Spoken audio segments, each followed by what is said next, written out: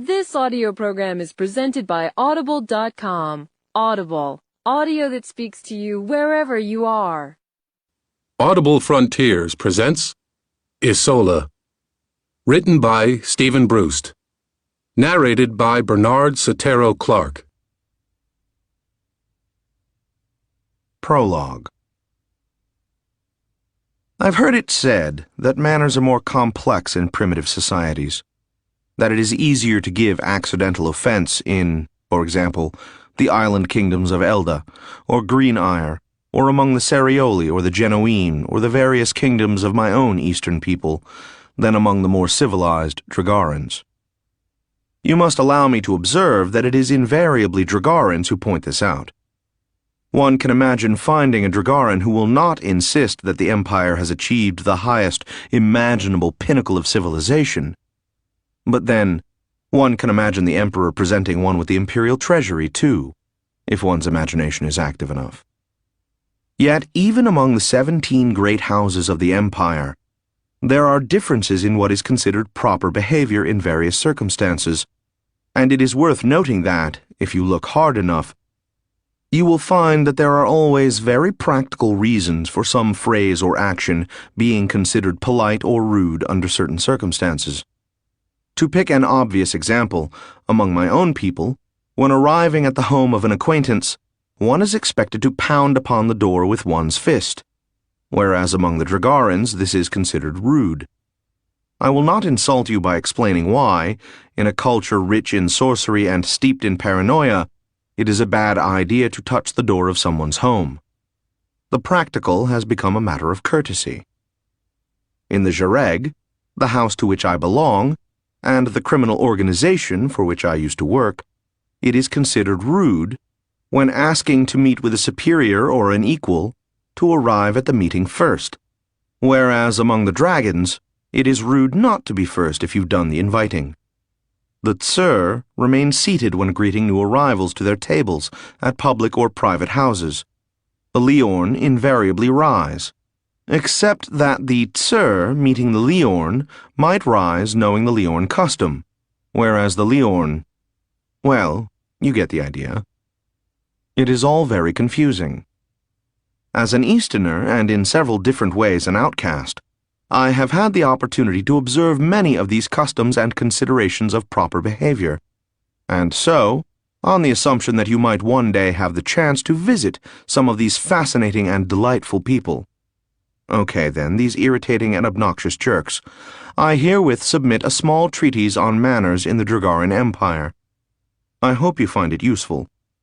But, in case I made an error somewhere, and you inadvertently commit a minor breach of etiquette, please, don't tell me about it. I have my own problems. 1. Adapting behavior to environment. Just because they really are out to get you doesn't mean you aren't paranoid. If they've been after you long enough, paranoia can become a reflex. Interesting things, reflexes. If you pay attention to them, you'll stand to learn some interesting things about yourself. This is one reason I avoid paying attention to my reflexes. But sometimes I can't help it. Let me pick an example at random. I awoke almost instantly from a sound sleep to active stillness, and before reaching for a weapon or dodging from a possible attack, or even opening my eyes, I reached out mentally, psychically, for contact with my familiar. My mind to his, I said, "What's going on, Loyosh?" At that instant, all I knew was that something had happened to wake me up. I didn't even remember where I was, though one patch of ground in the wilderness is much like another, and that's where I'd been sleeping lately. My first real clue that there might be a problem came when he didn't make any wisecracks. Instead, there was a moment of mental silence, if you'll excuse the expression, and then Loyosh said, "We may have been hunted down, boss." "Well," I said, "that wouldn't be good." Pretending to be calm to my familiar helps me to actually be calm. Loyosh accepts this as part of his job, and doesn't give me grief about it. Much. In the meantime, Without any conscious decision on my part, I was holding a neat, slim stiletto in my hand. Reflexes again. I remained still, counting on Loyos to tell me if and when I ought to move. While I waited, I contemplated my circumstances. In particular, the sharp, nasty stone that had insinuated itself onto the ground between my shoulder blades. I had a thick layer of dar skin between me and the ground, and a thin layer of creotha fur between me and the sky. Brigands, do you think, Loyos? Brigands come in bands, boss. Whoever this is, there's only one of him. So the Zhureg is more likely. Or something else entirely. I heard Rotsa shift, caught the faint psychic whispers of Loyos telling her to stay still. Just to fill you in on the basics, in case we haven't met before, Rotsa is Loyos's mate, which I'm sure must answer every question you have. Coming closer, boss. Do I have a target yet? No. Do you have any suggestions? No. But I'm not worried, boss. I'm sure you'll come up with a plan. Reptiles are cold-blooded. A reptilian sense of humor will naturally display the same characteristics. This, in spite of being hunted and hounded by a massive and murderous criminal society that wants nothing less than the destruction of my soul, is probably the greatest burden I carry. All right, I said, ignoring his remark. Fly as silently as you can away from whoever it is, and circle around. As soon as you see... I was interrupted by the ostentatious clearing of a throat, followed by someone saying, I beg your pardon for disturbing you at such an hour, Lord Taltos, but I'm certain you must be awake by now, and I'm afraid if I come any closer, you might do something I'd regret. I sat up, the knife poised for throwing. You can't be who you sound like, I said. I am, though. It's not polite to lie. She laughed. Nor to accuse a friend of lying. You can't be. It is, boss. Well, I said after a long moment, I'll be skinned for a Norska. Probably, said Loyos, but not by her. I heard her come a little closer. Loyos could now see her, but I can't see as well at night as he can. Don't feel bad, boss. We can't all have adequate vision. At least both of my eyes face forward, scavenger. Mind if I make a light? I said. Please do. I stood up slowly, put my knife away, and found my fire kit close at hand. I lit a candle and held it up and away so we would both be illuminated. There was, fortunately, little wind. I saw her standing before me, looking very beautiful and incredibly out of place. She gave me a courtesy, and I bowed in response. Lord Taltos, she said. Lady Teldra, I replied. Welcome to the wilderness. She looked around. Yes. Well, shall I start, or should it wait until morning? If it is urgent enough to track me down in the middle of nowhere in the middle of the night, can it wait until morning? It can, Lord Taltos. My urgency was to find you before you moved on, thus making the search more difficult. Again, I apologize for disturbing you. Not to worry. Did you bring any blankets? I know how difficult this must be for you, Lady Teldra, and I can't wait to hear about what brought it all about, but believe me, we'll both be better off if you let me handle things for tonight. I'd prefer it that way, please. Very well. Did you bring any blankets? No. Is anyone following you? No. Are you... Forgive me. Are you certain? Yes. I studied her face. Lady Teldra was worried about something. She was worried enough about something that she had allowed it to appear on her features, and something was wrong enough for her to have deliberately woken me up. This was almost more startling than her sudden appearance in the forest between Appertown and Ridge. Startling. Yes. When one knows an Issola, such as Lady Teldra, one gets so used to the grace, elegance, and manners of the house that one forgets its other side. The Issola is a beautiful white bird. I'd seen several during my recent travels. One usually saw them standing, graceful and lovely, in the early morning or late evening, in swamps or the shallow banks of rivers. They stand as if their only reason for being were to look lovely and graceful. And then the Issola would be holding a fish in its beak, and you'd never see it strike. And then the fish would be gone in a single swallow, and the Issola would be standing on one leg, looking lovely and graceful. Lady Teldra looked lovely and graceful.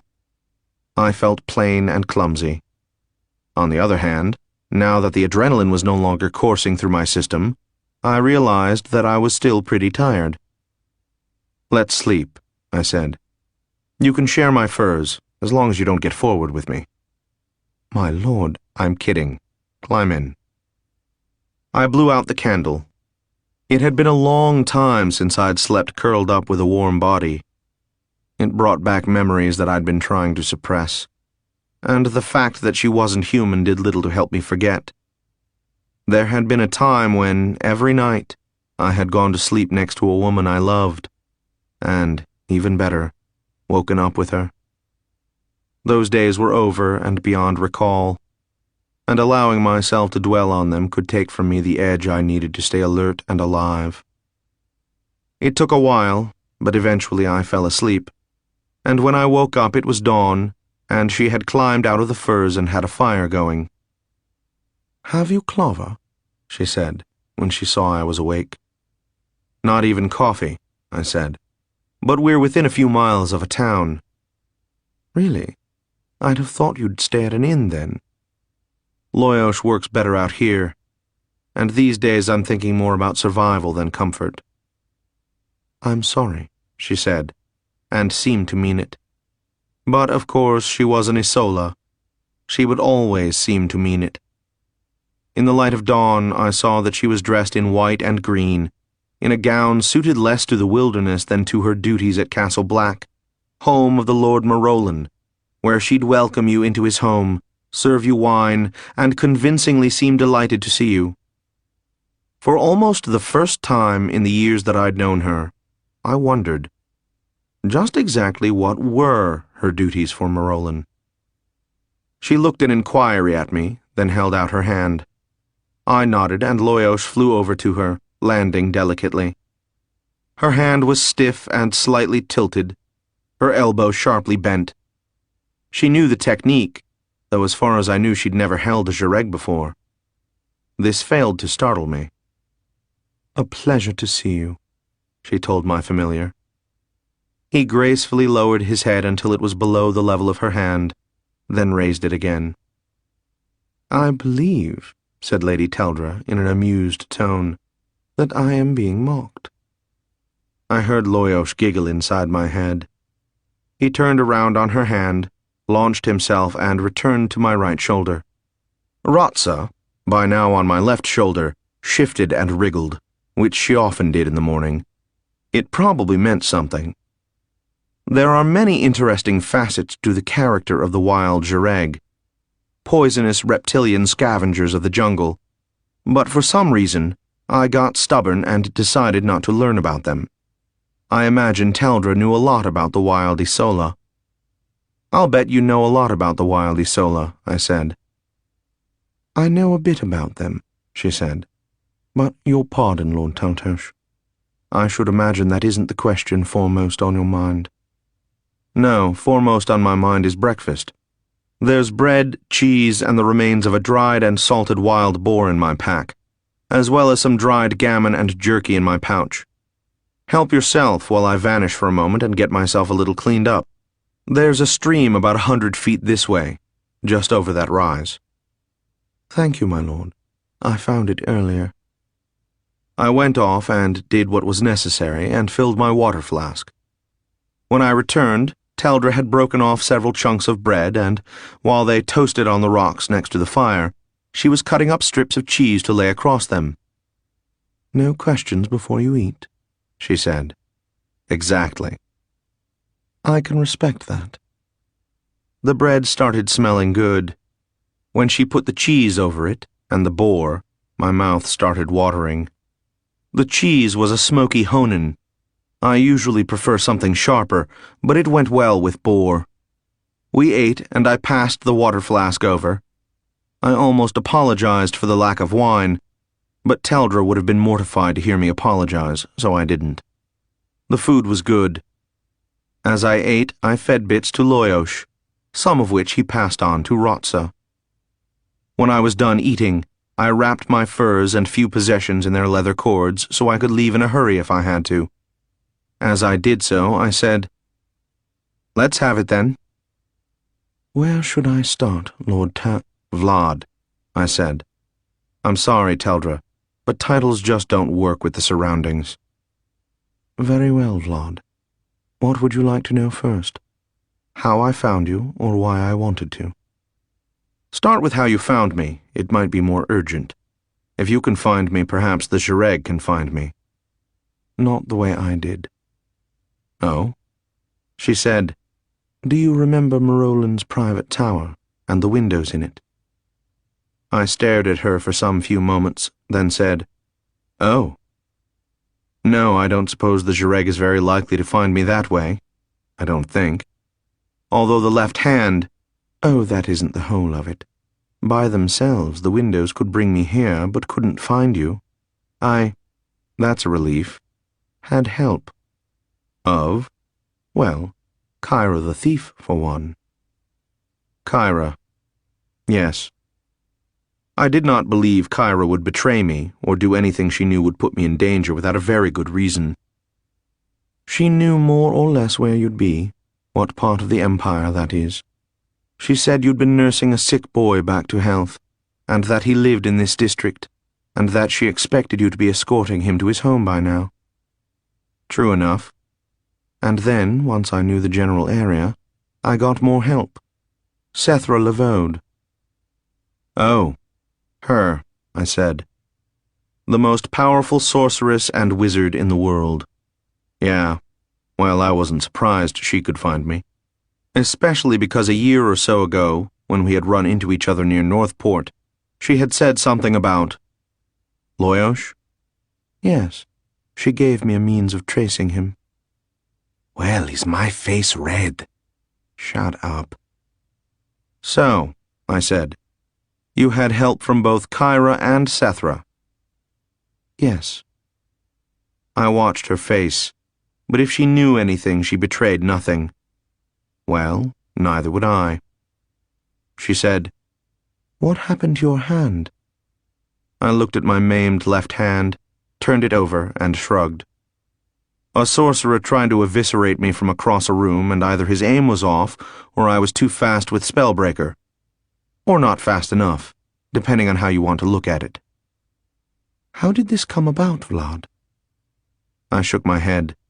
"Later, Teldra. We're still hearing your story. For myself, I wouldn't care, but you know how curious Loyosh gets." She flicked me her smile again. My familiar did not deign to make a rejoinder. Rotsa, at that moment, flew off into the trees, probably thinking the breakfast scraps inadequate. Of the three of us, she seemed most happy to have spent the last few years away from cities. "Shall I start now, or ought we to find Clava first?" "I'm not an Issola, but I can sometimes take a hint." "Sure," I said, standing up. "This way." We hiked in silence at first, Teldra picking her way carefully, me just walking. I had, over the last few years, become something of a woodsman, albeit unwillingly. It seems that Teldra never had, and I allowed myself to enjoy a certain feeling of superiority. "Kyra never explained what happened to the boy," said Teldra after a while. "Not that much to tell," I said. "If I were just a bit more cynical, I'd say it was a debt of honor. He was hurt in my service, so I tried to help him." "And you succeeded?" "The Justicers are debating that one. I think so, at least in part." "Where is he now?" "Back with his family, not far from here." I recalled his family's reaction to his return, and then their reaction to me, and refrained from giving Teldra any additional information. We reached Appertown, with its post office, dry goods store, and inn. The latter, which boasted a faded sign that had once been red and seemed to have a chicken's head painted on it, was almost deserted. But the 3 Tekla occupying a table in the back quickly looked away from Teldra while trying to glance at me covertly. If I had been wearing my Jareg colors, instead of the nondescript leather I now affected, they wouldn't have dared to look at me either. The hostess, a Tekla who was too thin to give me much confidence in the food, seemed a bit wary as she asked what we wanted. "Klava, if you have any," I said. "Klava?" she repeated as if she'd never heard the word before. "If not," said Teldra, "we should be glad of coffee." "We have a klava press somewhere," she said, "but—" "You must have eggshells," I said. "Have you any vanilla bean?" "Oh, I'm certain we have that, but I don't know how to make the filter." "I do," I said. "If you'll allow me into your kitchen—" "Vlad," said Teldra softly, "I think coffee would do, wouldn't it? As long as there is honey and cream." "Very well," I said. The hostess sent Teldra a look full of gratitude and scuttled off for coffee. She brought back 2 mugs, along with a pitcher of thick cream and a jar of honey. Teldra gave her a smile that our hostess probably valued more than the money we'd leave with her later. Along with the coffee, she brought us each a sample of the house bread, a small round loaf with a hole in the middle, cut horizontally and lightly toasted. I tried it. "Not bad," I said. "This would be good with smoked pink fish and butter cheese." "And a bit of onion," agreed Teldra. As I mixed the proper proportions of my coffee, Teldra said, "How do you brew klava?" "You don't know?" She smiled. "I can serve it with the best, but I've never needed to learn how to brew it." You press coffee through a filter made of eggshells and wood chips with vanilla bean, then reheat it so it almost boils. Then you pass it through a cloth to remove any oils brought out by the reheating. "Wood chips?" "Hickory works well. Also fegra, cherrywood, and crocra. It's the wood or combination of woods that makes each version unique. Well, and how much vanilla you use. Also, some people add cinnamon, but I don't. Cinnamon is just as good if you add it later. Everyone has his own recipe. Valabars does it best, but they do everything best. I miss Valabars." "Is that all you miss, Lord Taltos?" The expression on her face made it seem like light banter, rather than an intrusive question, so I said, "Maybe 1 or 2 other things. And even though we are enclosed by 4 walls, I still consider this the wilderness." She smiled. "Very well, Vlad." I took another sip of coffee and missed Valabars. This inn was a single-story building, stretching back quite a ways from the road, and built of molded brick with what had once been very nice woodwork around the windows. But now the wood was old, scratched up, and showed signs of dry rot. There was no actual bar, such as Adralanka's inns always had, but just various tables with glasses and bottles sitting on them. We sat near the front door. 2 doors led back, no doubt to various sleeping rooms, and another went back to the kitchen. I always notice the entrances and exits when I'm in a new place, although there haven't been many times in my life when noticing actually did me any good. It's just one of those things you do, like warming up your muscles before and after fencing practice. I once asked my grandfather, who taught me fencing, how, were I ever jumped by brigands, I could convince them to wait while I warmed up. He just rolled his eyes and gave me a flank strike, which I parried, causing the tip of his weapon to whip past my guard and leave a nasty welt on my forearm. After that I made my questions more serious. "Would you like to share your thoughts, Vlad?" "Have you ever had a practice saber whip around the bell of your weapon and leave a welt on your arm?" "Why, no, I can't say I have." "Then you wouldn't understand." She laughed. You never know if an Issola is laughing to be polite. I resolved not to try to be funny around her. How long do you think that will last, boss? We finished our coffee at about the same time and called for more, which was brought with a cheer and alacrity that showed the hostess had fallen under Teldra's spell. No surprise there. I said, "So Kyra told you how to find me, Sethra did the locating, and Marolan let you go into his tower and use one of his magical, mystical, powerful, transcendental wizard windows to get here. What I'd like to know—" Not exactly, said Teldra. "Oh?" Marolan didn't exactly let me use the window. "Go on." Marolan, that is, I didn't ask him. "You didn't ask him?" I couldn't. I didn't, that is, I don't know where he is. "I see. I begin to see. I think I begin to see." Perhaps I should begin at the beginning. Arbitrary, but still not a bad choice. Almost a minute, boss. Good work. Shut up, Loyosh. Well, to begin with, then, the world was made when the gods created a ball of Immorphia to hang. Maybe we should let Loyosh make the jokes. But you're the only one who can hear him. Believe me, Teldra, that's a blessing for you. She smiled. She had dimples. I tried to remember how many Dragarans I'd met who had dimples. Plenty of humans did, but I didn't recall seeing many on Dragarans.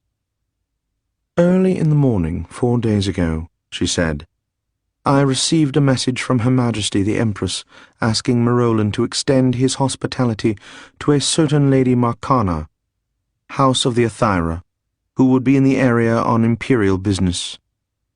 What sort of imperial business? Does it matter? Probably not, but asking questions makes me feel smarter. She dimpled again. In point of fact, Vlad, I don't know.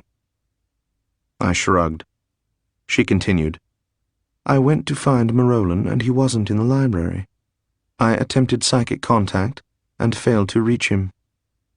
Is that unusual? Unprecedented.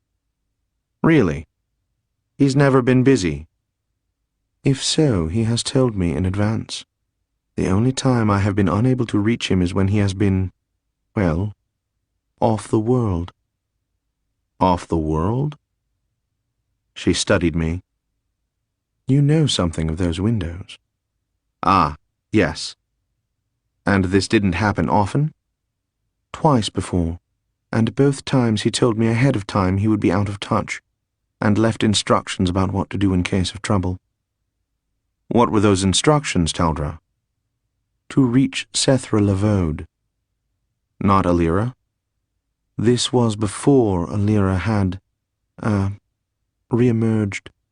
I agree that now Alira would be the obvious person to speak with first. And so did you speak with Alira?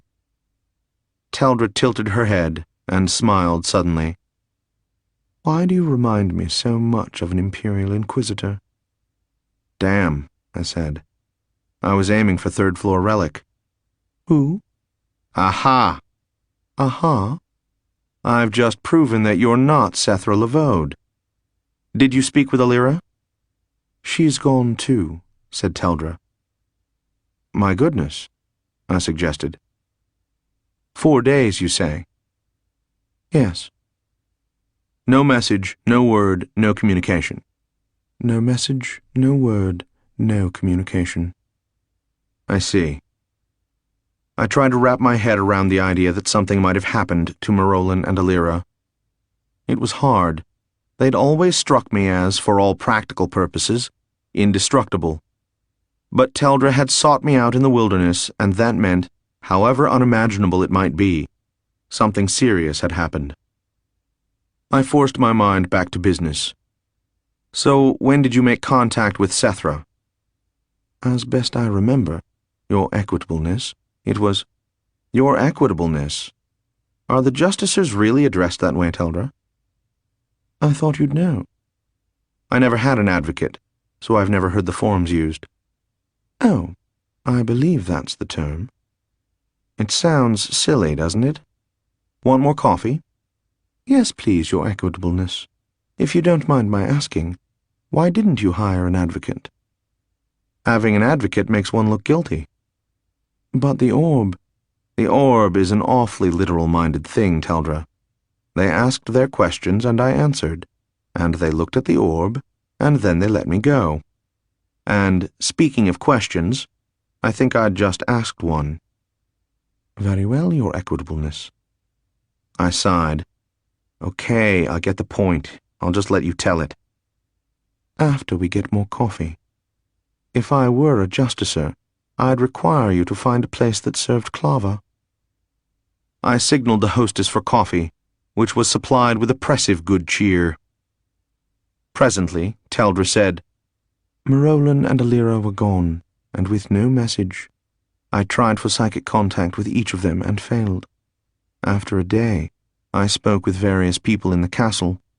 Fentor, whom you know. Yes. And Suril, whom I believe you have not met. Correct. Who is he? She. She currently leads Marolan's circle of witches. I had heard that Marolan had such a circle, though he rarely spoke of them, and I never asked. They were unable to help, though Suril said she had tried to reach Marolan through her own means as well. So I sent a messenger to Tsur Mountain, to Sethra Levode. A messenger? Why? To get her a message. But I don't know her well enough for direct contact, Vlad. Not everyone does, you know.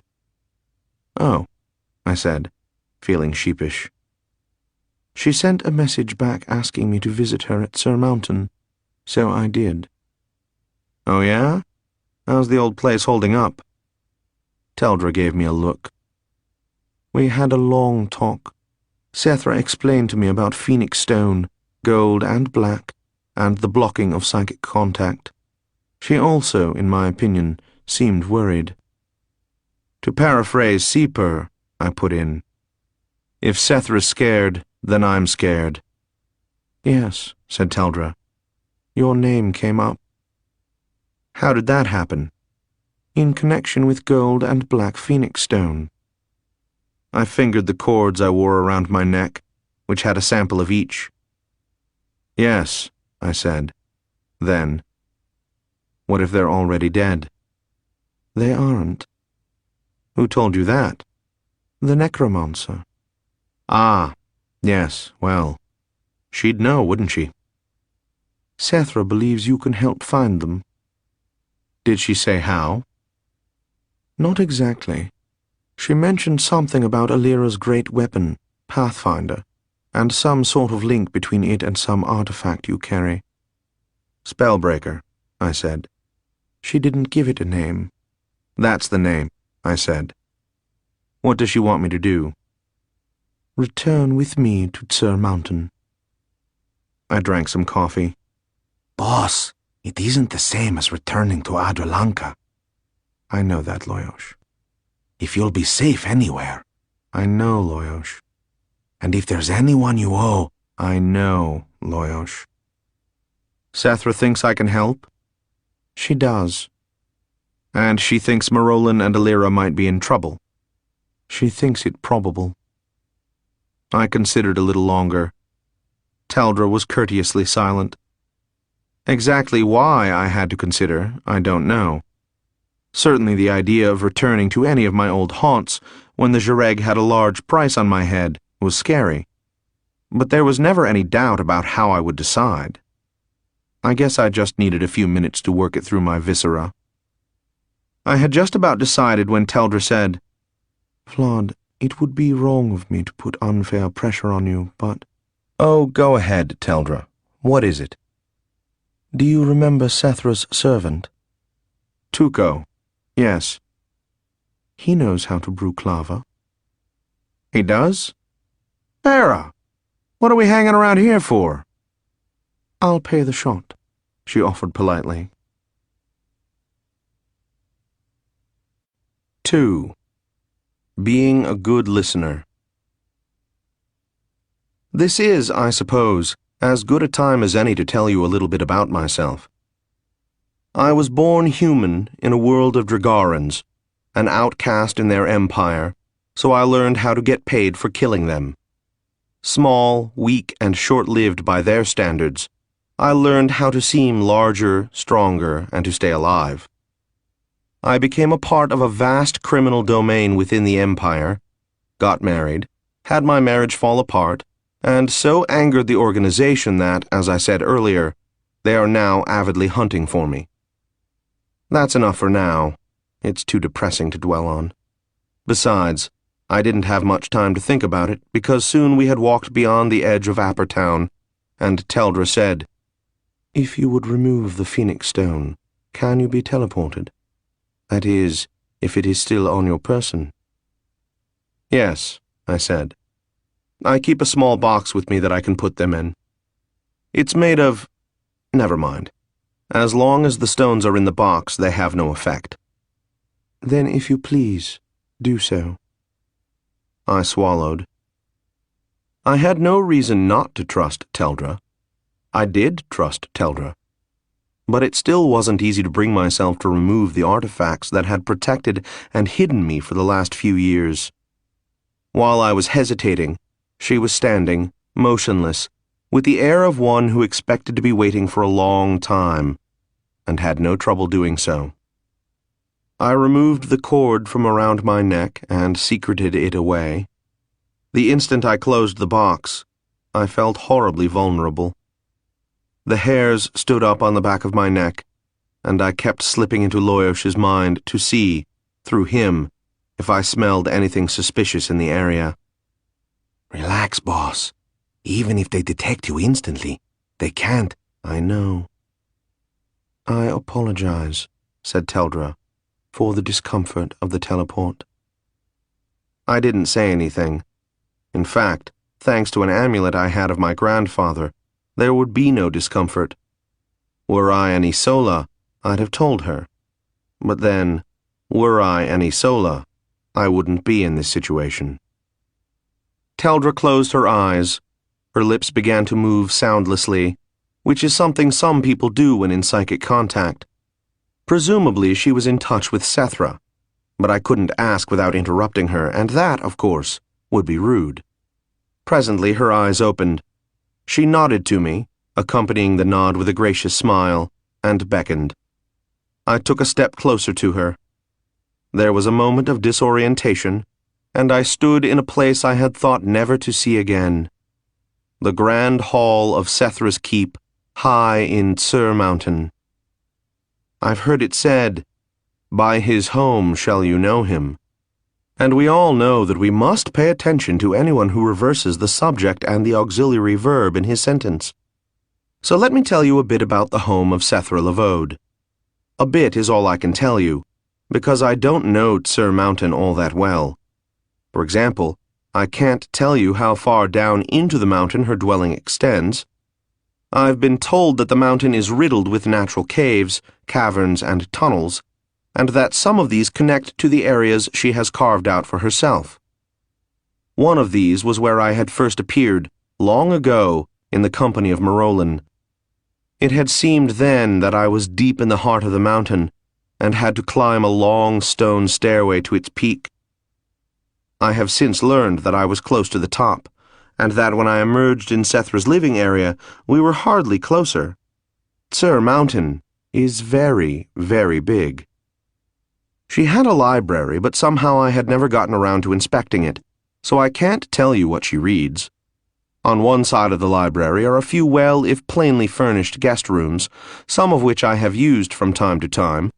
On the other is a wide spiral stairway that leads up to the kitchen, or down to a hallway from which one can reach one of 3 dining rooms of various sizes, 2 of which I'd eaten in, and the third of which, the grand hall, I stood in now.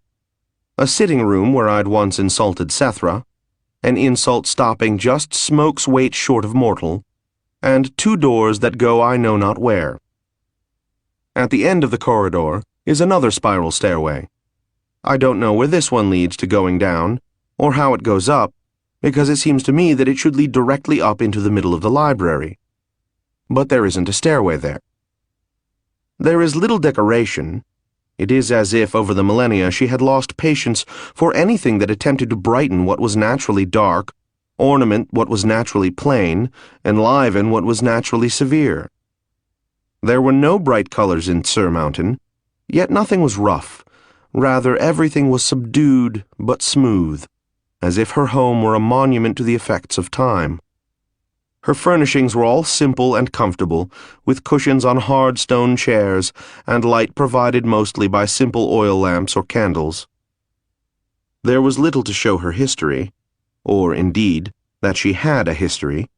That is, her home was noticeably lacking in those oddities one picks up over the years as gifts from friends, or objects acquired from traveling, or trophies won from enemies.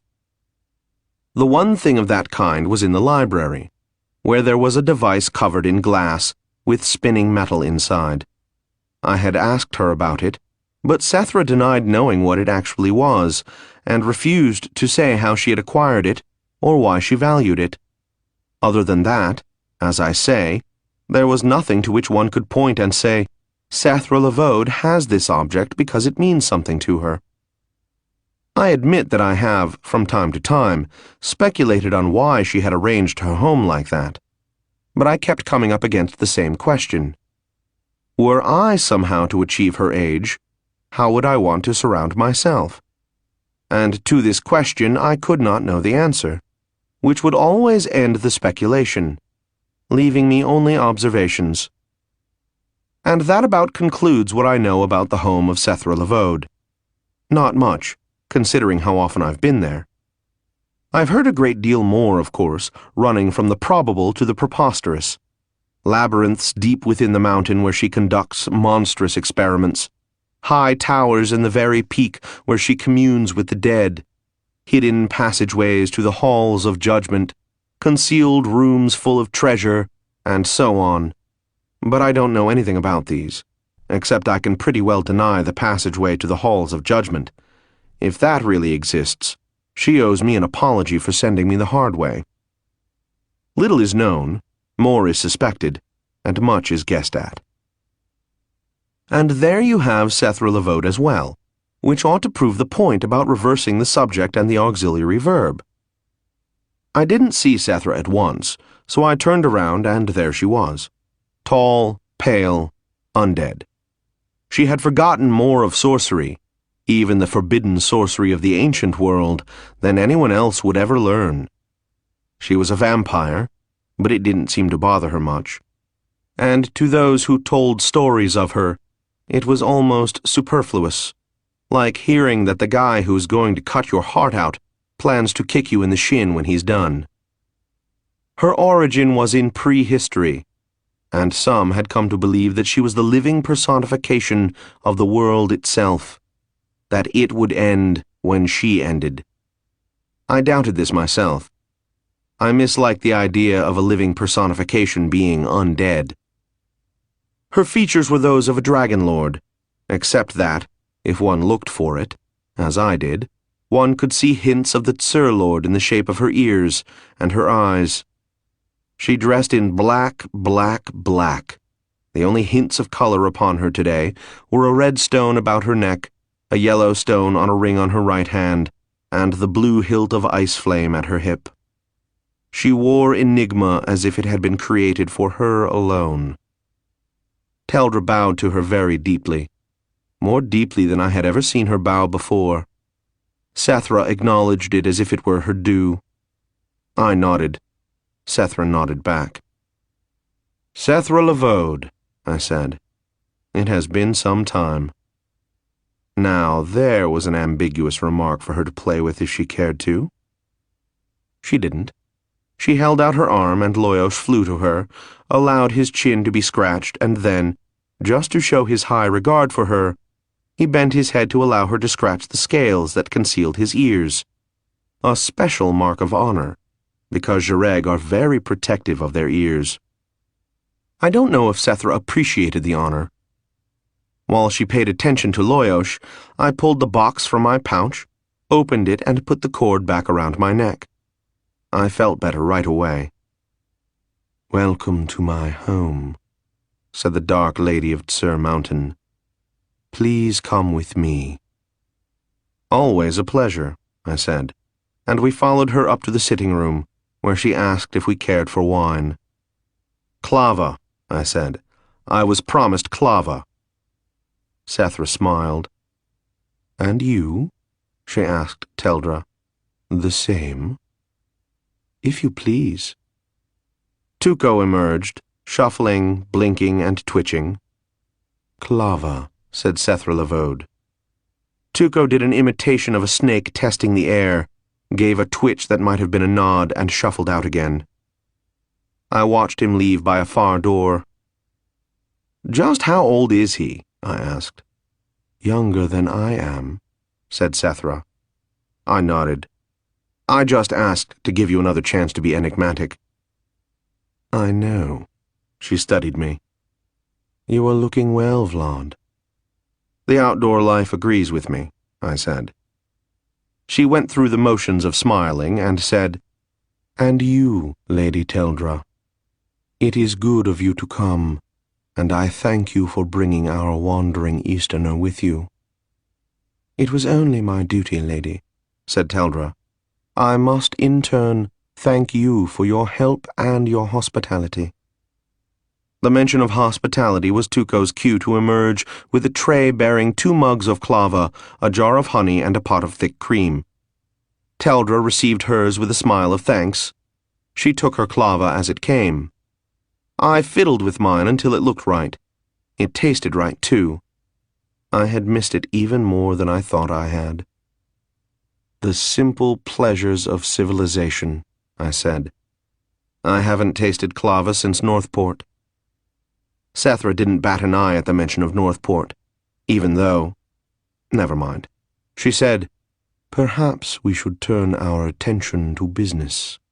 Or would you rather wait until you've finished your drinks?" "No," I said. "Drinking clava while talking business brings back all sorts of pleasant memories of happier days when I could sit around with like-minded fellows, contemplate my various affairs, and decide whose leg should be broken that morning." Neither of them gave me the satisfaction of reacting, but Loyos said, "You're so sentimental, boss, that I almost can't stand it," and flew back to my shoulder, evening up the weight. Rotsa, by the way, had not moved the entire time. Presently, Tuco returned, this time with a tray full of some kind of raw, dead thing, and set it down on the stone table in front of me. Loyos and Rotsa flew down and began nibbling. Neither Sethra nor Teldra jumped when they flew down. This is significant because pretty much anyone will be startled by a winged thing suddenly flying right in front of him. I noticed for the first time that Tuco's hands always seemed to shake, but when he was carrying a tray, the tray never shook. I wondered if his various ills were an act, and if so, why. "I thank you on behalf of my familiar," I said. "You and they are most welcome," said Sethra. I sipped more clava. Damn, but I had missed that stuff. "Marolan and Alira are both alive," said Sethra abruptly. "Or, at least, they were alive yesterday. They have, therefore, achieved a state where we cannot communicate with them. That means they are either surrounded by gold phoenix stone, or they have left the confines of our world. And until we know otherwise, we must assume they are being held against their will, and that must involve someone with a great deal of power, perhaps even a god, though I consider that unlikely. No, I fear what we are facing is rather more powerful than a god." "Good," I said. "I wouldn't want it to be too easy." "No, Vlad. Wrong response. You should say, 'How can I help?'" I snorted. "If I say that, you're liable to tell me." "There's that danger," she admitted. "What do you think happened?" "I have no idea." "Don't lie to me, Sethra." "Vlad," said Sethra and Teldra together, in entirely different tones. "Oh, stop it," Sethra, my whole lifetime has been less than the flap of a wing to you. But to me, I've known you for a long time. You wouldn't have sent for me without knowing something, or at least having a strong suspicion. Vlad? No, Sethra. Don't even. Marolin used to pull that stuff on me. Go, do this, but I'm not going to tell you any of the reasons behind it. My bosses in the Jareg were experts at it. Kill this guy, you don't need to know what he did. I'm done with that sort of rubbish. Where are Marolin and Alira? Why are they missing, and what is all the other stuff you aren't telling me? Lady Teldra opened her mouth, but I cut her off. No, I said. I won't go into it like this. I want to know. Do you, then? Said Sethra, almost whispering. There was something in her voice I had never heard before. Something chilling and powerful and very dark. I was in the presence of the enchantress of Tsur Mountain, and I was daring to question her. For one of the few times since I'd known her, I felt the power of legend bearing down on me. I sat there, silent, and took it. I could say nothing, but I didn't crumble either. She said, Do you really want to know, Vladimir Taltos, Easterner, Jareg, and renegade? Yes, I said, though it took considerable effort, and even more effort to keep my voice level. And if I don't tell you, what then? You'll leave Marolin Idrian and Alira Chiron to their fate. Is that what you're telling me? I looked into her eyes, which I discovered I had been avoiding. They were black and went on far past forever. The focus on me was terrible. I controlled my breathing as if I were fencing, or reaching the climax of a spell. Are you going to make this a test of wills, Sethra? Is that it? You will threaten to leave them to their fate if I won't help, or I must threaten if you won't answer my questions. Is that how you want to play this game? I don't want to make it a game, Vladimir Taltos. Looking into her eyes, I saw again Alira's face as I returned to life after the sword and the dagger of the Jareg had taken me down.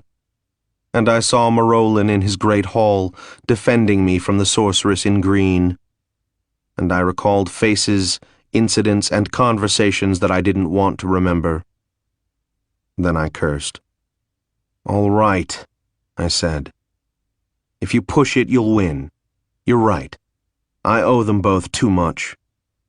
If one of us needs to back down, I will. I'll go run your very be-damned errand for you like a two-orbed street orca hired to bust heads, but then I'll answer your questions, said Sethra, and I shut my mouth before I made things worse.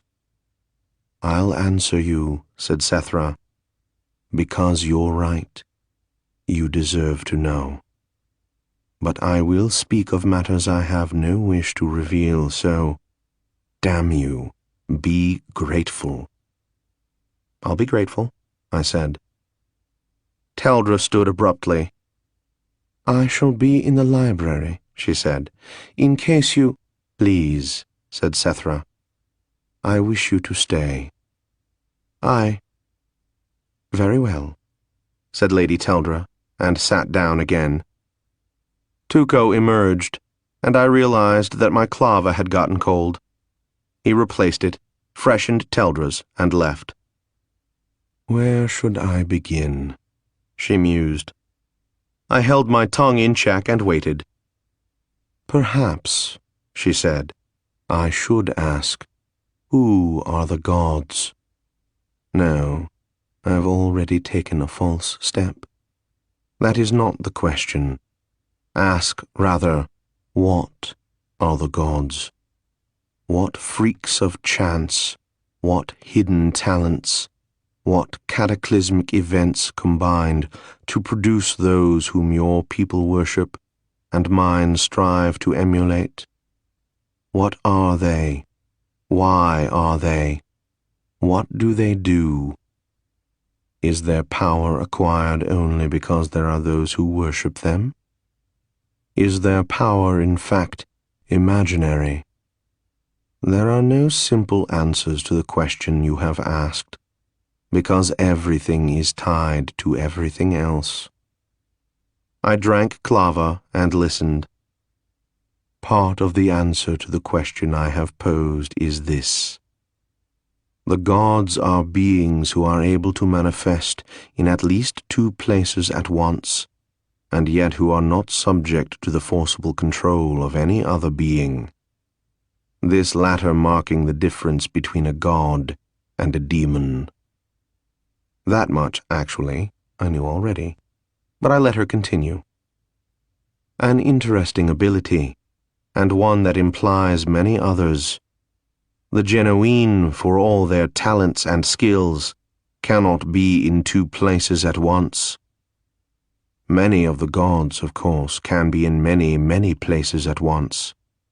I don't understand entirely how it works. I am neither god nor demon. I don't think I've ever met a demon, I said, unless a certain Jareg who goes by that name means it more literally than I think he does. You have, said Setaro. The necromancer. I stared. She's a demon? Yes, but I suggest you don't try to control her. She is liable to take it wrong. I'll take that advice to heart. She nodded and continued. As I say, this one skill implies many others. How did they acquire this skill? Some of the younger ones have been taught by some of the older ones. I was once offered godhood. But this still begs the question. Whence came the oldest of the gods, and how did they acquire their abilities? We must go back a long way, Vlad, a long way even to me, before the Empire, and even before the 31 tribes that became the Empire. Wait, 31? Yes. Why 31? I mean, is the number significant of anything? Not as far as I know. It's just the number of tribes there happened to be then. And please don't interrupt. This is difficult enough. I'll try. She nodded. Your people came first, my good Easterner. I imagine that doesn't startle you. Perhaps you guessed it, or were told something of the kind by a Lyra who indulges in much enlightened speculation. Well, I tell you now what is no guess. Your people predate mine. How they came here, I do not know. But I know they arrived. They were not produced by nature, as were the dragon, the Tsur, the Jareg, and the Cerioli. Yet even these were changed by... But no, all things in their proper time. Your people were here, though in what state I cannot say, and the animals, and were found here by others, by those we call the genuine. I don't know what they call themselves, and I don't know where they're from, except that it isn't here. They came here as your people came here, only later. Yes, I had known some of this before, too. There is much we don't know, Vlad, that we can't know. I have said nothing of what I saw, what I later learned, what I have since deduced, because of all that I don't know. Were those who came here representative of all genuine? Were their actions typical? What were their motives when they arrived, and how did these motives change? Is the word motive, as we understand it, even meaningful when discussing them? That was a rhetorical question if I'd ever heard one, so I didn't answer it. You have met Vera. Her you call the demon goddess. That name... But never mind that now. She is of yet another species, and was brought to this world as a servant of the genuine. She was there when they began their experiments with the plants and the trees, and then with the animals, and then with the people who came to be called Easterners, changing some of them a little, some of them a great deal, some of them not at all, improving, in certain cases, upon them, extending their lifespans and the abilities of their minds, and making into them the people who came to be called human. Yes, Vlad, our beings and even our languages come from your people, and you can take whatever pride in that you care to.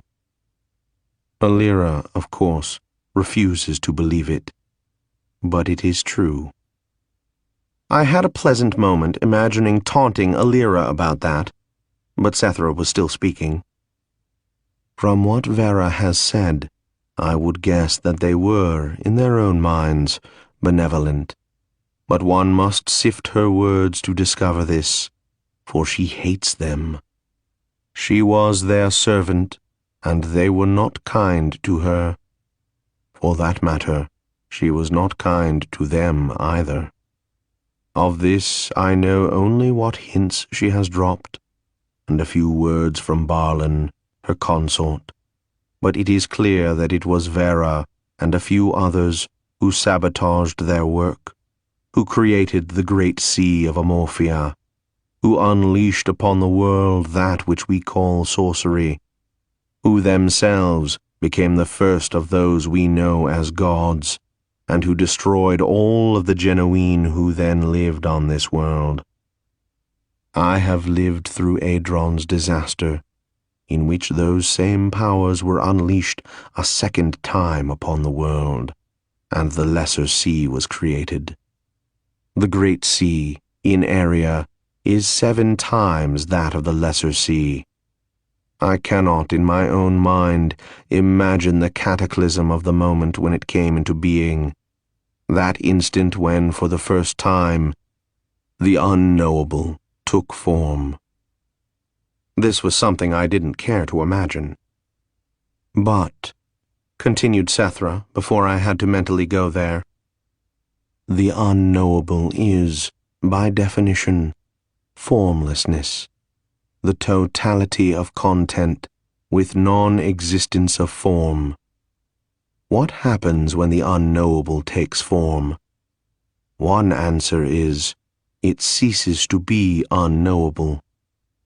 As soon as there was a sea of Amorphia, there had, sooner or later, to be a goddess named Vera to codify and define the elder sorcery that could manipulate it, and a Serioli named Klaing Friingtha that made the elder sorcery tangible by embodying it in objects blurring the distinction between animate and inanimate, and a human, she meant a Dragaran, named Zerika, to craft an orb that would make this power subject to any mind that could discipline itself to learn the patterns and codes by which the orb translated the raw power of Amorphia into the fingers that shape reality. Now the unknowable is knowable again, and it is a power such as exists, so far as I know, and so far as the necromancer has been able to discover, nowhere else in the universe, in any universe, for there is more than one, as the necromancer has demonstrated. I had some trouble with this, but just sort of mentally stored it away for future consideration, and kept listening. So, in our world, thanks to the gods, there exists this power, and somewhere are the genuine, filled with lust for the power and hatred for those who destroyed their brethren. Or so I believe we might think of their feelings, and not be too far from the truth.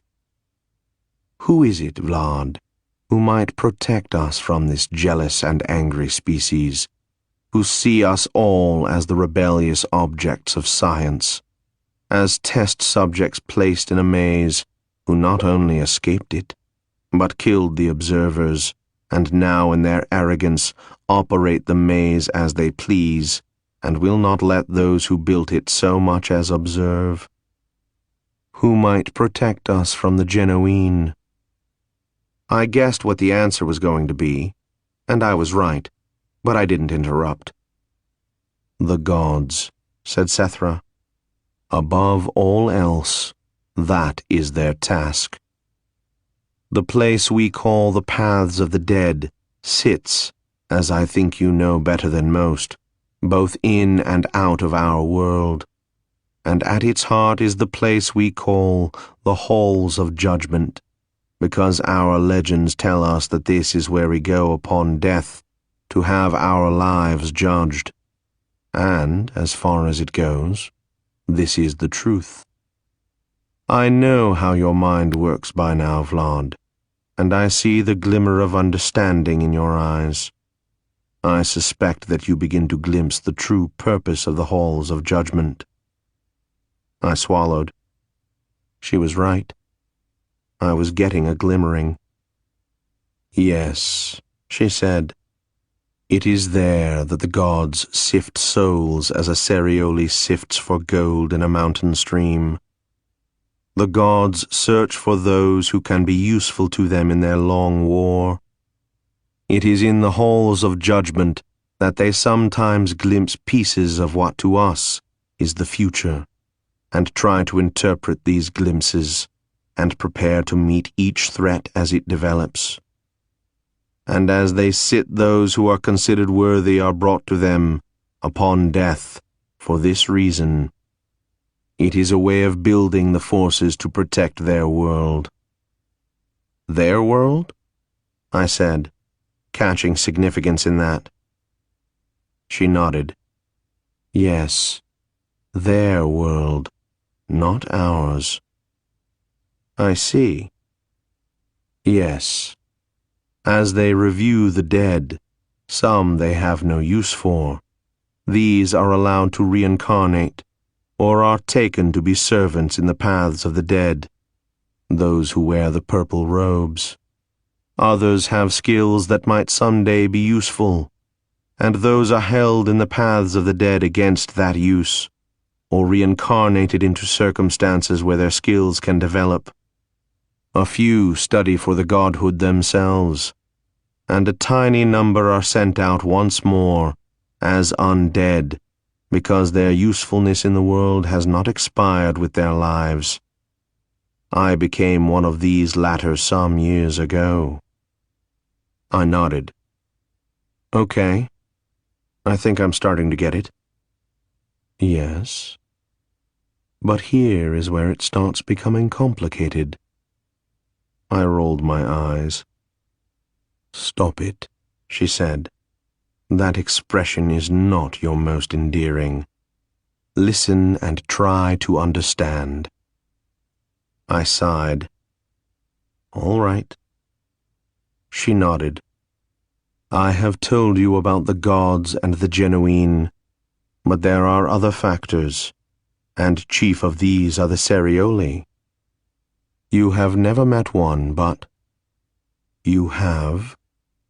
I didn't know, or have forgotten. But I am sure you know little about them. I know little about them, though I have had more to do with them than any other human being in the world. The Cerioli are native to the world, which neither your people nor mine are. In some measure, perhaps they resent us both, though most of them recognize that we are not responsible for what has been done to us. But above all, they resent the gods, because the gods, in a very real way, rule the world. The Cerioli did not evolve as a people to be ruled. Who would so evolve? It was the gods who sent the dreams that inspired Chiron the Conqueror to gather the tribes and move east, and the visions that led Zarika to create the orb. Thus it was the gods who created the empire that drove the Cerioli from their homes, that destroyed much of their culture, killed many of them in battles, They, and while it is hard to speak of a whole people as if they had a single voice, here I think I am not too wrong. They hate the gods. This does not always make them friends of the Genuine, but it does make them the enemies of the gods. Do you see? I think so, I said slowly. And some of the Cerioli believe that an enemy of their enemy must be their friend. I nodded. The gods, she continued, are forever seeking ways to seal our world so the Genuine cannot reach us, and factions among the Cerioli keep searching for ways to allow the Genuine access. And into this conflict come those Cerioli who, years ago, crafted those half-living, half-inanimate artifacts called the Great Weapons, each of which is, in one way or another, obviously or not, directed against the gods. I blinked. The Great Weapons are... But that doesn't make any sense. Why? Okay, never mind. Keep going.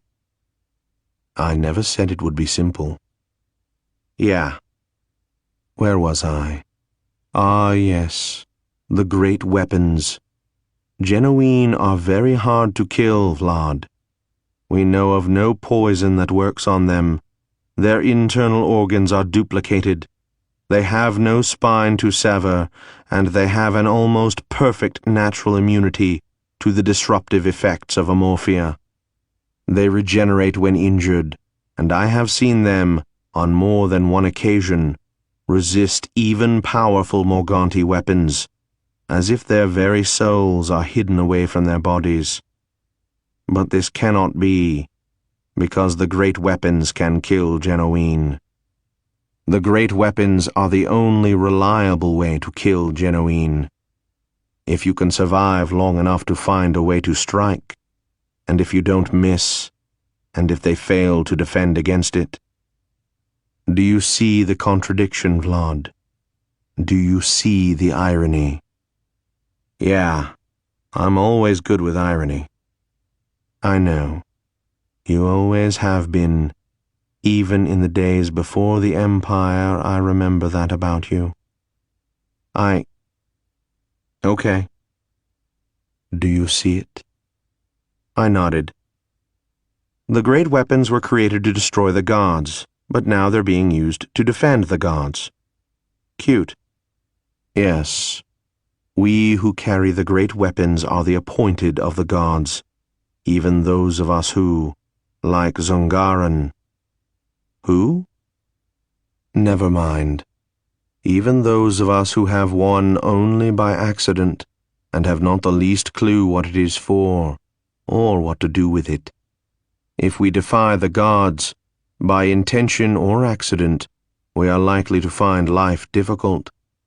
And yet, we are the only humans whom the gods have reason to fear, and to hate. I blinked. I've never envied you, Setaro. Now I envy you even less. She smiled. The result, she said, is that we must look out for each other. The reasons for that should be obvious. I nodded. The gods hate our weapons, and need us who wield them. The Genuine fear our weapons, and hate the gods. Do you understand? I nodded again. Think back to your own past, Vlad. I know what Alira told you about your past lives, so consider her words now. Millennia ago, back in the days when we were creating an empire, though only Zarika knew that we were doing so, the seeds of all of this were planted. Consider those you know of who were once your family, and those who mattered to you in a time too faded in the mist for you to imagine, much less remember. Chiron is gone now, and remains in the paths of the dead, awaiting his moment. I, who had some importance in the tribe, am here, watching the Great Weapons, observing the genuine, listening to the gods, and trying to see that nothing upsets the balance. I think we were all, even then, marked out by the gods. I can't say I like it much, or that you should, but there it is. Now Alira has been taken, and Marolin as well. Who could and would take them both? A human agency? I wonder if there is anyone who could take two such as Alira and Marolin and hide them from me. But even if such a person exists, he could not hide them from the necromancer. If there was a human involvement then, it was in the service of someone more powerful. The gods? An unlikely possibility, but one that cannot be overlooked. I did not overlook it. I have ways of finding out such things. I used them, and I believe the gods have nothing to do with this. Indeed, some of them are rather concerned by it. Perhaps a rogue god, and this could still be true. But such a one would have trouble hiding from Trout, who knows the motives of the gods. No, I do not believe it was any of the gods. A demon? No, the demons have their own lives, and no concern for our world except when they are summoned, and that only begs the question of who did the summoning, and why. The Cerioli? I doubt it, because I have never heard of their doing anything of the kind.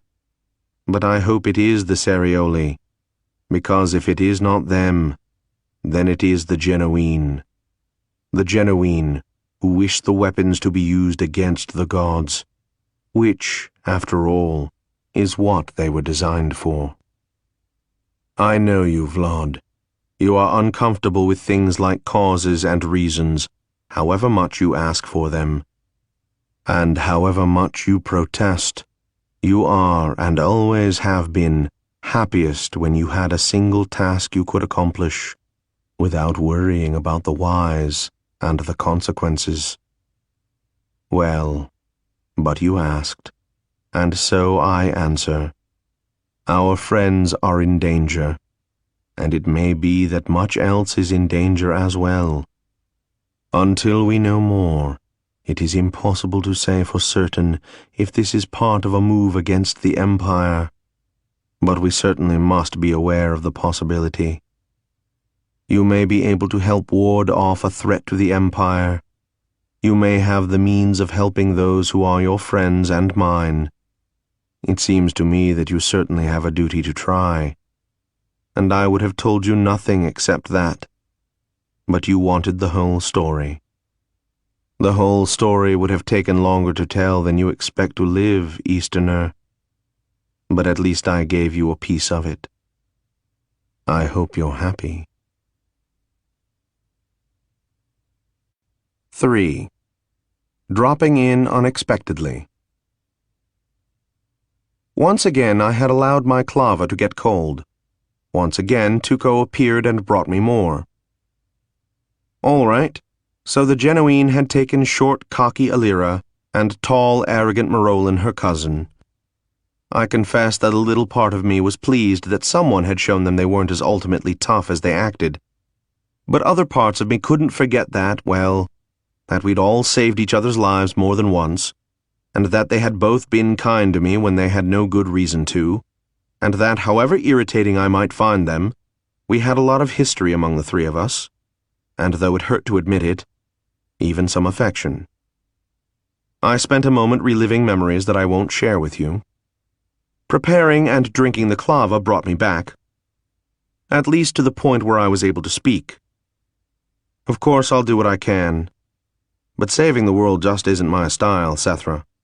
I specialize in smaller things, breaking legs, collecting debts, knocking off the occasional squealer, you know, small stuff. Neither she nor Teldra replied.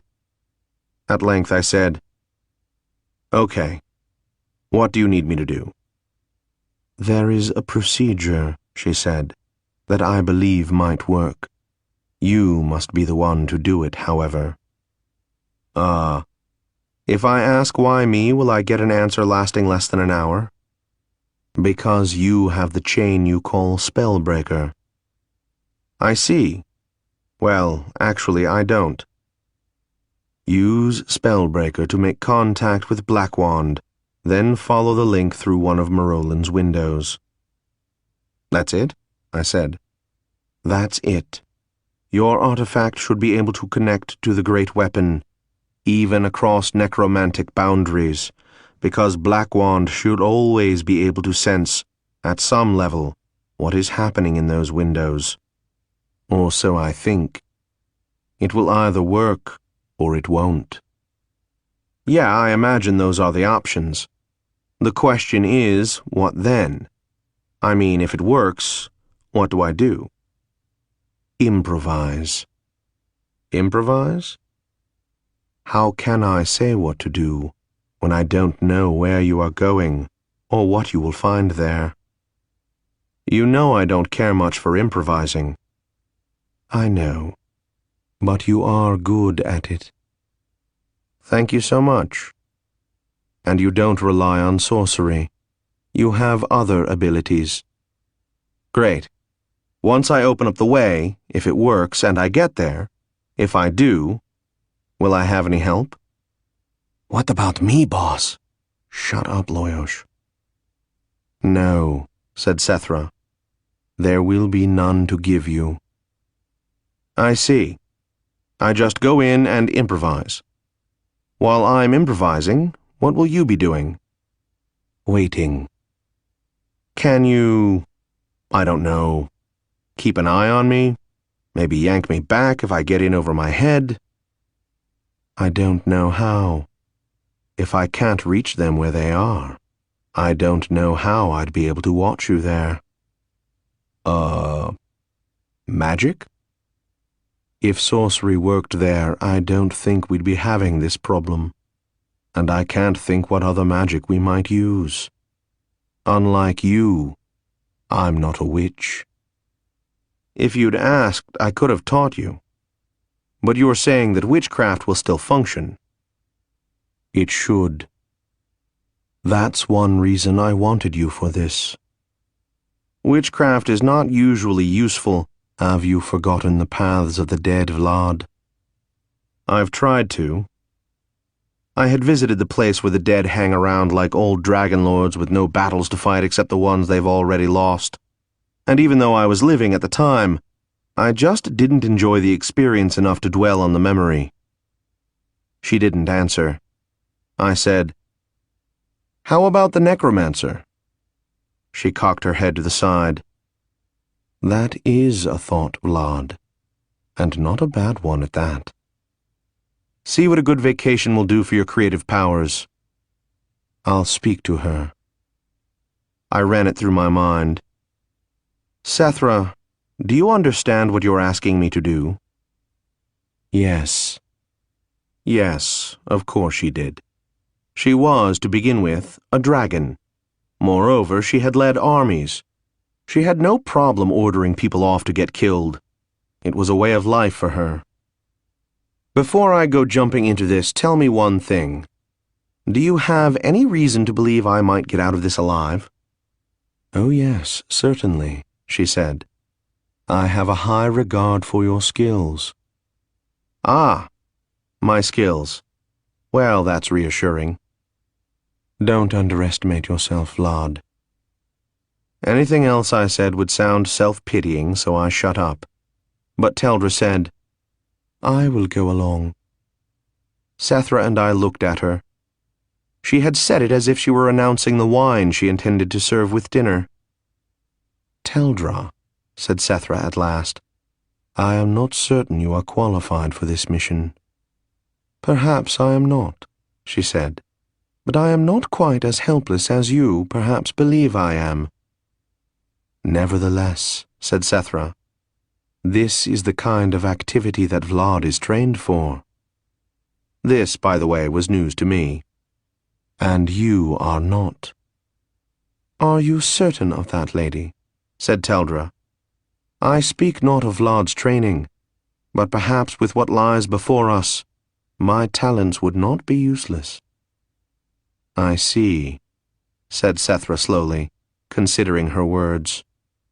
Sethra had obviously picked up some meaning that had escaped me entirely. Yes, you may be right after all. I said, Sethra, would you mind explaining this to me? I think I'm missing something.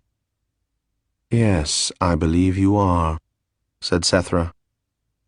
It is difficult to explain, said Teldra, but if you wish. I'm changing my mind about explanations, I said. Just tell me if I need to know. You don't need to know, Teldra said. And then? Yes, you ought to go along. Then let us begin at once. No, I said. Is there a reason to wait, Vlad? Or is it that you need time to gather your nerve? No, my nerve is far too scattered for mere time to gather it.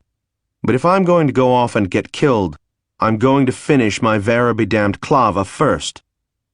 Now please give me some peace to enjoy it. Sethra smiled. Do you know, Vlad, whatever happens to you, you do certainly remain yourself. That's good.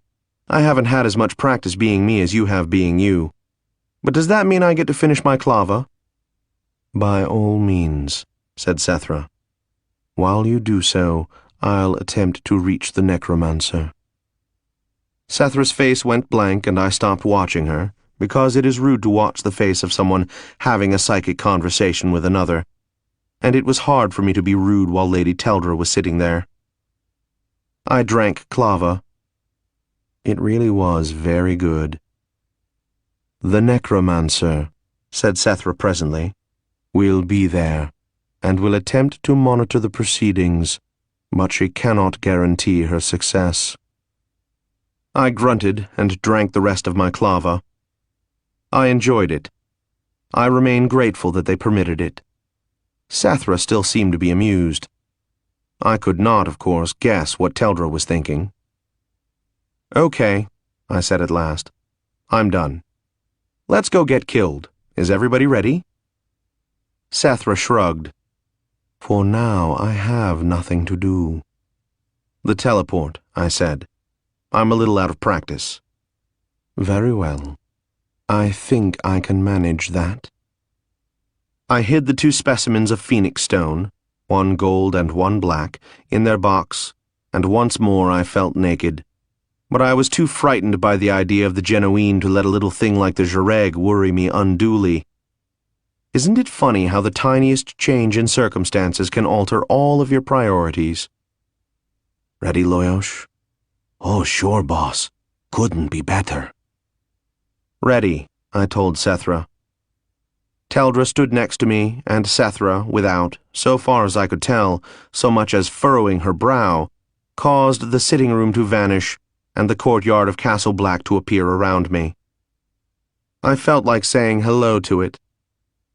I had a lot of memories tied up in that place, and not all of them were even bad. It was big, and it was a castle, and it was made all of black marble shot through with veins of silver, and it floated a mile or so in the air, and no one except me thought there was anything strange about that. I guess you could say similar things about Marolin, if you wanted to return to an earlier theme. I replaced the cord about my neck. I propose, I said, that we head straight up the tower and do this, or at least attempt it, because I don't want to give myself time to think about it. Very well, said Teldra. The familiar doors opened to us as we approached them. I said, Are you not frightened at all? Would you rather I were, Vlad? Good question. I'm not sure. In and up and around and about, and add a few more prepositions to the mix, and eventually we were climbing the narrow metal staircase up to Marolin's tower. I'd been there before. It was not one of the places I missed. There ought to be a guardian here, I said. Pardon? We shouldn't be able to just walk up and do this. We ought to have to fight our way past some sort of legendary half-man, half-monster that has guarded this place since the beginning of time, and cannot be harmed by any weapon, nor moved by any words, nor evaded by any motion." "I see," said Teldra. "Why?" "I don't know. A warm-up for the rough stuff?" "Do irony and grey laughter help ease your fears?" "Yes." She nodded. "Was that a rude question on my part?" "I'm not sure. I'll get back to you on that." I pushed open the door over my head. It fell over with a boom, and I caught the faint odor of formaldehyde, which I hadn't remembered from before. I climbed up and looked around. From my previous experience, I knew better than to count the number of windows. Besides, all of them except one were covered up. The view out the open one was of a deep purple with pinpoints of light dotting it here and there. It reminded me a bit of the sky in the east. It actually took me a moment to realize that the necromancer was already there, standing very still against the curtain between two of the windows. Teldra came up behind me and carefully shut the trapdoor. "Vlad," said the necromancer, "it is a pleasure to see you again." I didn't know how to respond to her. I have never known how to respond to her. In some ways, she was more enigmatic even than Sethra Lavode. She looked creepy, I imagine on purpose. She was thin, even for a Dragaran, and dressed entirely in dull black, without even silver buttons, and she was very, very pale. And she was an expert in what I think of as death, but from what I've picked up of her conversation, she sees as something entirely different. To her, place doesn't mean the same thing as it means to me, nor does life or the soul. What to the Athyra are issues of epistemology and ontology are to her matters of engineering. I made a fervent wish that I would never arrive in a circumstance where place and life and the soul became matters of engineering. It is wishes like that that get you in trouble. How in blazes had I gotten myself mixed up with weirdos like this in the first place? Your natural charm, boss. Shut up, Loyosh. Once again, I removed the cord from around my neck and put away the phoenix stones. This time, I remember feeling nothing in particular as I did so. I allowed Spellbreaker, a gold chain of small links, just less than 2 feet in length, to fall into my left hand from where it was coiled around my wrist. I looked at it. It was made of the same substance as the gold phoenix stone I had just put away, but it was different. Things had been done to it. Someone, some Serioli Smith, I believe, had worked it, shaped it, and made it into something very special. Exactly what, I had only gotten hints of over the years.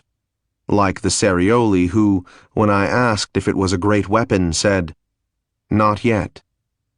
Heh. This time the links of the chain were very small, perhaps 1/4 of an inch long, which meant that there were more of them than on other occasions, when the chain had been, say, 14 inches long and each link had measured 1.5 inches. For some reason, I found the idea that the number of links changed to be more disconcerting than the overall length of the chain would vary. I turned my eyes to the window, then back to the chain. In my mind, I drew a picture of Blackwand, Marolin's weapon. Or rather, I tried to draw a picture of Blackwand, but it kept sliding away from me. Help, Loyosh. I'm there, boss. I pictured it in its sheath, though I had seen the damned thing naked. About 5 feet in length it was. A long sword, as some called it, the hilt smooth and black, the guard a simple crosspiece gleaming like silver, on top of the hilt a piece of smooth, glistening black stone, that stone called Vera's Tears, which was obsidian that had been smoothed away by black water. The scabbard I had seen Marolin use most recently. He had several, was very plain, and seemed to be leather, although there had to be more to it than that. It was an old sheath, and there were a few threads coming loose at the seams, and a slight tear in the leather near the very top. With Loyosh's help, the picture became clear, then very clear, then clear enough that I became frightened. Then Lady Teldra was next to me in response to something I said. Then there was a motion from around my shoulder. Then I sent Spellbreaker out into the window in front of me. And it all worked, just like Sethra Lavode had said it would. Shame about that. The window blurred and shifted, filled with lights and darkness and indistinct shapes. Herds of animals I didn't recognize grazed upon green fields beneath a sky that was a peculiar gray. Strange appendages like fingers worked upon a small metallic object, striking it with a tool. A mountain peak appeared below me, stark against a sky that was black, black, black. There was an ocean of green, waves that seemed huge and that crashed against the window but didn't pass through. A young girl who may have been human or Dragaran, and who I might or might not have recognized, made impossible eye contact with me. An Athira-like bird screeched horribly and fell along a wooded path, then vanished into nothing as it landed. Violet sparks came from a wheel that spun at incredible speeds, though to no purpose I could imagine. A man with a pen made odd scratches on a long roll of parchment. Deep underwater, a strange creature with scales all of green and yellow worked upon a piece of red fabric, embroidering it with a thin silver needle and blue thread. And all of this with no trace of sound. That, perhaps, the most peculiar thing of all. Now the window shows darkness pierced by flickerings of light, as of a storm. The source of the light beyond the scope of my vision.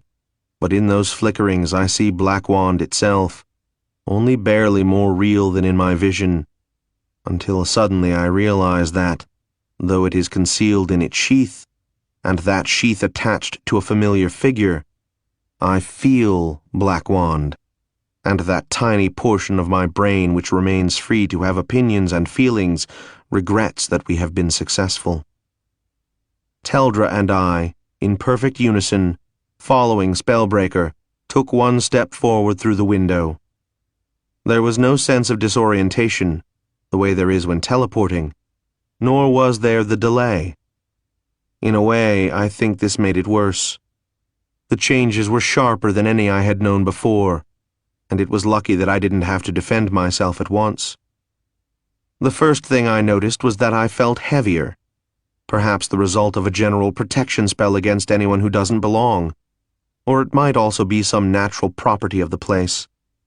The air smelled funny, sort of sweet, with a queer kind of tang in it. There were no sounds. What had seemed to be a flickering light was some sort of dim lamp 40 or 50 feet away that was hanging from the ceiling and swaying back and forth. And it was in this light that I saw Marolin and Alira, which was the second thing that struck me. But the first demanded my immediate attention. Loyosh, where is Rotsa? I was, to be honest, surprised at the sinking fear I felt in the pit of my stomach. I had her stay behind. I didn't want to worry about her. I was equally surprised by the relief that flooded through me. You could have told me. It was a last-minute decision. I turned my attention to the Dragon Lords we had come to rescue. They were both sitting on the floor against a stone wall, with what seemed to be iron manacles on their wrists, and they were both awake. Both had their weapons with them. Marolin cleared his throat and said, "Welcome. I find myself filled with the desire to say something like, 'What took you so long, Vlad?' But I fear that you, Lady Teldra, might take it wrong, so I will refrain." "Damned decent of you," I said. "Hello, Vlad," said Alira. "I wondered who she would send into this trap." "It's a trap?" I said. "Why, now, that's hard to believe." Marolin snorted. I said, "How did they come to leave you your weapons?" "Do you imagine," said Alira, "that they would be willing to touch them or even come near them?" "I see. So you have your weapons but are unable to move. Well, you probably noticed that you have no link to the orb. I said, because in fact, in all the disorientation, that little fact had escaped me. Let's see if we can get you out of those things. Good luck, said Alira. Oh? I inspected them. There was a fair bit of slack, enough to reach the plain white ceramic chamber pots a few paces from the wall, the contents of which I didn't bother to inspect, but not much more. The chain was thick and seemingly of some material a lot like iron, but smoother and... There's no lock. They don't open. Noticed that right away, did you? Said Alira. Bugger, I suggested. How did they get them on you in the first place? I don't know, said Marolin. I looked at them. Well, so here you are, unable to move, to escape, or to act in any way. Good. There are a number of things I've wanted to say to you both over the years. Funny, Vlad, said Marolin. I thought it was funny, boss. Taldra said, Do you think our arrival here has been detected? I have no way of knowing, said Marolin. I'd have to assume so, said Alira. Well, I said, that ought to make things more interesting. Does anyone have a suggestion for getting you two out of those manacles? You should have brought Kyra, said Alira. Yeah, I said, right. What could I have been thinking of to have forgotten to have a Kyra in my pocket? I knelt down next to Marolin and studied the manacles. They were completely smooth, as if they had been created, fully formed, around his wrists out of some material I had never encountered before. Something very hard, dull gray, and at least as strong as iron. How did you get here? Said Alira. The windows in my tower, said Marolin. He used Spellbreaker to find Pathfinder. Black Wand, actually, but yes. So is the window still open? I said no, at the same time Marolin said yes. I said, I defer to your expertise. Yes, it is, said Marolin, but I know of no way to reach it without using powers to which I have no access from here, so it may as well not be. Alira said, Have the genuine access to such powers? Excuse me, said Marolin. Can they use your window to reach our world? Very softly, under his breath, Marolin cursed. I hadn't thought of that, he said. I should imagine, I said, that Sethra didn't either. Marolin and Alira were cousins, both of the House of the Dragon.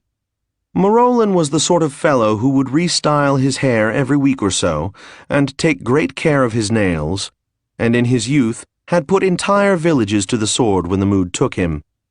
Alira was short for a Dragaran, still taller than me, of course, compact, brilliant, and more fond of a good duel than of any other entertainment you cared to name. They were both better sorcerers than I'll ever live to be, though a bit overshadowed by their association with Sethra Lavode, but that only meant they were often underestimated. They both carried great weapons. These were rarely underestimated. Marolin didn't hate Easterners as much as you'd expect. Alira didn't hate me as much as you'd expect. Exactly how I got mixed up with these two is a long story, and probably not worth repeating, but, over the years, it is possible my association with them had done me more good than harm. At least up until now. I studied where the chains from Marolin's manacles joined the wall, and there was nothing there to work on. It was as if the chains were built in when the wall was first constructed. The wall itself seemed to be made of stone, except there were no stones in it, just one solid piece, as if someone had carved it out of a mountain. Well, why not? Sethra did something like that. Of course, her walls weren't so smooth as this. They don't seem to be in a hurry, I said. We can assume, said Alira, until proven otherwise, that they are watching and listening. And since they know they have us all trapped, they have no need to be in a hurry, and by listening might get useful information from us. Such as the fact that they can use the window to reach our world, said Marolin, which we were just kind enough to tell them. And you are even now repeating in case they missed it before. As if, oh, cut it out, I said. I flipped 2 fingers to the world in general, just in case they were watching, and the gesture was universal, then noticed for the first time that there didn't seem to be any doors in the room. I took some time to look around the room a little more, feeling all eyes on me, but seeing no need to explain myself. The room was about 200 feet by 150 feet, and empty save for several tall metal objects that looked a bit like bookshelves, but were devoid of books. Most likely this was some sort of storage room, and as far as I could see, there was no way into or out of it. A good way to keep your property from being stolen. I'd have to remember that, in case I ever again had property to protect and the opportunity to protect it. There aren't any doors, I remarked. Alira and Marolin gave me a look as if I'd just announced that knives were sometimes sharp. Teldra nodded solemnly, but I think she'd already noticed. I thought about communicating with them psychically, but without the orb it's damned difficult, not to mention exhausting. Marolin closed his eyes for a moment, then touched the hilt of Black Wand. No one is listening to us, he said aloud. Alira's head whipped around, and she stared at him. How can you know that? Black Wand is not without power, cousin. Nor, for that matter, am I. Alira looked dubious, but didn't say anything more. Hey, boss, do you think the necromancer has been able to maintain contact? I'd give whole worlds to know, Loyosh. Aloud I said, Why don't you guys tell me what happened? They both started speaking at once, which I ought to have predicted. Then they glared at each other. Finally, Alira nodded toward Marolin, who shrugged and said, I don't know. I was in the library, and then I was here, being used to ornament this wall. I, said Alira, was in my bedchamber. She said this as if being snatched from the library ought to give Marolin no cause for complaint. You have no idea how it happened? None, said Alira. I was there, then I was here, manacled. I had no sensation of time passing, or that I had lost consciousness, although that proves nothing. On the other hand, Pathfinder has no sensation of time passing, and that, I believe, does prove something. Black Wand and I had the same experience, he said, which I hope means that they have the ability to transport us instantly off our world and into manacles chained to a wall, because if not, it means they have the ability to interfere with a great weapon, and then I should be worried. I chewed that over, then asked Marolin, You had no indication that, I don't know, your security system had been breached? No, he said. Is this something they've been able to do any time, and just decided to now? Or do they have something new? I've been wondering the same thing, said Marolin. This doesn't give us much to work with, I suggested. And I don't suppose either of you have any suggestions about getting out of here. They didn't. I studied the chains that held them, and was wondering what it would take to break them, and what to do once they were broken, when Alira said, If we could reach Sethra, which is as far as she got before our hosts finally decided to grace us with their presence. 4. Making acquaintances. I was looking at Marolin and Alira and saw their eyes suddenly focus on something over my shoulder, so I turned just as Loyosh gave a sort of agitated, undefined psychic squeal. I don't actually know that they appeared through the floor, but it seemed like it at the time, as if they sort of formed from the floor up. There were 2 of them. I said, Are those— Yes, said Marolin. That's what they look like. Heh. They're ugly enough anyway. It is hard to say what my first impression of them was. I saw them emerge, and my memory supplies their image. I don't know exactly what I noticed first. They were big, bigger than Dragarans. I'd say more than 9 feet tall, which I ought to have guessed from the size of the ceilings. But that's the sort of thing I always figure out after the fact. But whereas Dragarans are thin, at least compared to humans, the Genoine were broad, heavy, strong-looking with thick arms, ending in hands with some reasonable number of fingers and 1 thumb per hand. But from where I stood, they didn't seem to have any wrists, nor hair of any kind.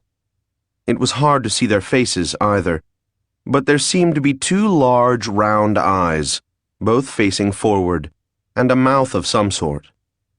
They were naked, and, as far as I could tell, sexless. And I'll mention again, because it impressed me so much, that they were very big. I hated the idea of trying to fight them. I felt Loyosh draw himself up and do the Jareg dance, which is what I call it when he tries to make himself look bigger. It is one of the things I don't make fun of him for, because I've caught myself doing the same thing in my own way, although just at the moment I'd have liked to make myself look smaller. Vanishing would have been even better. "Don't draw a weapon," whispered someone, and it took me a moment to realize it was Teldra. I wasn't certain what good a weapon would do me, so I saw no reason to argue with her. Besides, if she had some inkling of an idea about what to do, she was a long way ahead of me. The thought did flash through my mind, in light of what Sethra had told me, to grab, say, Pathfinder from Alira's side, but laying hands on another's great weapon is as close to certain death as you can come without having Mario after you. But the thought did make me realize that neither of the Genoine appeared to be armed. It didn't take a genius to realize that if they didn't carry weapons, it was because they didn't think they'd need any. This was not a comforting thought either. At some point in there, it hit me that I was now in the presence of the Genoine, of those half-mythological creatures that were spoken of in whispers and the subject of as much ignorant speculation as Sethra herself. I had never truly believed in them, and now, here they were, and here was I, and typically, I had to worry about what to do about it, and I didn't have a clue. Evidently, Lady Teldra did.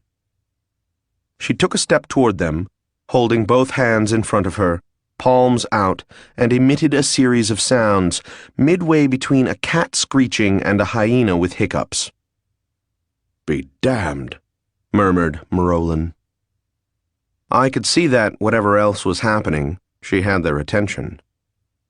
One of them moved a step closer to her, and in a deep, rasping voice, spoke in the same language. If I could read the expression on that one's face, I'd guess it was mildly startled. Its eyes, at any rate, had widened a little. Do facial expressions translate among species? There was another question for later contemplation. I was getting quite a collection of them. Evidently, I had thought it a good idea at some point to put Spellbreaker away. It was once more wrapped snugly around my left wrist. Amazing how light it felt that way, and how much heavier it got once I let it drop into my hand. Loyosh, why does my mind wander whenever I'm terrified? It doesn't, boss. Your mind wanders whenever you're frustrated because you can't do anything. Oh.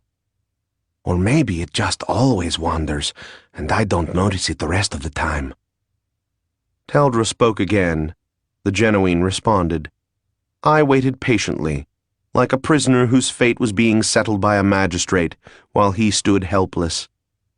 It was enough to bring on the headache. I feel very fortunate not to be subject to the headache. There are many questions I should have liked to ask Marolin and Alira, but I was afraid it wouldn't be polite to carry on a conversation while Teldra was involved in screeching and coughing with the Genoine. So I remained patient and tried to look tough and imperturbable. Not for the Genoine, who probably couldn't tell the difference, but for Marolin and Alira, who probably wouldn't care. The conversation continued. I couldn't tell if Teldra was negotiating for our lives, laying down conditions to the Genoine under which she wouldn't lay waste to their world, or asking if they knew any good recipes for clava. I was just wondering if I'd be willing to try their version of clava when the two Genuine and Lady Teldra abruptly vanished. No fading, as of a teleport, and none of the shimmering and twisting of form that accompanied necromantic transportation. So this was something else entirely. And what should be surprising about that? Whatever it was fast and neat. There wasn't even the rush of displaced air that I'm used to, which indicates to me that natural laws were being suspended. And that didn't surprise me either. "They're gone," said Marolin, which was too obvious even for me to make a crack about how obvious it was. "Now," said Alira, "might be a good time to get us out of these." "Good idea," I said. "How do we do that?" Marolin ignored me. "If Teldra is involved in negotiations," he said to Alira, "we may jeopardize them by—" "If Teldra is involved in negotiations," said Alira, "it is in order to give us time to get out of here." "What makes you think so?" "Don't be a fool." Here we go, said Loyosh. Lady Teldra, I cut in, did not leave our presence willingly. That stopped them, at least for a moment. "How do you know that?" snapped Alira. She vanished suddenly without saying a word about it. It was rude. "Good point," said Marolin. "Okay, Vlad," I told myself. Teldra has just been taken away by all-powerful legendary demigods. Sethra and the Necromancer are so far away that the term distance is meaningless, and Marolin and Alira are chained to a wall by some no doubt magical substance impervious to everything. That leaves you. Do something. Marolin and Alira were looking at me as if they expected the same thing. Well, fine. I tried to figure out what I needed to know before I could even start formulating a plan. There were so many things. I didn't know what powers and abilities the Genuine had, or, except in the most general terms, what their goals might be. Of course I knew a bit about what Marolin and Alira could do, and Teldra. Now, Teldra was a nice little mystery herself. I should have insisted on an answer from Sethra about why she was along. What it is she knew, or what skill did she have that... Marolin, would you mind telling me, just because I'm curious, exactly what Lady Teldra does for you? I don't understand, Vlad. You've seen her. She greets guests. She sees that they get where they are going within the castle, and that I am informed about arrivals and departures. I thought you knew that. I did. I do. What else does she do? Isn't that enough? No. He shrugged. Well, that's what she does, enough or not. I shook my head. I'm missing something. He's an Easterner, Marolin, said Alira. I bit back a smart remark because Alira's observation seemed to elicit an "oh" expression from Marolin. He said, That's true. Okay, I said. What is obvious to you that isn't to me?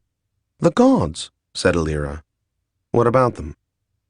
We consider them guests as well, said Marolin. Permanent guests of our homes at all times.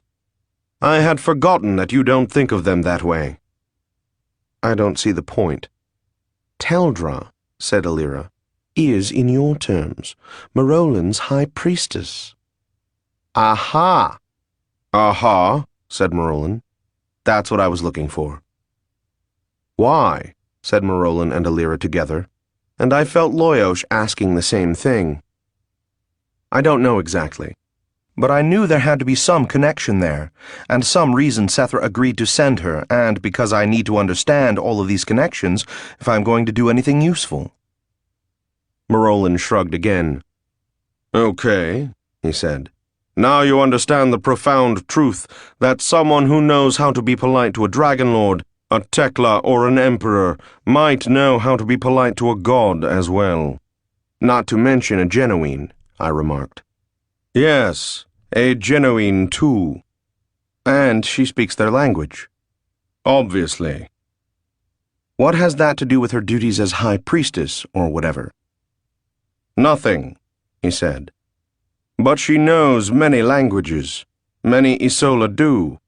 It's a custom, such as dragons knowing how to fight, and Jureg knowing how to offer a bribe. I let that go. He said, "Is any of this important?" "I don't know." "Then perhaps you might turn your attention to doing something useful." Two problems, Marolan. First, I'm stumped. Second, as Alira said, if Teldra is talking to them, we may not want to irritate them during her negotiations. "But as you said, Vlad, she didn't leave willingly." "I know, but are you certain she can't talk them around? She's evidently used to dealing with beings who are far more powerful than she is. Can you think of a better negotiator?" He thought about that. Loyosh said, I don't know if we ever want to cross them, boss. I'm scared of those things. "They're worth being scared of," I said. "They'd kill without a second thought." I hate to say this, boss, but so would you. "Yeah, but I'm a nice guy." "Try Spellbreaker," said Marolan. I looked at him. "On the chains," he said. "Try Spellbreaker." I looked at Alira, who shrugged. "Can't hurt," I said. What are you worried about, boss? Looking ridiculous. It was his idea. I let Spellbreaker fall into my hand. It was only about 1.5 feet long, and the links were nearly 1 inch long. I took a step forward and struck the length of chain connecting Marolan's right wrist to the wall. The ringing sound was loud, though hearing the sound made me realize the room didn't echo as much as I would have thought it should. Nothing else happened. I felt ridiculous. I wrapped Spellbreaker up again. Marolan shrugged. Evidently, he didn't feel ridiculous. If Spellbreaker is still changing, Loyosh, there's something that is still happening. I mean, something magical, even though we're no longer at home. Seems reasonable, boss. And why am I so heavy? It's like I have to work to lift my arms. Yeah, don't expect me to fly anywhere. So, okay. Setaro was wrong. There's sorcery here. Or, if not sorcery, something else. Something that can make us feel heavy, and that makes it so hard to breathe. I'd really like to avoid having to fight here. Okay, boss. But just for the record, where is it you haven't wanted to avoid fighting? That didn't deserve an answer, so I didn't give one. About then, I noticed something else, and cursed. "What is it, Vlad?" "I'm starting to get lightheaded." "Oh, that." "What does 'oh, that' mean?" Alira said, "Try to take shallow breaths." Try it. If you don't, you'll get dizzy." "If you say so." I tried to make my breaths shallow. At least it didn't make things any worse. I said, "Are they poisoning the air?" "Not on purpose," said Marolan. "What does not on purpose mean?" "It seems to be the nature of the world. Just make your breaths shallow and you'll be fine. Soon you'll stop needing to think about it." "Oh, good." I took Alira's hand and weighed the manacle in it. It was heavy and seemed not too dissimilar to cast iron, maybe 3/4 of an inch thick. The chain seemed to have been made as one piece of it, and I saw no way to break it or separate the chain. I studied where the chain joined the wall again, and still saw nothing. I probably would have started to get frustrated at that point, but before I had the chance, Loyosh said, "Boss, they're back," which gave me other things to think about. "They're back" wasn't entirely accurate. Only one of the genuine was back, but Teldra was with him, looking none the worse for wear, and holding something small and black in the palm of her hand. I permitted myself to hope it was a key to the manacles. I held my tongue as she walked up to us. "There's something about courtesy that's contagious." She said, "I have negotiated with the genuine." I studied her face at that moment. I suppose feeling something momentous about to occur, and I couldn't get anything from her expression. They will release you, Marolan and Alira, if Vlad agrees to perform a task for them. I can hardly wait, I muttered. But either no one heard me or they all ignored me. They want Vlad to perform a killing, a murder. Did you explain that I'm no longer in that line of work? I made no agreement of any kind, she said. I merely spoke to them, and they stated the conditions. And otherwise will be killed, I assume, said Alira, as if she were being threatened with not being allowed to dinner. That wasn't specified.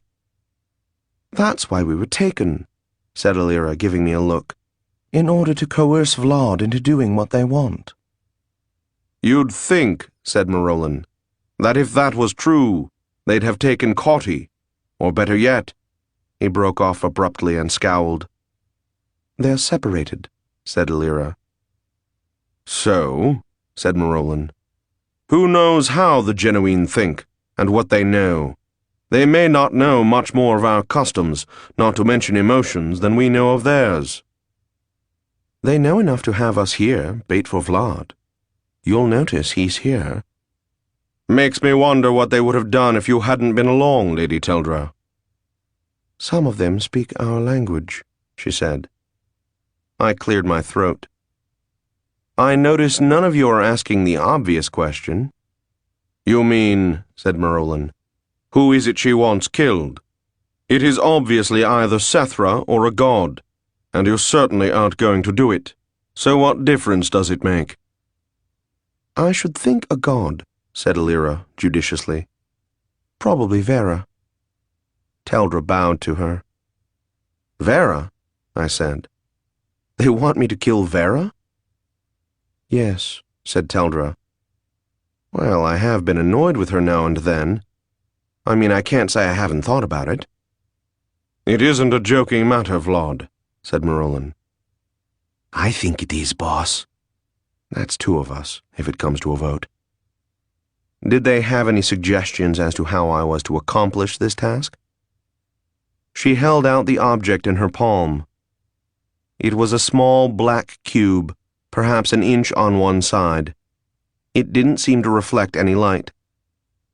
I am told, she said, that this will bring you to the presence of the goddess.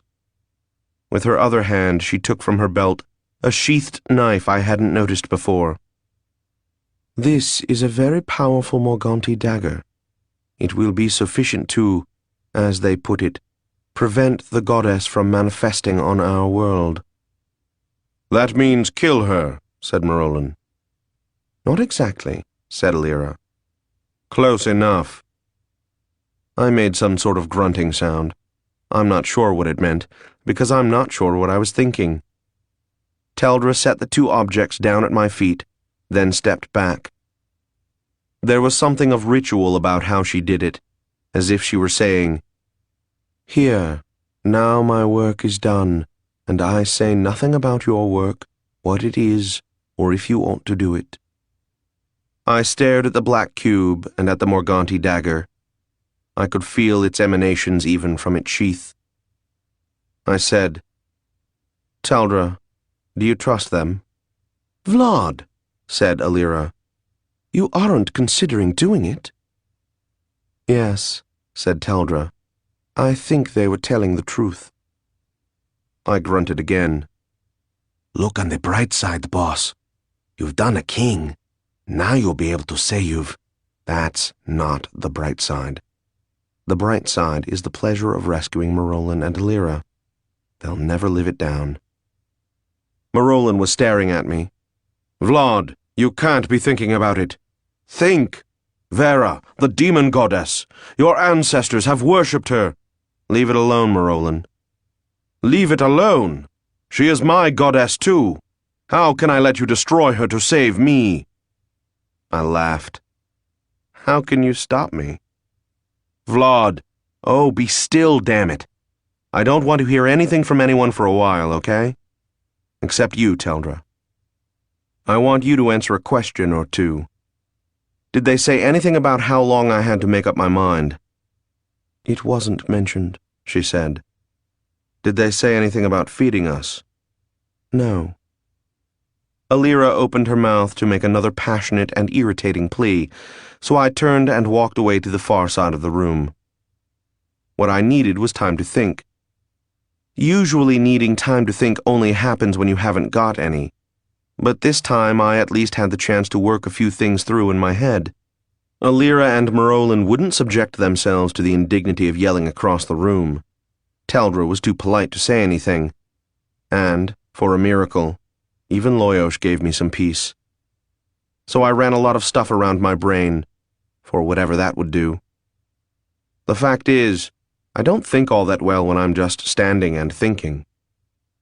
I need to be talking, or doing something active, then the thoughts flow. But I did my best, and eventually sorted the matter out into several categories of things that I didn't understand. This was progress. Categories, if you'll excuse a brief digression, are a useful way to get a handle on things you don't understand, as long as you don't get too attached to them and forget that things like to pop out of one category and into another, and that sometimes the whole category turns itself inside out and becomes something different.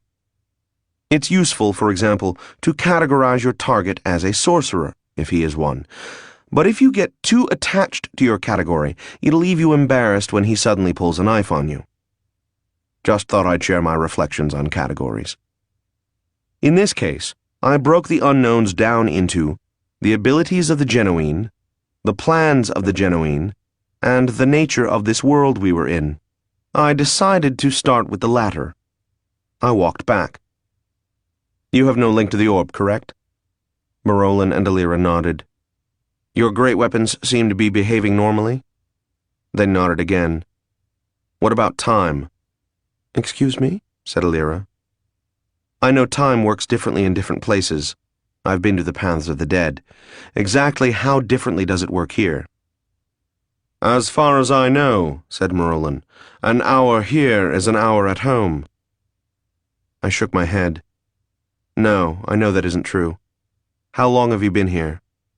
I don't know, said Alira. Several hours? Several days, I told her. 5 to be exact. They looked properly startled. Before they could respond, I said, What about Vera's halls?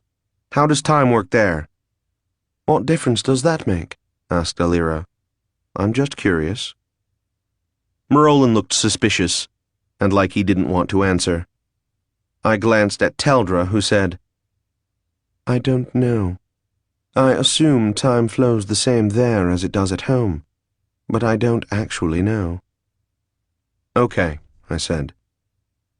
The reason that assassins make so much money is that, first of all, there aren't many who have what it takes to dispassionately murder someone, and of those, there aren't many who can get away with it. I used to be one of them. Whatever there is in me that made me able to shove the knife, I still had. What made me able to get away with it so many times, 63 to be exact, was that I understood the key ingredient. Knowledge. You have to know things. You have to know everything there is to know about your target, about the environment, about your weapons, about your own abilities. Then you can make a plan. A plan built on ignorance can be worse than charging in with no plan at all. If you have no plan, you might get lucky. I gestured toward the cube on the floor. How do you use that thing? All you need to do is hold it, said Teldra. Vlad, said Alira. Oh, stuff it, I said. Marolin, if I get you two out of those things, will you be able to get us out of here? Back home? He hesitated, then looked disgusted and shook his head. Maybe, he said, but probably not. Alira said, Can you get us out, Vlad? I'm still thinking about that, I said. But even if I can, I don't know how much good it will do. I would rather, she said, be free to act, no matter what happens after. I understand that, I told her. Either way was a gamble. Picking up the cube or attempting to free Marolin and Alira.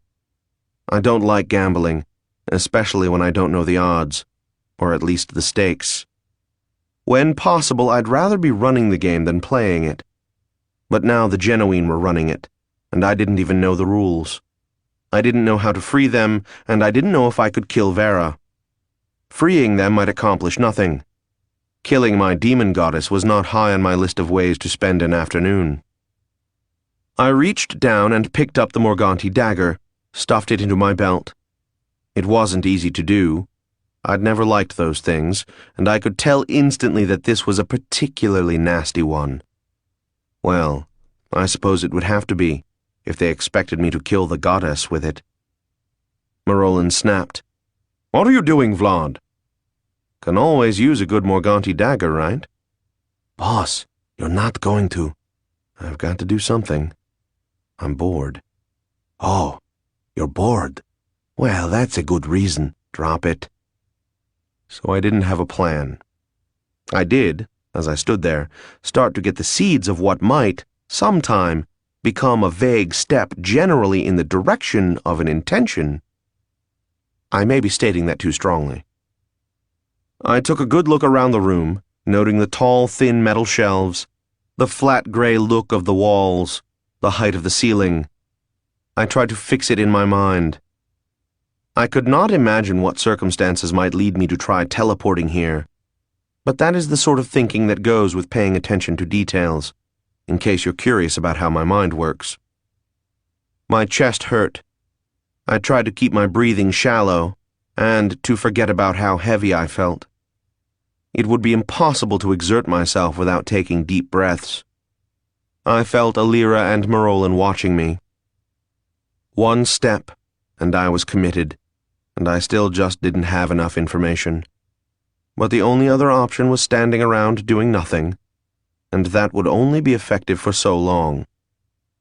No, if I was going to do something, I had to have information, and there was no one here who could give it to me, which left only one option. I reached into my pouch and pulled out 2 pieces of gammon. I handed one to Alira and one to Marolin. "If you're going to be helpless and miserable," I said, "at least you can eat a little." They both accepted it, and they both looked like they were trying to decide if they should thank me, but neither said anything. I flexed my fingers. "All right." "Lady Teldra," I said, "would you come here, please? Take my hand, if you would." She did so, asking no questions but looking curious. Her hand was dry and cool. I reached down with my other hand, not letting her go, and picked up the small black cube. Alira said, "Vlad, what are you doing?" The cube was very heavy for its size, but didn't seem to do anything except make the walls of the room turn a dull, ugly white. Or at any rate, that was my first reaction. It took a moment to realize that Teldra, Loyosh, and I now stood in the halls of Vera, the demon goddess. 5. Pleasantries with deities. Everything was too big and too white. The ceiling too high, the walls too far apart, the pillars spaced along the walls too big around, and everything the same uniform, ugly, chalky, pasty color. It was huge. It was only a hallway. The next thing I noticed was that it was easier to breathe, and I didn't feel as heavy and sluggish as I had a second ago. It was only then that I realized that the little black cube had, after doing its job, neatly vanished. "I got to get me one of those," I remarked. My voice sounded funny. It took me a second to realize it was because there was no echo. It was as if the corridor was absorbing the sound. "I'll pass one along next time we get a shipment," said Teldra. Her voice sounded odd, too. I had to look at her before I knew she was kidding. It was a very un-Teldra-like remark. I guess she was rattled, too. She said, "Where are we?" "Where we're supposed to be. Or where we're not supposed to be, depending on how you look at it. But this is the home of Vera. I've been here before. Straight up ahead there, through those doors, is where I've seen her. You've been in her presence, then? Yes, a couple of times. Once here, once elsewhere. Or maybe more often than that if you use presence loosely enough. We are surrounded by the color of illness. Not very encouraging. I think it means something else to her. I suspected as much. But what? I don't know exactly. Is it important? It is something I ought to have known. As Marolin's high priestess, you mean? She nodded.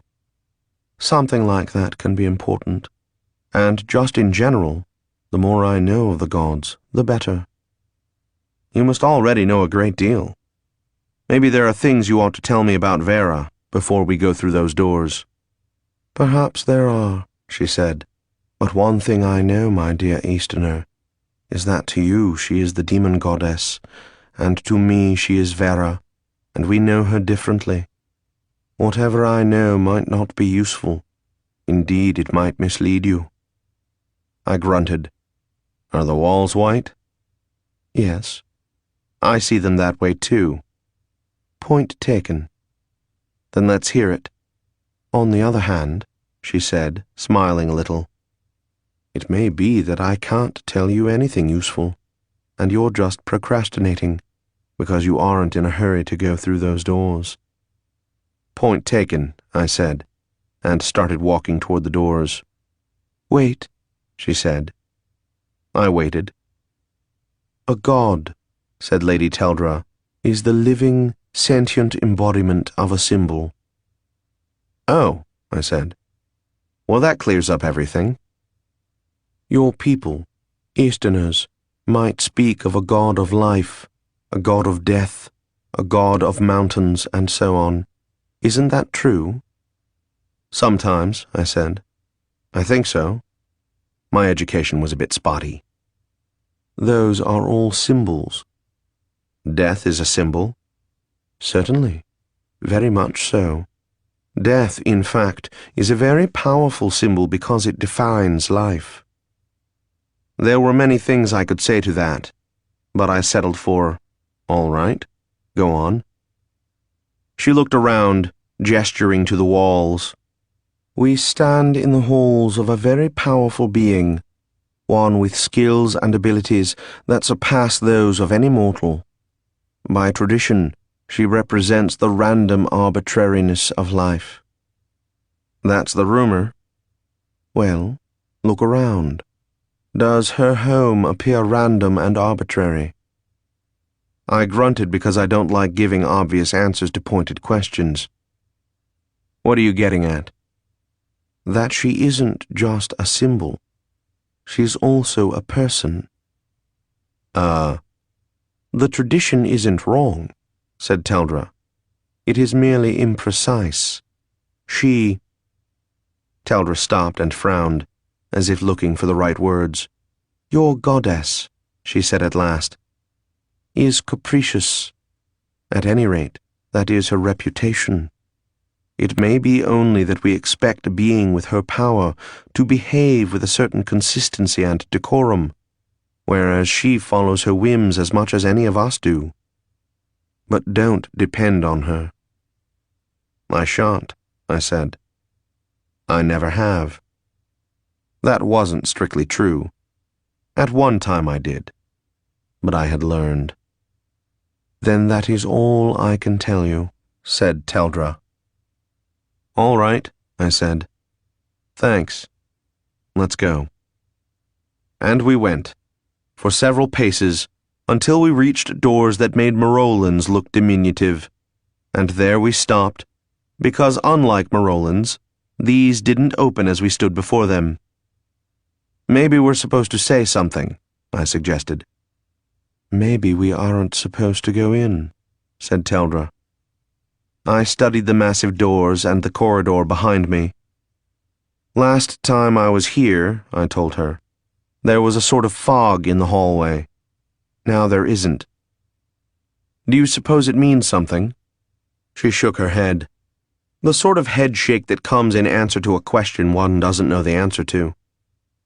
I cursed under my breath and, just because I couldn't think of anything else to do, clapped at the door. Nothing happened. Too bad, boss. She's not home. Guess we'd better. Shut up, Loyosh. I then pushed at the door, because I'd have felt stupid if they opened inward and weren't secured. It didn't work, leaving me feeling stupid.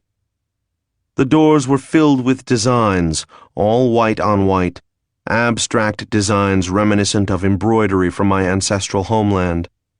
All very nice. There were no handles on the doors. The space between the doors was wide enough to admit a pry bar or a knife blade, but I didn't have a pry bar or a blade with me that wouldn't snap from the weight of those doors. On the other hand, I had some spare knives.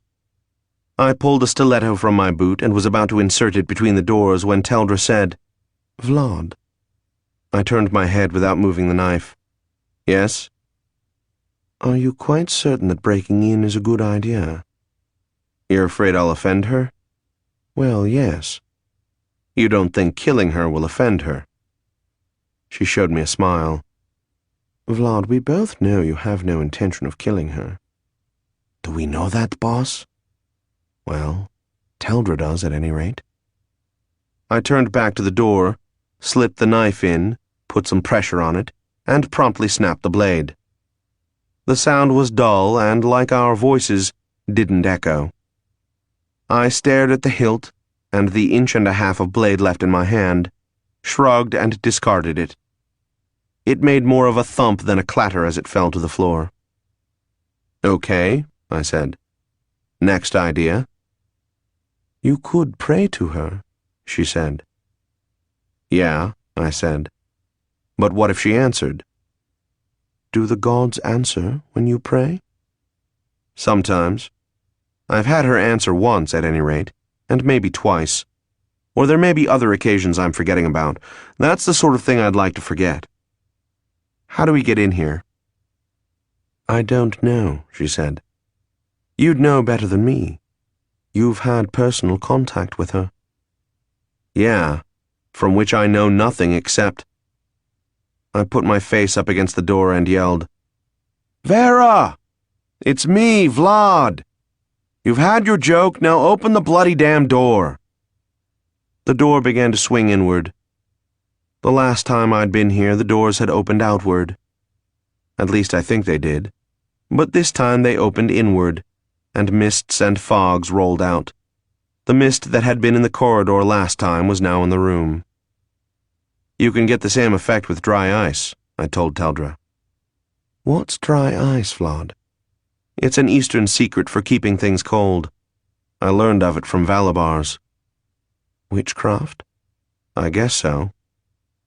She nodded. "Shall we go in? I believe we've been invited." "Yeah, sure, all right," I said, and stepped into the fog. I walked forward with more confidence than I felt.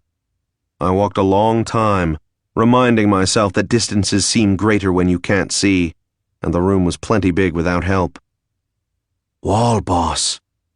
I stopped and cursed under my breath. Then I said, "Vera." There was a chuckle that seemed to come from all around me, and the fog cleared away and vanished, not going anywhere, just thinning out until it was gone, a process that took about 5 seconds. I was standing at the far end of the room. Vera sat on her chair, or throne, or dais, about 20 yards to my left and behind me. I made my way to the front of it, and, while Teldra made some sort of obeisance, I said, "What was all that about?" She gave me an ironic, indulgent look, if you can imagine such a thing. On the throne on the dais, all of white, she looked even taller than she was. She wore a hoodless robe that was mostly pale red with black embroidery. Her fingers were long and had an extra joint to them. Her hair, this time, was shoulder-length and wavy, a subdued brown with red highlights, and very thick, so it seemed to have an iridescent quality. Her eyes didn't glow. but it seemed like they ought to have. She was my god, insofar at least as I had one. When I was a child, my grandfather had spoken of her, but given few details of the sort that might be useful, and my father never mentioned her at all. But it had been impressed upon my young mind that one made the proper observances at the proper times of the year. More than that, her power and presence were so deeply ingrained in me that all through life my thoughts would flash to her briefly at times of danger, or in moments of despair, and even in moments of great joy or triumph I would think of her, sending her my gratitude and the hopes that I would not be punished for enjoying my happiness. When I had first met her in person, so many years ago, the shock had been so great that I couldn't assimilate it. At other times, I had felt her presence, but didn't know how often this feeling was only supplied by my imagination, and how often she had truly been with me. There were occasions, such as my one experience as a soldier of the line, when I could not imagine how I had survived without her having some hand in the matter, but she had never told me she actually did. Of course, I hadn't asked either. To know her as real, that is, a flesh and blood individual with whom I had spoken, was something I could never reconcile with the idea of a presence watching over me. Perhaps watching me at times I didn't want to be watched. I had buried my own reactions, only to have them emerge as hatred some time later, when she had visited misfortune upon my head, or maybe allowed misfortune to visit me, whichever. Since then I had tried not to even think of her, but in this I had failed, and now here she was, and to rescue my friends, I had to destroy her. "Well," I said, "why the games?" "An odd question," she said. I had forgotten the peculiar sound her voice had, not exactly an echo, but more as if there were two of her speaking, mostly in unison, but sometimes they'd fall a bit out of synchronization. She continued, "How can you complain of my treatment of you when you are only here to assassinate me?" "There is that," I agreed. "Goddess, may I be permitted to put a question?" "Very well, assassin," said the demon goddess. "Was this all your doing?" And, for a second, I actually had made Vera look astonished. Then the expression was gone. I continued, "The last time, if you recall—" "Yes, Taltos Vladimir, I remember. But no, this was none of my doing. I did not arrange this nor expect it. I did not expect you to arrive here. I did not think you would be able to do so without my assistance. Tell me, how did you manage that? I can't believe the Issola standing next to you accomplished it for you." I wanted to say something like, "It's a trade secret," but even I have limits beyond which I won't go. Teldra said, "Goddess, it was the genuine." Vera nodded slowly. "Yes," she said, "it had to be." "Do you know who, or which faction?" "I was unable to learn, Goddess. I can tell you that one addressed the other by the honorific Cur." "Well done, Issola.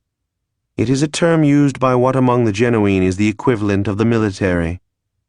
It is useful information." "I am only too happy to be of service," she said. The demon goddess narrowed her eyes a little at this pronouncement, and said to me, "And you, little Easterner, are you also only too happy to be of service?" "I haven't decided yet," I said. "How many places can you be at once?" "Well," she said, "you've been studying. Sethra Lavode, I take it." I grunted. "Yes, but I knew that much at least from a long time ago." "Many," said the goddess in answer to my question.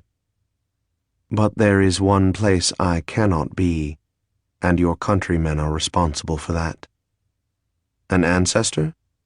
"No. It was a blood prince, and you are of peasant stock. That stung.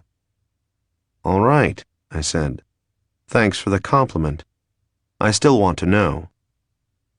I cannot appear among the genuine, Vlad, which is what you're really asking, isn't it? Supernatural powers, immortality, and clever, too. Don't try my patience, Venerian. I mean that. I swallowed and nodded.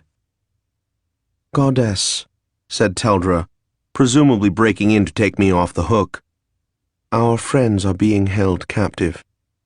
Can you and will you help us? Sit down here at my feet, she said, and we'll talk. Teldra sat on the dais as if there was nothing distasteful about doing so. I did my best to emulate her, but I don't think I managed to keep the scowl entirely off my face.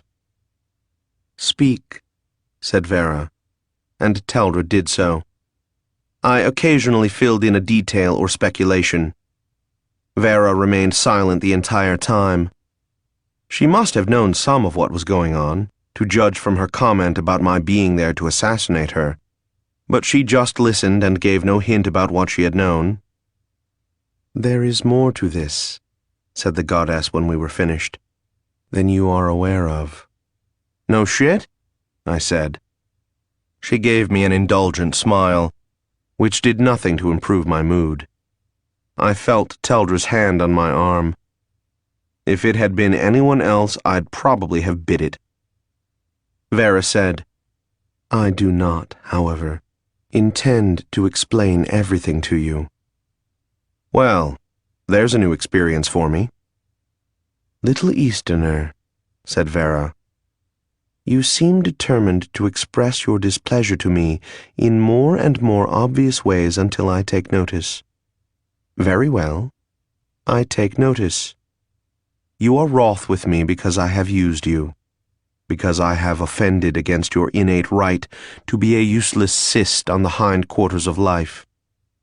Yes, well, you may continue to be wroth with me, because I intend to continue making you useful. You may attempt to kill me, in which case I will destroy you, or may continue to annoy me, in which case I will cause you sufficient pain to make you stop. Or you may shut up and accept the inevitable. I opened my mouth. Teldra squeezed my arm. I shut my mouth. Say, thank you, Teldra, said Vera. Thank you, Teldra, I said. Boss, where did this self-destructive streak come from? Shut up, Loyosh. Vera said, I have been waiting for some time, and so has Sethra, for the genuine to put their plans in motion, without knowing exactly what form they would take, or indeed what those plans were. But we knew they were preparing something. Now they have begun, and we are only able to respond and react until we know more about their intentions. I said, Sethra once tried to explain to me about offensive-defensive strategy. Keep still, she said, and I suddenly felt like someone was driving a spike into my head. I gasped, and the pain went away. Very convincing, I said, when I could speak again. They have made the first move, said Vera, as if nothing had happened. We don't yet know what it means. The genuine are, in some ways, not unlike the Yendi. They will have anticipated our response and worked it into their plans. They will have secondary and tertiary responses to our moves. Their objective will be concealed under layers of illusion and misdirection. I bit back a suggestion that she let me know when she had the problem wrapped up. I was learning. She continued, There are some things, however, that we can be certain of. One is that they must find a way to neutralize Sethra, Merolan, and Alira, among others whose names you don't know. They have two of them. Why haven't they killed them? You know how hard it is to kill the wielder of a great weapon. I remember a Jareg who managed it, once. So Marolan told me. Yes, it can be done, by a judicious combination of sorcery, surprise, and more sorcery.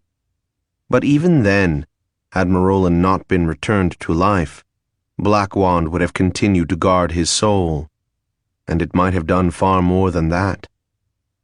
The Jareg assassin was a fool. By now, Vlad, you should begin to understand something about the great weapons. That shut me up.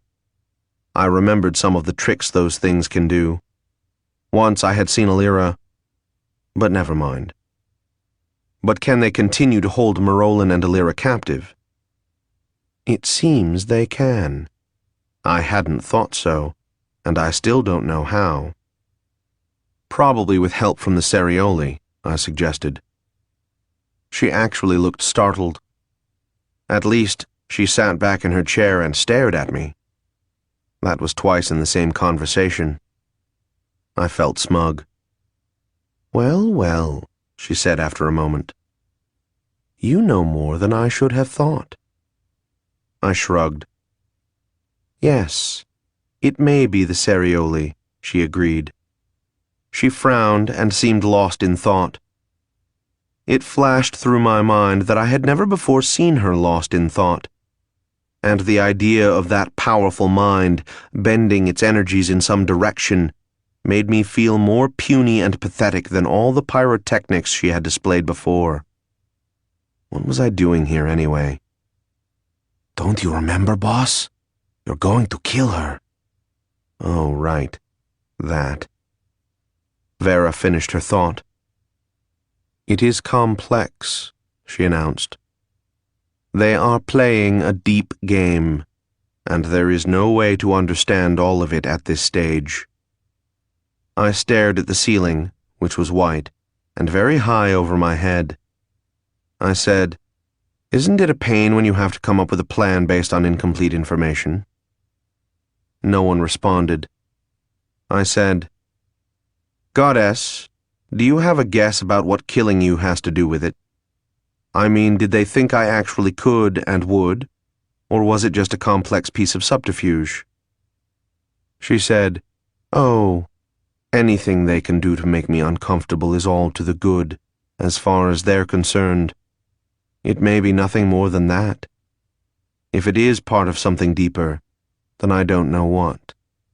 Yes, it is very possible that they expected you to march in here and kill me. Or perhaps they hope merely to confuse me and hinder my efficiency. 'The ways of the gods are mysterious,'" I quoted. Yes. Also annoying, capricious. Teldra gave my arm a squeeze and I shut up. "Goddess," said Teldra, "can you tell us what we are to do?" "What to do?" she said. "In order to accomplish what? In order to serve whom? Me? Alira? Marolan? Sethra?" "I was thinking of the Cerioli," I said. "At least no Cerioli has ever annoyed me.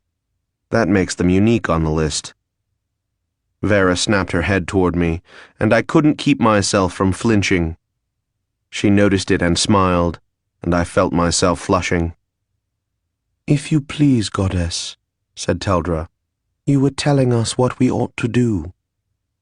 "Yes," she said, "I was. The problem is not only that we do not know everything. It is also that we do not all have the same interests. This makes the problem complicated." "Simple things are never problems," I told her. "Unfortunate, maybe, but if it isn't complicated, it isn't really a problem." The goddess nodded. "Very good, Vlad. I didn't expect such wisdom from you." I grunted, and didn't tell her I was quoting my grandfather. I'd rather she stayed impressed. "The Genuine," said the goddess, "have achieved access to your world on several occasions, most recently just a few years ago. We have beat off attacks on the Great Sea of Chaos, on the halls of judgment, on the imperial palace, and lately on Tsur Mountain. Their efforts have not been successful. I will share with you some of my thoughts. I almost said thank you so much, but caught myself. She continued, I cannot think why they are making this effort so recently after their last failure. Two possibilities come to mind. The attack on Tsur Mountain was part of something larger, and this is another piece of it. Or they have had a sudden and unexpected opportunity. If they were looking for an opportunity, why didn't they make their move during the interregnum? What makes you think they didn't? Said Vera. Oh, I said. We fell silent then, in the halls of Vera, and for the first time I wondered where we were. Up in a mountain, beneath the ground, floating in the air like Castle Black, on another world. First of all, said the goddess suddenly, you must free Marolin and Alira. No, I said, that's just what they're expecting us to do. You are jesting, she said, but are nevertheless correct. I shrugged. All right. How? She frowned. Describe for me how they are held. I did so, and she said, Very well. I am familiar with the substance. Here is what you must do. And she told me. Oh, I said. And that will work? I believe so. You believe so? What if you're wrong? Then perhaps the genuine won't kill you for trying. Great. All right, say it works. What then? If Marolin cannot reach through to his portal, then it is because the genuine are preventing him from doing so. You must force them to stop. Force them? Yes. And just how do I go about doing that? Or are you going to express confidence that I'll come up with something? Come, my little Easterner. Have all your years in the Jureg been wasted? Do you not even know how to threaten and intimidate? Just then I felt about as intimidating as a Norska. I said, Usually, goddess, in order to make a threat, one requires the power to carry it out. At least, one requires this in cases where the threat won't be believed. Very good, little one. You search for the general law that applies to the specific case. You have become a philosopher. I hadn't known it was that easy. She said, Once Marolin and Alira are free, Pathfinder and Blackwand ought to prove a sufficiently intimidating threat, don't you think? Okay, I said. I mean, they intimidate me. Well, there you have it, said the goddess. But don't tell them I said so. What do we do then? I mean, after I've released Marolin and Alira, threatened the genuine into letting us go, and let Marolin bring us home. I mean, that's just enough to get us warmed up. You must have a whole plan after that. You will then return to Castle Black and await my orders. I opened my mouth to object, and then shut it. Yes, if there was one place I'd be safe, it was Castle Black. There are reasons for that going back to ancient history, but I won't go into them now. All right, I said, sure, no problem. Except that the genuine will have anticipated this, won't they? And they'll have made plans for it. Yes, said the goddess. So you're saying that this will all be a trap? Probably. But we're not worried about the trap, because we'll have a secret weapon prepared for them. What secret weapon is that, little one? I was hoping you'd tell me. Your courage, wits, and skill at improvisation, little one. That is our secret weapon. Oh, good. And, my dear Easterner, do not make the mistake of thinking that I jest. I am quite serious. Oh, better. There is no question in my mind that you can do it.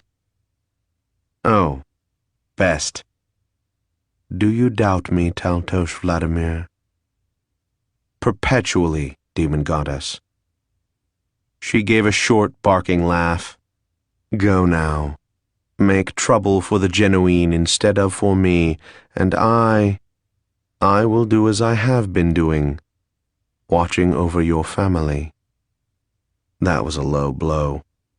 There just wasn't anything I could say to it. I wanted to ask how my grandfather was doing, but I wouldn't give her the satisfaction. All right, I said. Lady Teldra, said the goddess, you may stay here if you wish. Thank you, goddess, but I will accompany my friend. There was something so matter-of-fact about the way she called me her friend that it caught me up short. As you wish, said Vera. Then she frowned. Of course, I'm not entirely certain how to get back to Marolin and Alira. I sighed. I suppose you could return us to Castle Black and we could do it all over again. What exactly did you do, little one? So I told her that, and her eyes narrowed. Let me see this chain, she said. So I let it fall into my hand and held it out to her. But instead of just lying there like it was supposed to, it twisted and curled in my hand until it was hanging in mid-air, my hand providing a base, coiled like a snake about to strike. In particular, about to strike Vera, who drew back with a sharp intake of breath. I almost let go of the chain, but didn't quite. It had never done that before. Goddess, I said. I didn't. I know, she said. She gritted her teeth and said, You have no idea, do you? Never mind. She reached out and made motions in the air with her forefinger, and where her finger had been there was a dark line in the air, roughly the size and shape of a sword. It quickly filled in, and I was staring at the image of Pathfinder, hanging in the air in front of me.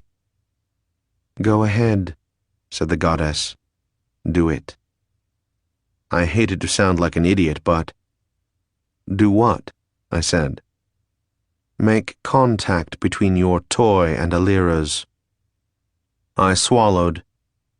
I wasn't entirely happy with the way my toy was behaving, but I couldn't think of any good way to get out of doing what she wanted.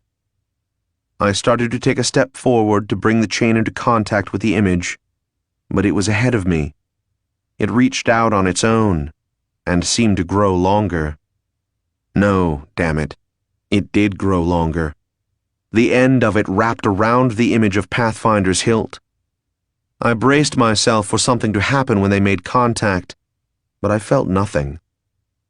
I concentrated most of my energy on trying to look as if I wasn't at all disturbed by any of this. All right, said the demon goddess. I've found them. Teldra came up next to me and put her hand on my right arm. The goddess gave an aimless gesture with her right hand, and a rectangular shape appeared to my left, like the frame of a door, glowing a sort of dull red, and just sitting in the middle of the room. The other side of it looked exactly like this side of it, just showing more of Vera's pasty white hall. Step through, said the goddess, and good luck. Thank you so much, I said, and, Loyosh on my shoulder and Teldra at my side, walked through the doorway into nothing. 6. Trading at the market. The worst part of that means of transportation was that nothing happened. When I teleport, even without the waves of nausea, there is still the time delay, and the twisting sense of movement in some inexplicable direction. And then there's Marolin's window. However that works, you may not feel anything, but you at least see that you are stepping through something, from one place to another. And if there is no reason for those places to be near each other, well, you can use the window to fool your mind. But with this, there wasn't even that. One instant I was standing before the demon goddess in her halls, wherever they were, and then everything was different. I weighed more, the air smelled funny, and the walls were different. That much I approved of. It's damned lucky I didn't have to do anything as I arrived, because I was in no condition to defend myself from a playful kitten. And, on top of it, I had an instant of terror before I realized that I was, in fact, back in the same place I'd left Marolin and Alira, just in a different part of the room and facing a different direction. But turning around, I saw them across the room and still attached to their wall. My heart rate returned to normal, leaving only the lingering question of what I'd have done if Vera had misplaced me. Some questions demand answers. Others one prefers to just put away and not think about. Alira and Marolin were looking at me. I gave them a jaunty salute from across the room and walked up to them. Alira said, "Well?" "Well, what?" "Vlad. Oh, the demon goddess? I killed her, of course." They both immediately glanced over my shoulder at Teldra, who must have given some sign, because Alira gave me a disgusted look, while Marolin said, "Your sense of humor, Vlad, leaves something—" Yeah, I said. "Save it. Have our hosts been back?" "Not yet." "Well, we should expect them any time." Alira gave Marolin a glance that I interpreted as, "Look who's the strategist now." "And then we'll do what?" asked Marolin. "What happened with Vera?" asked Alira. I answered the second question. "The goddess and I discussed politics," I said. "And in fact, I failed to so much as draw this thing." It hung at my hip, that thing. I had avoided studying it, or really looking at it, but I did so now. It had a shiny black polished hilt, with a simple silver crosspiece knobbed on the ends. The pommel was also silver, a round ball that would hurt like a bitch if I cracked it on someone's head. The hilt was a bit smaller than usual with Dragarian weapons, but that was okay, because my hands are small too. It was very smooth and cool to the touch, I remembered. The blade, which I hadn't yet seen, would be of that ugly, dull, gray-black metal that Morganti blades always have, and might have a blood groove in it. I didn't take it out to look. It was long for a knife and short for a sword, impractical in every way, and was probably not even balanced all that well, most likely being a bit blade-heavy. This, of course, was useful for chopping away in battle. Military-issue swords are often blade-heavy, but chopping away in battle was not something I did much of. And it was very strong. I could feel it, even through the sheath, a sort of presence in the back of my mind, whispering its hunger. It wanted to kill, and couldn't care a copper penny who or what it killed. As vicious as a dragon in the heat of rage, as heartless as a tsur on a spree, as cold as an orca closing a deal. I hated it. I had used Morganti weapons before, but I had never liked them, never had any interest in being near them. Once, I had had to stand in a room with more of them than I could count. I still sometimes have bad dreams that I can trace to that experience, and this one really was damned powerful. I had taken it along only because I feared the Genoese might be observing me, and if I didn't have it along, they might have stopped me from traveling to Vera. I no longer wanted it, but didn't feel comfortable just throwing it into a corner of the room either. I mentally cursed it, and wished that it and all its siblings would get lost somewhere.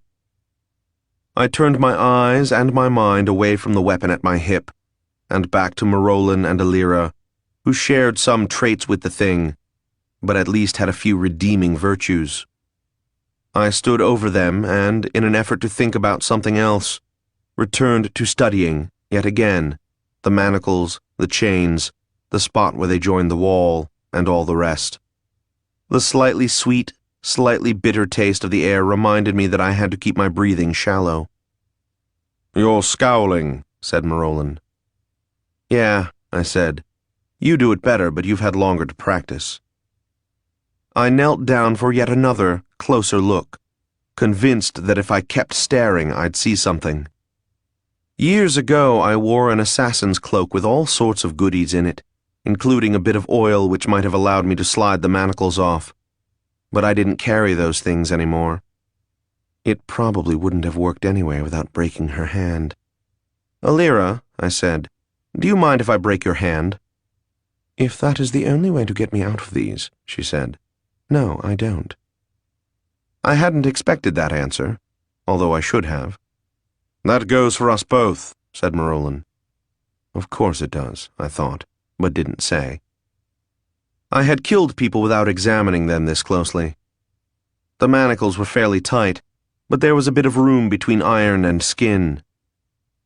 What are you thinking, Vlad? Said Marolin.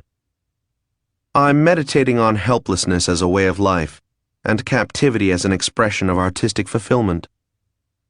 What are you thinking, Vlad? He repeated patiently. I shrugged. I'm wondering how much time we have. I assume the Genuine know I've returned, but they never seem to be in much of a hurry. They don't behave the way I expect captors to behave. That confuses me. Marolin shrugged. Have you ever been held captive? Yes. I mean, have you ever been held captive by someone other than the Empire? Yes, I said, and didn't elaborate. To avoid dwelling on a memory that wasn't entirely pleasant, featuring, as it did, far too much potato soup, I considered what the goddess had told me. She had said I'd be able to... Okay, maybe. It's hard to argue with one's goddess. During this interval, I had continued to study wall, chains, manacles, and wrists. And, I suppose, I had continued to scowl. You have an idea, don't you? Said Alira. I grunted. I don't know how much fun it will be for you. Do it, she said. It might be painful. Do it, said Marolin. It might be dangerous. Do it, said Alira. You may not survive. Do it, said Marolin. It might mean the end of civilization as we know it. Alira gave me a disgusted look. I shrugged, just wondering how far you'd go. Do it, he repeated. I was convinced. I couldn't remember the last time I'd heard Marolin and Alira agree on anything. How could I fail to go along? If they agree, boss, it must mean it's a bad idea. Probably true. I pulled off my jerkin. The room was suddenly chilly. Marolin and Alira looked away from my bare chest, which seemed a bit funny. I took a knife from my belt and began cutting strips of leather from what had been a shirt only seconds before, but was now merely a supply of fabric. Funny how quickly things can change, isn't it? What are you doing, Vlad? Asked Alira. I didn't answer.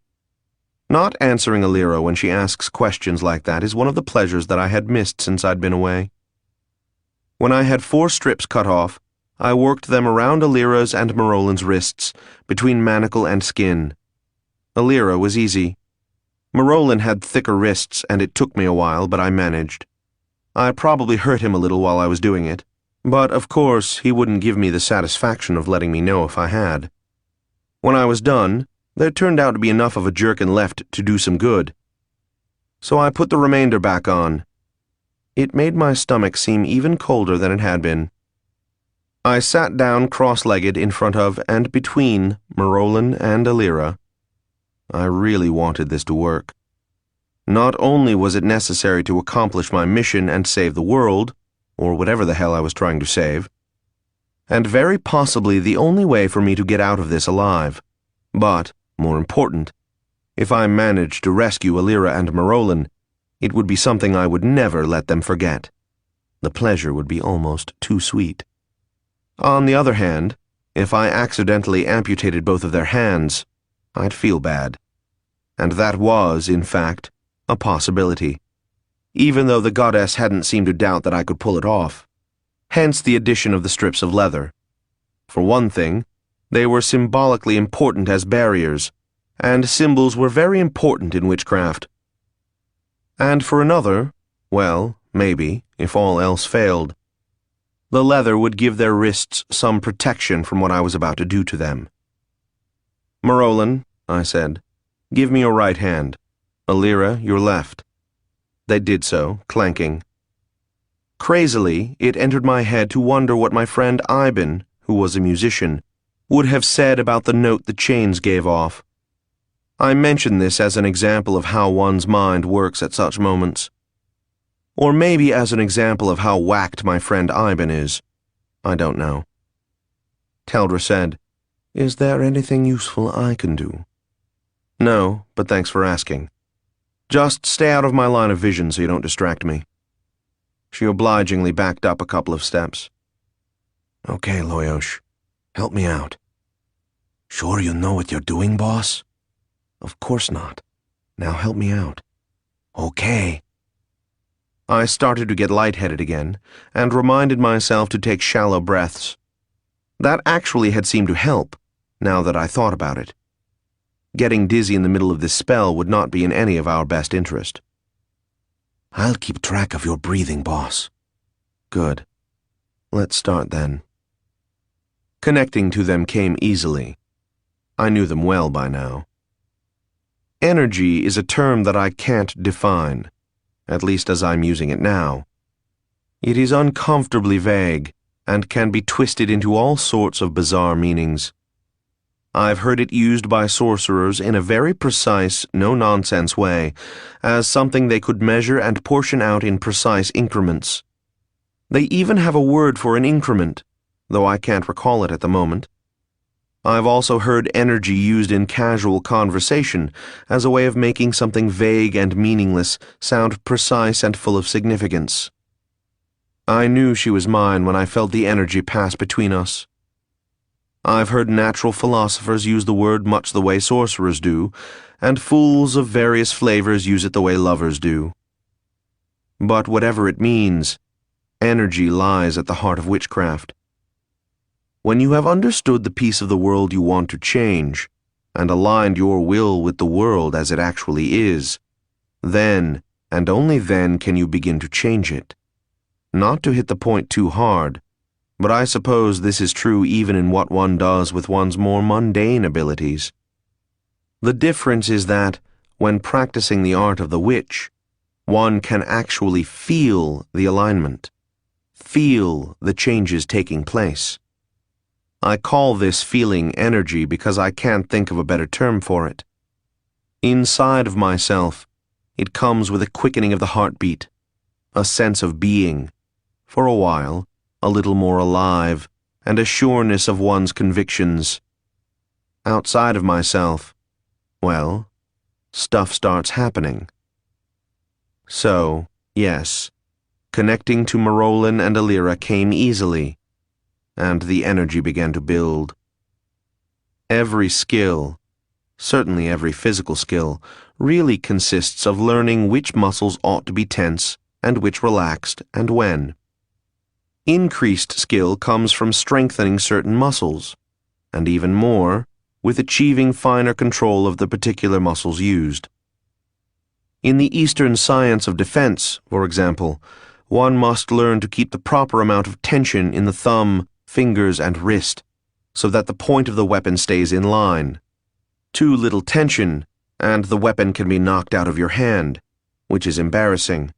Too much, and one responds too slowly, which is equally embarrassing. In fact, to show you how picky it can be, your first step in actually mastering the art is when you get control of your ring finger. Later, one learns the proper amount of tension for the forward knee and the rear foot, and so on.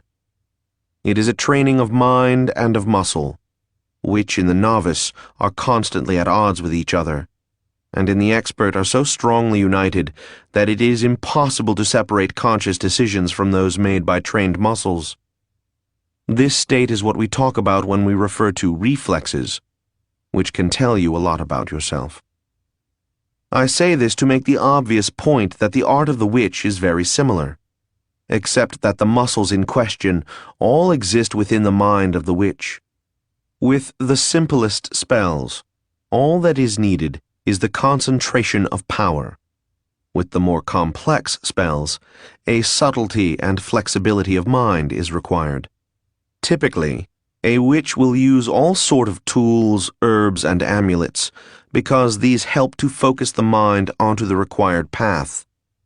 But when necessary, the swordsman forgets about proper form and technique and takes the opening that desperation requires and opportunity presents. Now that I think about it, most of my life has consisted of taking the opening that desperation required and opportunity presented. I did without tools, herbs, and amulets. Instead, I built them as metaphors in my mind. I imagined the manacles as 4 burning pyres with visible heat patterns emerging from them that I then turned into strips of cloth, not to be confused with the actual strips of leather, which were metaphorically walls keeping the heat from their arms, which were, oh, never mind. I took hold of the metaphorical cloth, not the real leather, and I pulled, throwing it carelessly to my metaphorical side. Fortunately, there was no one in the metaphorical way. Loyosh, Look to their wrists. Make sure I don't hurt them. got it, boss. I pulled, and it seemed as if I were pulling fabric from an endless spool. Somewhere far, far away, there was conversation. I imagine Marolin or Alira or both were making comments or asking questions, but none of it registered. Fortunately for all of us. Marolin, at least, ought to have understood that conversation was a bad idea, that I needed to concentrate, or bad things would happen. This was a thought I had later. At the time, I was, well, concentrating. Eventually it became harder to pull, and the flames from the pyres were almost extinguished. I continued because I didn't know just how far I'd have to go. Boss, I can't keep it all away from them. Are they being hurt? A little. A little more then, I said, and kept going, though it was now pretty tough and slow, and I realized I was becoming exhausted. It was what they call the point of diminishing returns when they want to sound all fancy and technical. To me, it was a signal that I was about done. Boss. Okay, I said. That will have to do. And I pulled out of my metaphors and symbols and use of energy as a precise vagueness, and came back to the world. Whatever world it was, at any rate. Very cold, Alira was saying. She and Marolin looked to be all right, so I just grunted at her. Thought about using Spellbreaker, but didn't know if it might have some additional effects, and I didn't want any additional effects just then. I pulled from behind my back a knife with a particularly strong, heavy hilt. I flipped the knife, caught the blade, and raised it over my head, then got a good hold on Alira's left arm. "What are you doing, Vlad?" asked Alira as I brought the knife down as hard as I could on the manacle, being careful not to touch the bitter cold metal with my hand. It shattered with a sound like broken pottery, rather than iron, and her wrist was free. I repeated the process on her other arm and broke the hilt of the knife as well as the manacle, leaving me staring at a blade and a tang, with a bit of bone hilt still clinging to it. Oh well, I had more knives. I pulled another and used it on Marolin's right arm, breaking the knife's hilt and doing nothing to the manacle. I scowled and pulled yet another, wishing I carried as many as I used to, but this one turned out to do the job. There were now 4 lengths of chain hanging from the wall. Marolin and Alira stood up. Hot damn. "Good work, Vlad," said Marolin, alternately rubbing each wrist with the opposite hand. "I'll take over now." Figured. I couldn't really object. I didn't have any energy to object with. It wasn't the sort of exhaustion you get when you've just run half a mile. My breathing was easy, and I was even remembering, with occasional nudges from Loyosh, to make my breaths shallow. And it wasn't sleepiness. I wanted to lie down, but I was nowhere near sleep. No, it was its own thing, the aftermath of a spell, a lethargy that I can only compare to the aftermath of sex, and that is too obvious an analogy, and has been used too often in books on witchcraft for me to want to push it. So let's just say I was too tired to object. Marolin rubbed each wrist in turn, as if to warm them up, or to assure himself that they were still there, then did something quickly with his hands, and he was suddenly holding a thin, black polished stick in his right hand. It was about 5 feet long, had rounded ends, a few silver tracings on it, and I'd never seen it before. "What is that?" I managed to say. "My wizard staff," said Marolin. "I am a wizard. We have staves, you know. They go with the office." "And I've never seen you use it before because—" "In my own world, Black Wand has pretty much replaced it. But here there are limits to what Black Wand can do, so I revert to my earlier skills and implements." "I suppose it is immensely powerful and you can do all sorts of amazing things with it." "Naturally." "And you've had it with you all along?" "I always have it with me." "Then please explain to me why, by Vera's skinny ass, couldn't you have—" "While I was fettered," he said, "its power was nullified. The genuine are rather skilled in counterspells. Now I am unfettered, and if there are no objections, I propose to use it. You don't mind, do you, Vlad? Or have you other questions?" "If that means you intend to get us out of here," I said, "then I'm all for it. If you have some other plan, we'll have to negotiate." "That's my plan," said Marolin. "Not, however, theirs," said Alira sweetly. I followed the direction of her gaze and saw that the two genuine were back. "So," I said to no one in particular, "I guess it comes down to negotiation after all." I looked at the genuine, then glanced back and saw, heard and felt Pathfinder and Black Wand being drawn from their sheaths. Marolin first transferring the staff to his left hand. Then he set the staff spinning. It seemed very light in his hand. I hoped he was doing more than showing off how good he was at making a stick spin. The wizard's staff was spinning at his side. He held Black Wand with his other hand, and next to him stood Alira, holding Pathfinder, with its point at the genuine's face. In the Jareg, we call this negotiating from a position of strength. I suspect the dragons have a similar term. I didn't have a position of strength. I didn't draw a weapon, because I wasn't sure what to draw, and because I was in no condition to wield a fly swatter. Teldra barked, coughed, grumbled, and chattered at them. One of them replied similarly. I strained to guess the tone of the conversation, then gave it up as hopeless. "Any idea, Loyosh?" "Sorry, boss. Not a clue." I hate sitting around while other people decide what's going to happen to me. "Well, you can always do something stupid." No, I think I'm over that for the moment. "Note down the date." Oh, shut up. Marolin and Alira took a step toward the genuine. Teldra kept talking. The big, ugly thing just stood there, not appearing to notice the great weapons, much less the wizard's staff, or the cold-blooded, highly skilled Easterner assassin who was bravely cowering next to the Dragon Lords. "Do that thing's eyes remind you of something, boss?" "Yes, Loyosh. Fish eyes. Is it important?" "Probably not."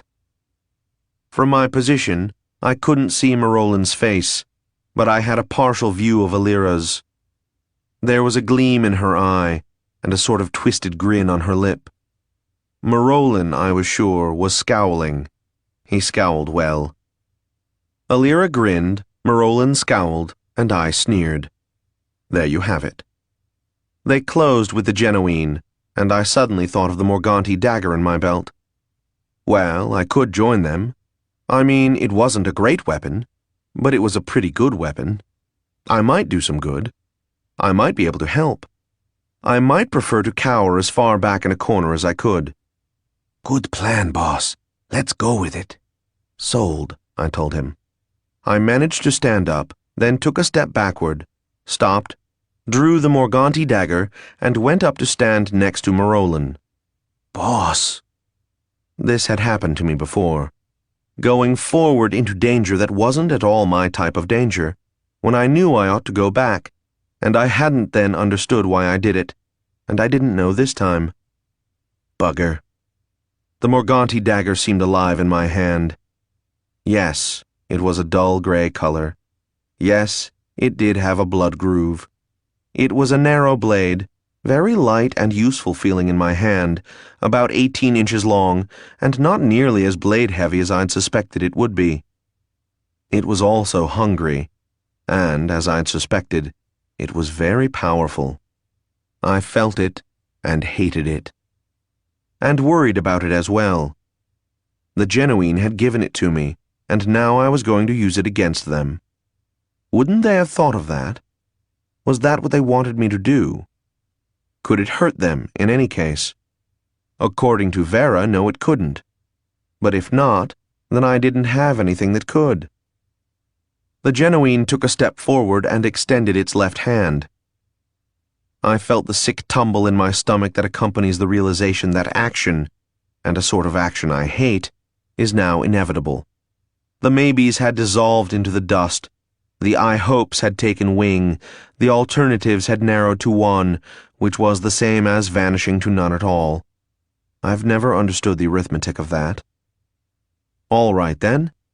If Marolan could fight with two weapons at once, so could I. I let Spellbreaker fall into my left hand. "Tell it," said Marolan, still spinning his staff, "that it will permit us to leave at once, or we shall destroy it." Teldra said, "Lord, that's what I've been telling her, though I have perhaps phrased it differently." "And?" "She is considering her options." "How rational," said Alira. Was Alira being ironic, boss? Or was that an insult? "We'll probably never know, Loyosh."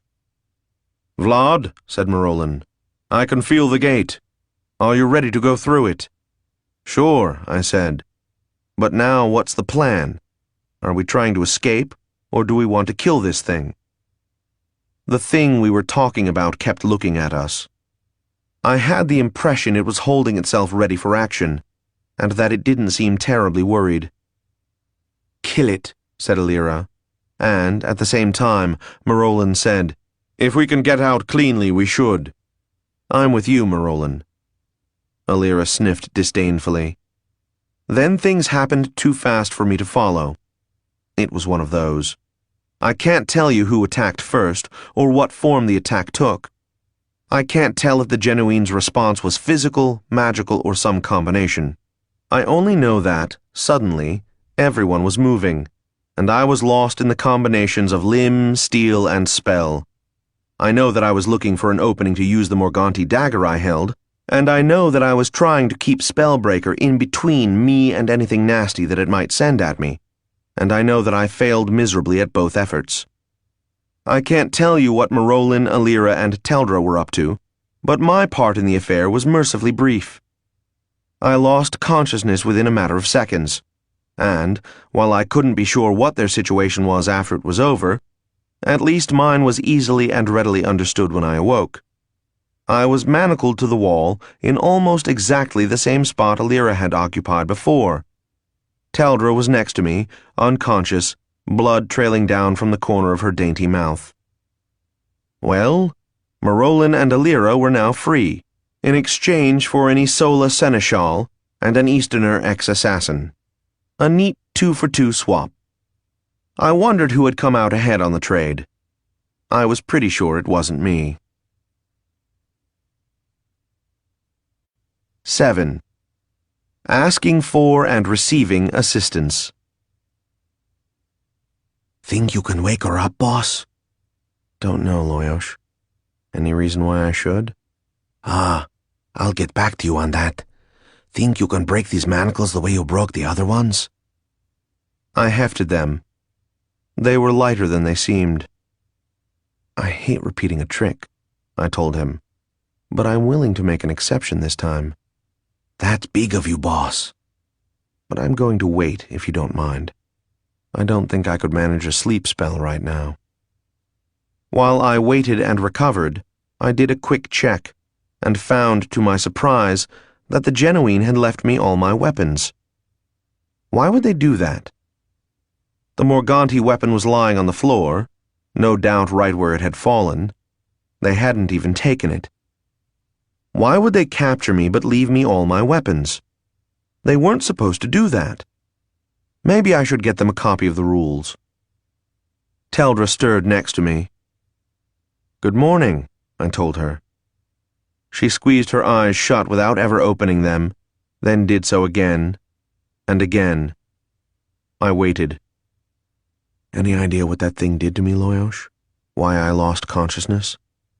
No, boss. It happened too fast.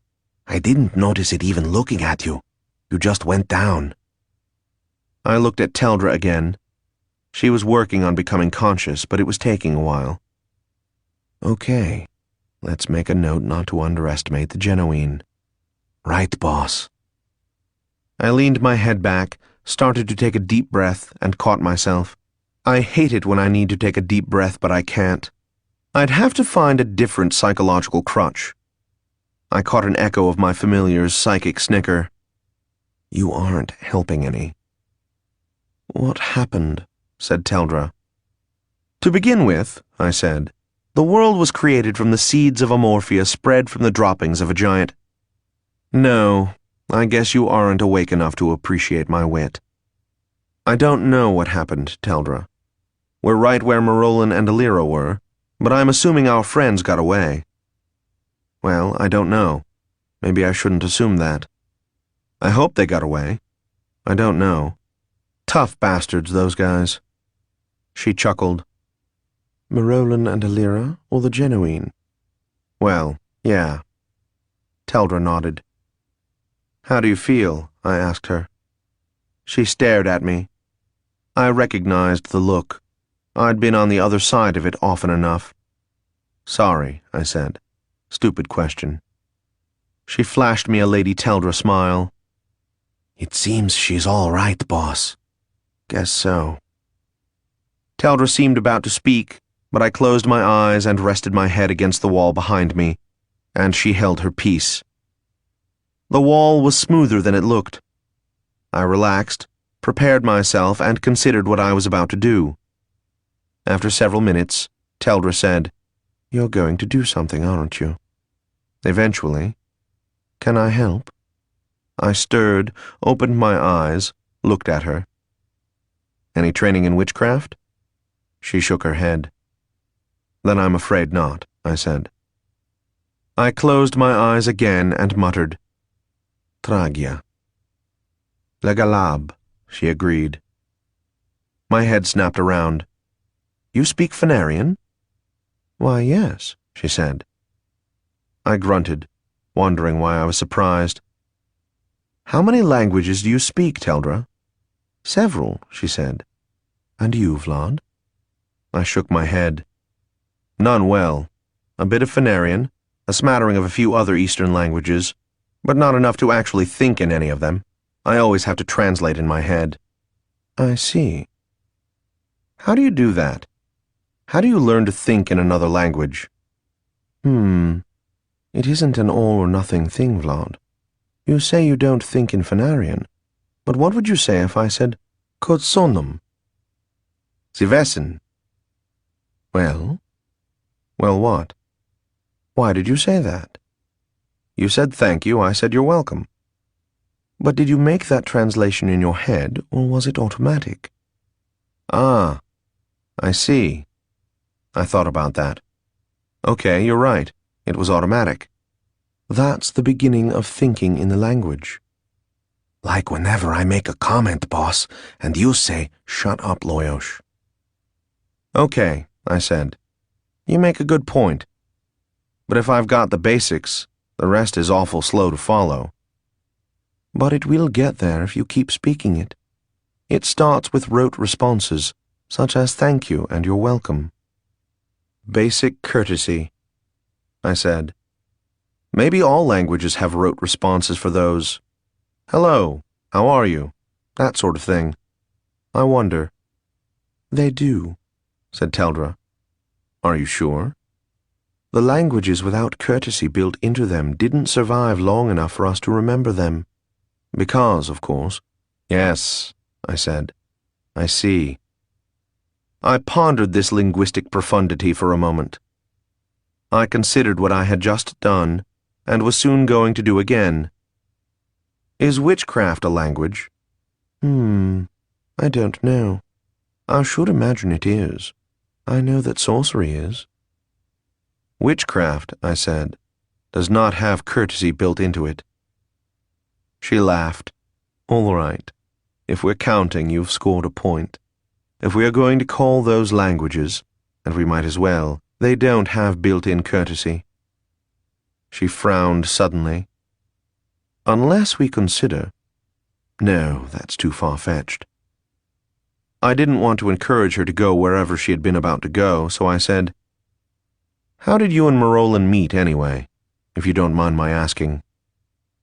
It was out east, said Teldra, during the interregnum, in a village whose name translated to Blackchapel. This was before he knew who he was, and... Before he knew who he was? Before he knew he was human. I blinked. I think you're going to have to explain that. I didn't realize you didn't know, said Teldra. Certainly it is no secret. All right. The Lord Marolin was brought to the east, beyond his ancestral homelands, as an infant, just around the time of Adron's disaster. His parents didn't survive, and so he was raised by Easterners. He grew up thinking he was simply an extraordinarily tall Easterner. You're kidding. No, my lord. Well, I'll be... Really? He thought he was human? I mean, Easterner? She nodded. I shook my head. Amazing. Yes. Most extraordinarily tall, I reflected. How did he find out? It couldn't be concealed forever, she said. In any case, I was also in the East, and of much the same age. We met at about the time he was completing his pact with Vera, in which I was able to be of some service to him, and I was also of some help when he was gathering his circle of witches. I nodded. I knew this circle existed. They occupied the East Tower, but I had never had occasion to go there, and still didn't know exactly what he used them for. But, no doubt, I would never know all there was to know about Marolin. I shook my head, trying to get used to the idea of Marolin being raised as an Easterner. Where in the East was he? There are, or rather were, a series of small kingdoms near Lake Niverpur, just south of the Hookjaw Mountains. Yes, I know them. They speak Fenarian in some of them. She nodded. His name at the time was Fenarian. So Tetzileg. Marolin is just the same thing, rendered into the ancient tongue of the dragon. Amazing, I said. All right. So you helped him sacrifice villages of Easterners to the demon goddess. Then what? She smiled. That was later, and they were Dragaran villages. Eventually he returned to reclaim his ancestral homeland, and he was gracious enough to give me residence. I was poor, of course, and had nowhere else to go. I remain very grateful to him. I nodded, wondering what she was leaving out. Most likely anything that was to her credit or Marolin's discredit. She was like that.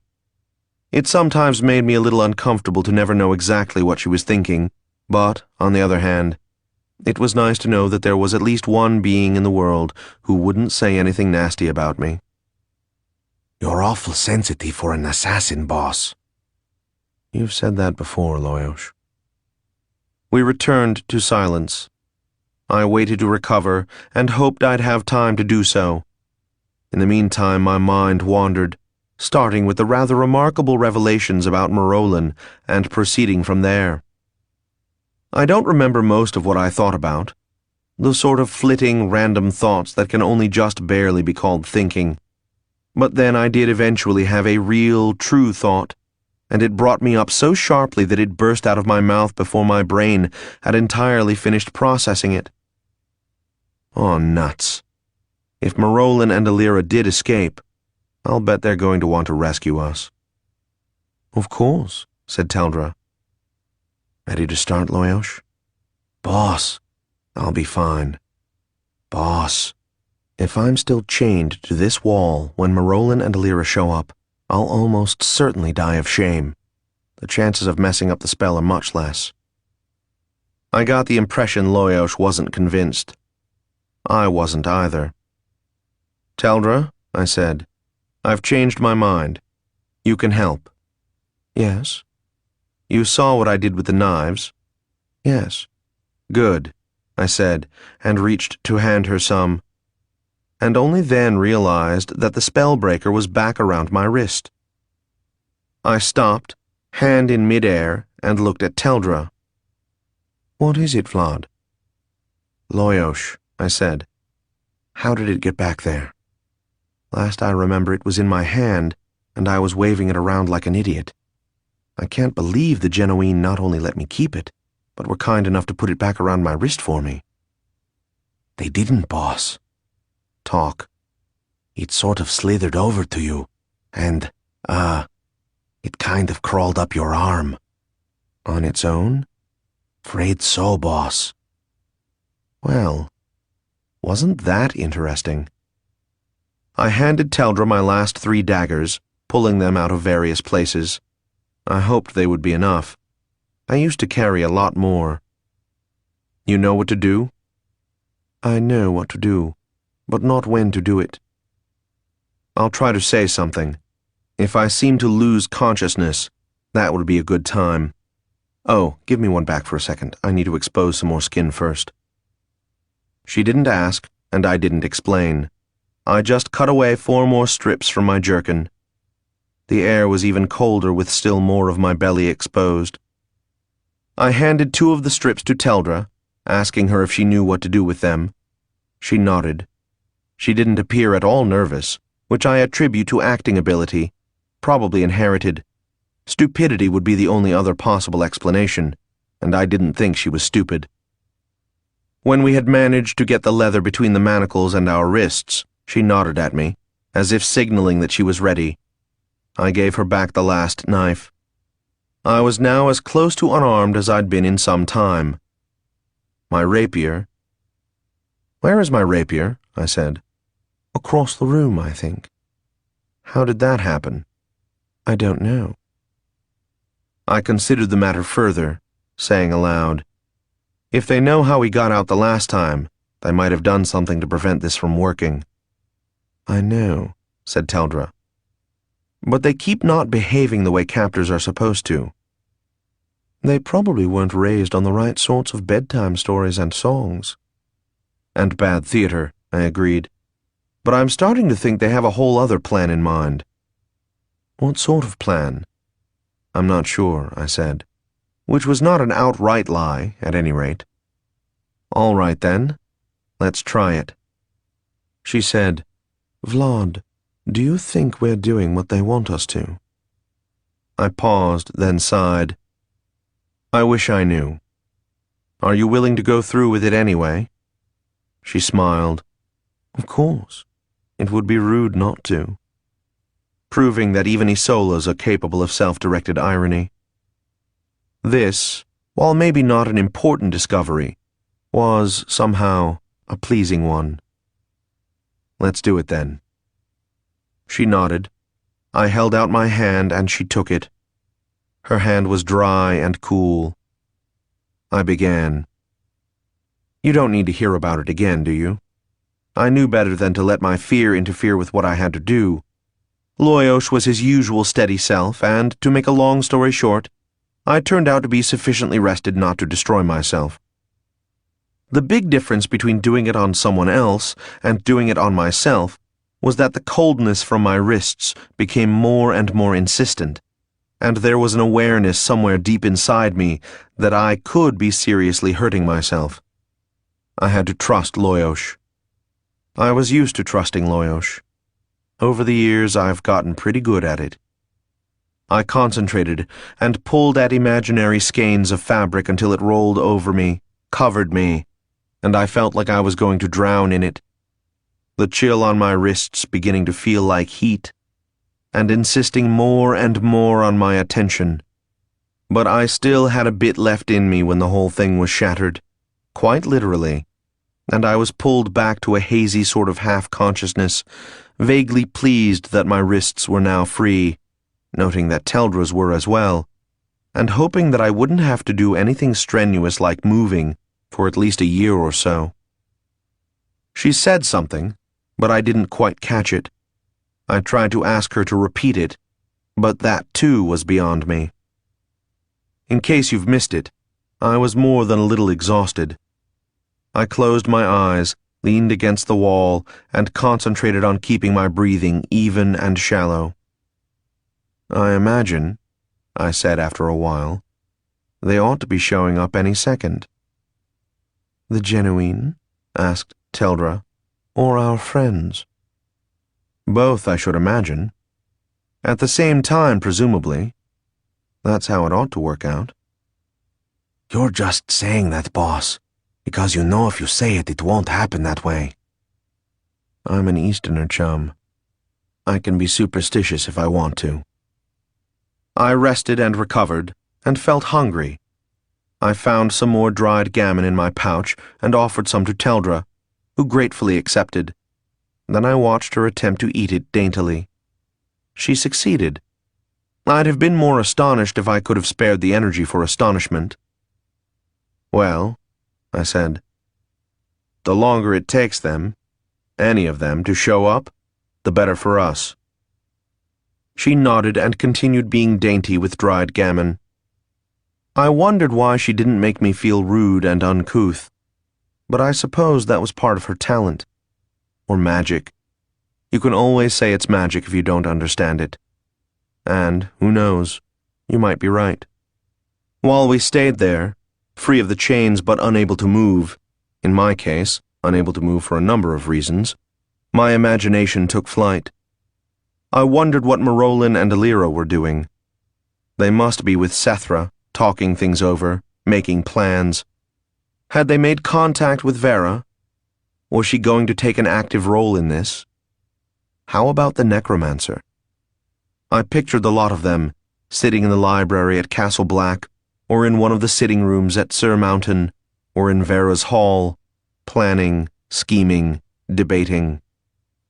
Or maybe they'd all just gone and decided to take a nap, figuring, hey, what's one Issola and one Easterner? Maybe they'd just leave us here. Or maybe they were eating, the bastards. Meanwhile, in this structure, or near it, perhaps the genuine were coming up with their own schemes, or chuckling about how well this one had worked. Did genuine chuckle? I couldn't imagine it. Perhaps they too had forgotten us. Perhaps in the grand scheme of things, we didn't matter. Vera had as much as told me that I mattered because she was going to make me matter. I had mixed feelings about this. Eventually, various needs brought me to my feet. I carried one of the chamber pots into a corner of the place and relieved myself, feeling like a drunk who's just staggered out of Coriatan's public house. Then I made it back, drank some water, and waited. Time dragged, and my imagination soared, and I considered my fate. Teldra remained silent, perhaps aware of my thoughts and not wishing to disturb them, or perhaps she was busy with her own thoughts. Even Loyosh remained still. But I considered who I was, and whether, when all was said and done, I would make a difference in the world. I had rarely had such thoughts. Lately I hadn't had time for them, and before that they had never occurred to me. But had fate included me in its plans? Did I even believe in fate? Teldra, do you believe in fate? My words shattered the stillness like a sorcerous explosion, but she hardly blinked. She said, "In a sense." "Yes." "I believe in paths and choices. I don't believe in an inescapable fate, but I believe we are each given several possible directions, and sometimes we choose one without being aware of having made the choice." I nodded. "I think I understand." "But at other times, we know. Sometimes you realize you cannot stand still, and to move forward, or move back, or move to the side will set you on a new path. Does it matter to you if you make a difference in the world?" "I do make a difference, Lord Taltos." "Vlad." "Very well. Vlad, I make a difference whether I wish to or not. I hope to make a good difference, if only in a small way." "I wonder," I said. "I wonder whether a small way is enough for me, and I wonder if a big way is too much." What brought this up, if I may ask, Vlad?" "I don't know. Too much time on my hands, boredom, and remembering my conversation with Vera." "What about your conversation with Vera?" "What she said about me being a tool." "Oh," said Lady Teldra. "There is another thing about the goddess." "Yes?" "Sometimes, when she speaks to us, we do not hear the same thing." "I don't understand." "It has been said that she speaks in words we can each understand, and that we will each understand her in our own way." "Isn't that true of everyone?" "Perhaps. But I didn't hear anything about you being a tool. I heard... Well, it doesn't matter what I heard." I said wisely, and didn't press the matter, though I wanted to badly. "I think," I said, "that I may be approaching one of those decision points you were talking about." "Maybe," she said, "but I suspect, my lord, that you made your decision some time ago, and are just now beginning to understand its significance." I let that one float around for a bit, then felt myself snarling. "All right.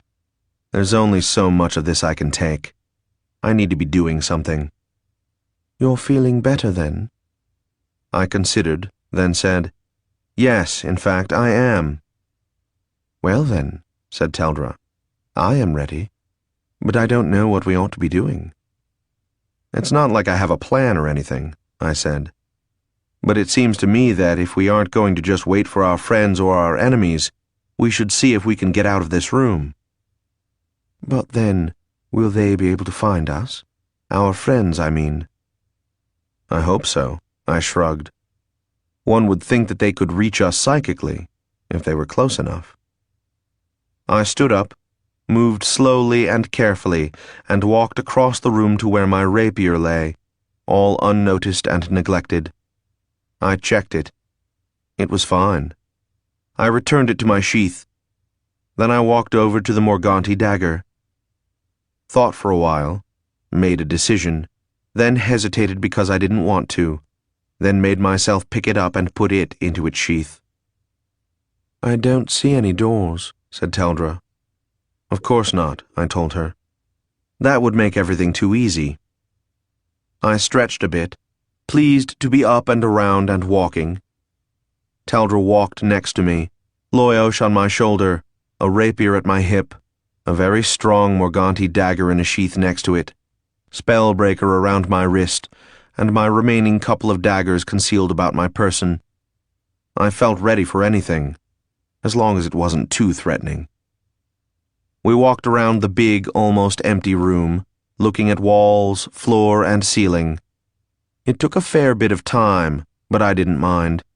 I was pretty much recovered, though I felt generally sore and rather tired, and Loyosh had to keep reminding me to take shallow breaths. Except for the empty shelves placed here and there, seemingly at random, there wasn't much to see. Everything was very plain, flat, featureless. depressing. Eventually, we made it back to the place where we had been shackled. I said, "There's no way out." Teldra nodded. "Which answers the question about whether the Genuine have sorcery, I imagine."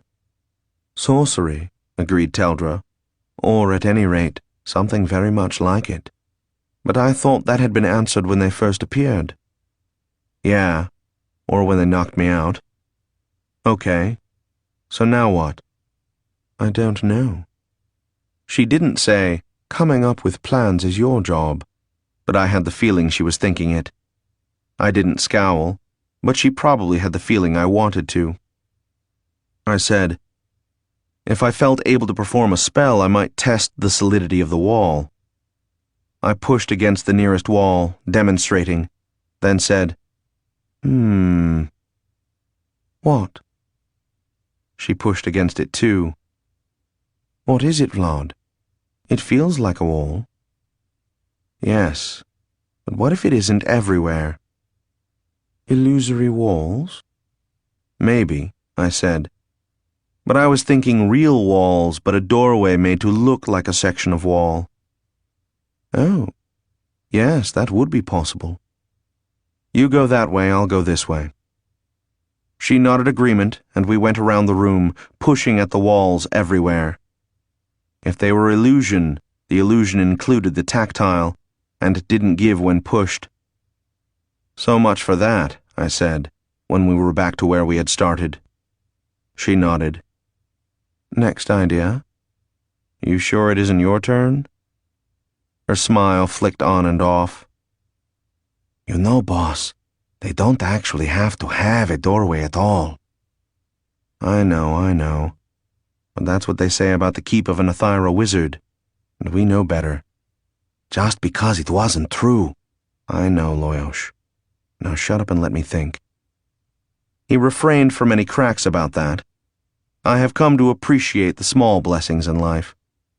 I considered matters for a bit, then said, "All right, if we're going to test it, we're going to test it." Teldra gave me a look of inquiry. I let Spellbreaker fall into my hand. I could see Teldra wanting to ask what I was up to, but she didn't, and I didn't volunteer the information. If I was going to look ridiculous, at least I didn't have to explain why. I struck Spellbreaker against the wall above where we had been chained up. It gave off a dull, ringing sound. "Vlad?" "Get used to that sound, Teldra." "Very well," she said. I took a step to the right and struck the wall again. It sounded just the same. I took another step, and another, and so on. It was a big room, and it took a while, but I just told myself I was killing time until either the Genuine reappeared, or Marolin and Alira showed up to rescue us, or something else happened. Move a step, whap. Move a step, whap. Move a step. And then, when I found it, I almost missed it anyway. I was about a third of the way from where I started when I struck the wall and started to move past it, but noticed that Spellbreaker had changed again. It was shorter, the links smaller. I stopped, looked at it, then at the spot of blank wall I was facing. I struck the wall again, and a light tingle went up my arm, and I was looking at a doorway. Not even a door, rather a large stonework arch, maybe 12 feet high at its top, and big enough for 4 of me to walk past arm in arm. It was just there, as if to say, "What took you so long?" I glanced back at Lady Teldra, who had been walking beside me to keep me company. "Yes," she said, "I see it too." I not only saw it, but I felt the wind through it. Through it, mostly what we could see was darkness, except for the points of light in the sky. "Stars," said Lady Teldra. "I know them," I said. "They have them in the east, too." "I know," she said. "I remember." "I don't know exactly what they are. Some say the homes of the gods." "Some say each is a world," said Teldra. "That when we go through a necromantic gate, We are stepping onto one of those points of light, from which we could look back and see our own world as a point of light. I like that notion. I'm not entirely certain that I do, I said. I've never liked stepping into the unknown. She refrained from any of the obvious observations she could have made to that, merely falling silent and waiting with me. Even as I watched, I realized that it was becoming brighter. It was dawn wherever we were, and I started to be able to make out features of the landscape. It took several long moments before I was able to bring myself to step through the archway, toward the strange world, the emptiness, and the stars of the heavens. 8. Fishing etiquette. Here's a quick story for you, before we go any further. In the earliest days of the world, darkness mated with chaos and produced 3 daughters. The first was night, the second was pain, and the third was magic. Now chaos went on and mated with the sky, producing a son who was evil. One day, Evil, being jealous of his stepsisters, captured Magic and took her away to his secret fortress beyond the world. But Magic called upon her mother, Darkness, who heard her cries and, seeing everything, saw what Evil had done. Darkness then summoned Chaos and said, "Look what your son has done. He has taken magic from the world." Chaos then turned on his son Evil and cast him out, and rescued Magic, restoring her to the world. Then Evil cried out, saying that he repented his act, and praying that his father not abandon him. Chaos could not turn his heart from his only son, so he relented and permitted Evil into the world as well. But from that moment on, Magic has mistrusted Evil, though Evil still pursues Magic, and darkness watches over them both, so that wherever you find Evil, you will find darkness there, watching. And chaos will sometimes be found in the aid of Magic, and sometimes in the aid of Evil. Do you like it? It is an old story of my people, and there are some who believe it literally. I myself think there are elements of truth in it, because another name for magic is Vera, the demon goddess. And who knows, perhaps the Genuine really are evil. Beyond that, I don't care to venture. If there is a personification of darkness, not to mention chaos, then I don't want to know about it. So here we were, maybe in the power of evil, at least on their world, and maybe magic would help us. And I was very much afraid that if the Genuine didn't get me, I'd trip over my own metaphors and break my neck. These were my thoughts then as we stepped out of the door, and I don't know how it was for Teldra, but for me there was a shock. The sudden realization that the entire world was not that one room of that one building. Anything or anyone, Loyosh? Not as far as I can tell, boss. We walked 25 or 30 feet away from it and looked back. I was half expecting it to have vanished, but it was still there, the outside looking quite a bit like the inside, except that the surface was rougher. It seemed to be just chunks of rock stuck together. A closer look indicated an odd shape to the structure. It was hard to tell from this close, but it seemed that it had an angle to it, that it wasn't quite straight up, and there were bits of projections sticking out. Was this significant of anything? Stupid question. What was significant and what wasn't with these beings? I turned my attention to the landscape, and eventually thought of Tsur Mountain. There was nothing there that actually looked like Tsur Mountain, mind you, but...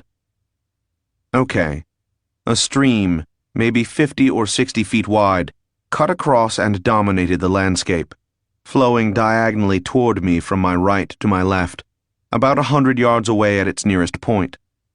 A few spindly trees with stubby branches and massive leaves all along their lengths dotted the banks on both sides, and what seemed to be a stonework bridge appeared not far away.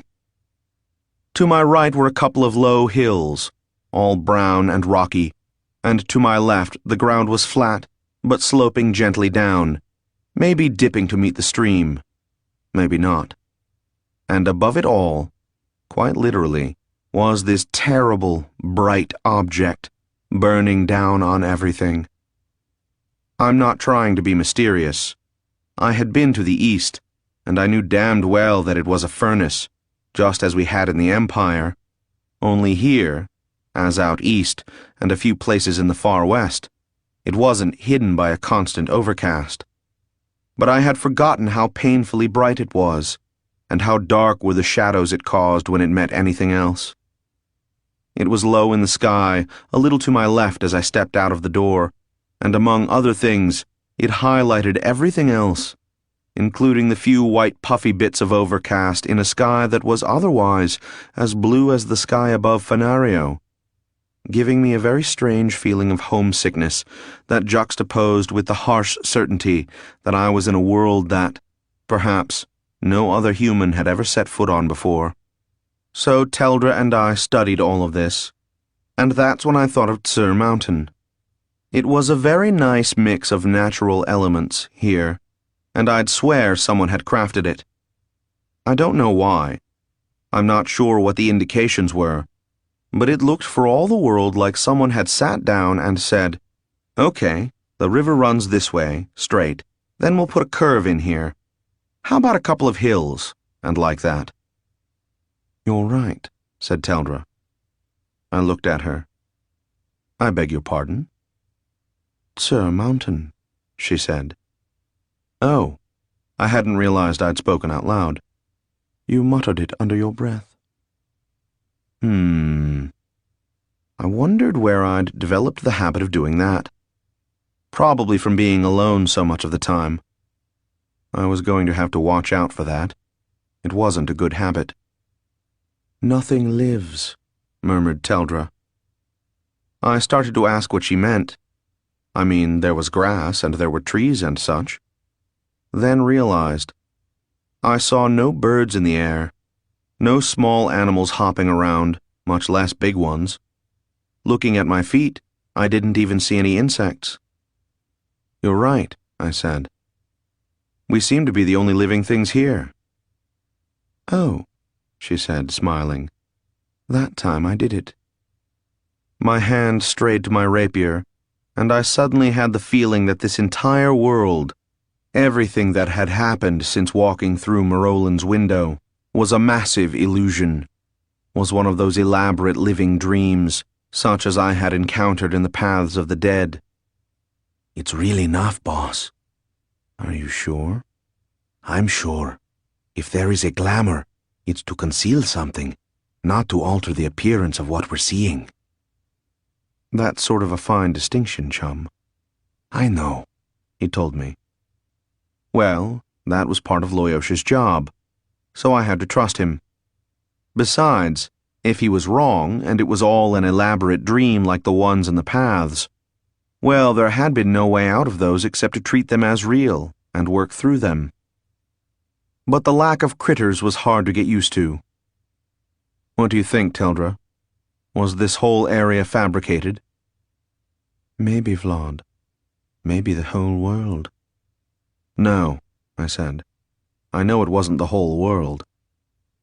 "Oh," she said. "How can you tell?" "Because if they can do that, we don't have a chance against them." She laughed. "Ah, I see. I'm not familiar with that logic." I shrugged. Actually, I'm not kidding. That's one thing I learned in the course of my long and checkered career. If your only chance of living through something is if your enemy isn't a sorcerer, or doesn't have a spare dagger, or can't jump an 11-foot crevice, then you assume your enemy isn't a sorcerer, or doesn't have a spare dagger, or can't jump an 11-foot crevice. Said Teldra. "I see. It makes a very practical sort of sense." "Yes," I said, involuntarily remembering the guy who could jump an 11-foot crevice, much to my disgust. But I survived that one anyway, because he turned out to be wearing the wrong kind of boots. Long story. Never mind. There was a bit of a breeze coming from my left. Not too strong, just enough to tickle the back of the neck. It brought no smells except the sort of sweet scent that seemed to be part of the air here. This reminded me, again, to keep my breathing even and shallow. "Well," I said, "Taldra, you must have studied all the old songs and stories, and you must be better read in history than I am, and since I almost never attend the theatre, you must attend more often than I do." "Perhaps," she said. "Well then, what does one typically do in a situation like this?" Taldra looked at me. "I mean, usually when one finds oneself on an entirely different world, barely able to breathe, surrounded by a bizarre environment, beset with enemies with the strength of gods and with no way home, what are the usual steps?" She barely cracked a smile. "Usually," she said, "one calls for help of one's patron god, who then assigns one an impossible task in exchange for minimal aid, which aid turns out to be ironically fatal. Or else one discovers a powerful artifact of unknown properties, which, upon use, proves to take over one's soul, so that, after the rescue, one kills one's beloved." "I see. Well, now you know why I almost never attend the theatre." Taldra supplied the obligatory chuckle, and I looked out once more at the world around us, suddenly taken by the fear that Marolin and Alira would not come, and the Genuine would not come, and we would find no way out, that we would remain here for the rest of our days, which days, now that I thought of it, wouldn't be long if we didn't figure out how we were going to eat. But I knew this fear was groundless. Whatever Marolin had done in the past, I knew that he would never stop trying to rescue us as long as he was alive. And, of course, things being as they were, death might not manage to stop him either. I sighed. "You know, Loyosh, if anyone had told me yesterday at this time that 30 hours later I would have rescued Marolin and Alira, nearly killed the demon goddess, and found myself trapped in a prison the size of the world, unable to decide if I was hoping to be saved or was hoping not to be saved, I'd have said, 'Yeah, sounds about right.'" "You probably would have, boss." "I think this says something about my life choices." "Uh-huh." I looked around at the world, noticing the perfection of the stream, the hills, the mountains, the general sense that everything had been planned and crafted. I had the sudden irrational, and I'm sure wrong, notion that this little part of the world was all there was, that everywhere out of sight was just sort of gray and unfinished. And I was also again reminded of the paths of the dead, though I'm not sure why. Taldra and I began walking. The ground was soft and springy, and we soon reached the banks of the stream, which were only 2 or 3 feet above the flow. I leaned over and stared into it, watching it. It hardly seemed to be moving, yet occasionally the crests would break into diminutive whitecaps. It was neither blue, nor green, nor red, as is most of the water I've seen, but sort of an olive. I could not imagine what accounted for this. I couldn't see the bottom, but it seemed neither shallow nor dirty. "What is it, boss?" "This water." "What about it?" "I don't know. It's no more natural than the rest of this place, but it isn't perfect." He said nothing. I continued studying it. Taldra remained a foot or two behind me, silent, the soul of patience. I stooped, then knelt. I reached out toward the water, then changed my mind, holding my hand motionless. Then how shall I put this? Extended my senses. It's hard to describe. It's sort of like the difference between hearing something and intensive listening, or between resting your hand on velvet and closing your eyes and luxuriating in the feel of it, only with a sense that, oh, forget it, it's a witch thing. In any case, I reached out for the water, and... "Yes," I said aloud. "Yes?" echoed Lady Teldra. Yes, I agreed. She waited. I turned to her. The water, I said. It isn't water. She waited. Boss? I don't know, Loyosh. I'm working on it. Aloud, I said, the water isn't like the rest of the place. Well, it is and it isn't. I don't know. I want to follow it. All right, Vlad. Upstream or down? Oh. You ask good questions. The source or the result? The theoretical or the practical? Find out what it all means, or go straight for where something can be done about it. A moment of sublime indecision, with a chance to learn something deep and important about myself. Or perhaps not. I know that by inclination I'm a source man. I like to understand things as completely as possible. But if I was to do something before things were done to me, I couldn't take the time. Downstream, I said. Let's see where this goes. She nodded. Loyosh mumbled an agreement into my mind, and we set off. The stream meandered gently. The ground underfoot was soft and springy, if uneven. The air still had that sweetness. I was getting used to taking shallow breaths. The scenery didn't change much, and the water was quieter than the forest streams I'd become used to finding by sound and smell. After most of a mile, I realized that I was hearing something. A low sort of rumble. It was oddly difficult to localize, but seemed to come from ahead of us. Loyosh, you said you couldn't fly, but... No, I can do it, I think. Then, I'm on my way, boss. He left my shoulder and flew off ahead of me, his flight strong and smooth, mostly gliding, wings flapping now and then, smoothly. Quite graceful, actually. Gee, thanks, boss. Oh, shut up. Are you all right? Yeah, I can manage. I just have to glide a lot, and I won't be able to keep this up very long. You won't have to. What do you see? I'd say water, only you claim it isn't water, so...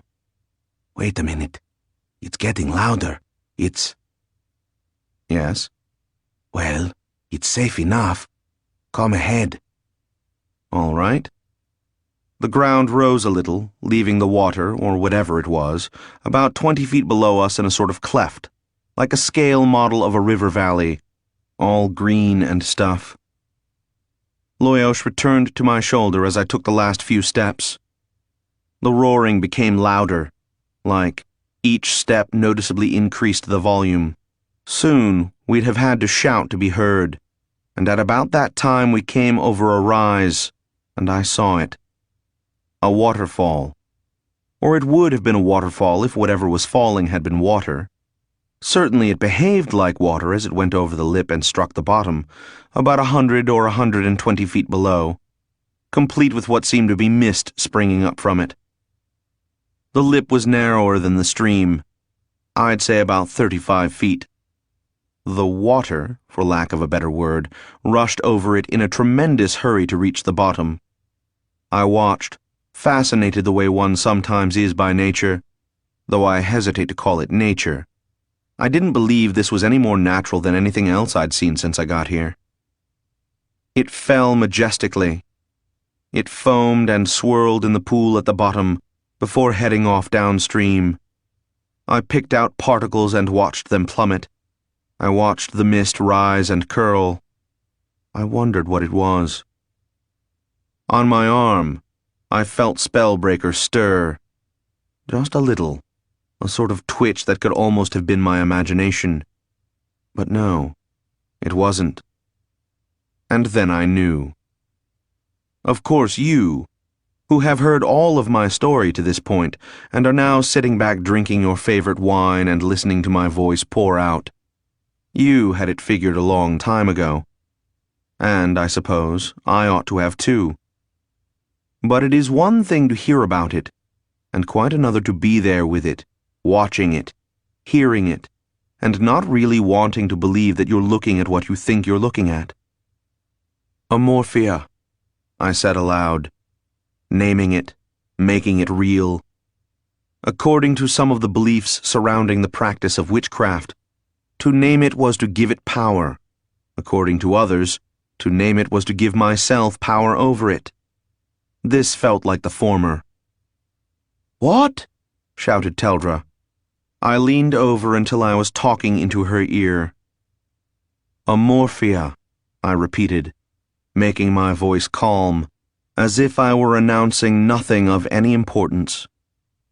The stuff of chaos. She stared at it, then nodded slowly, leaned over and spoke into my ear. "Yes," she said, "you're right.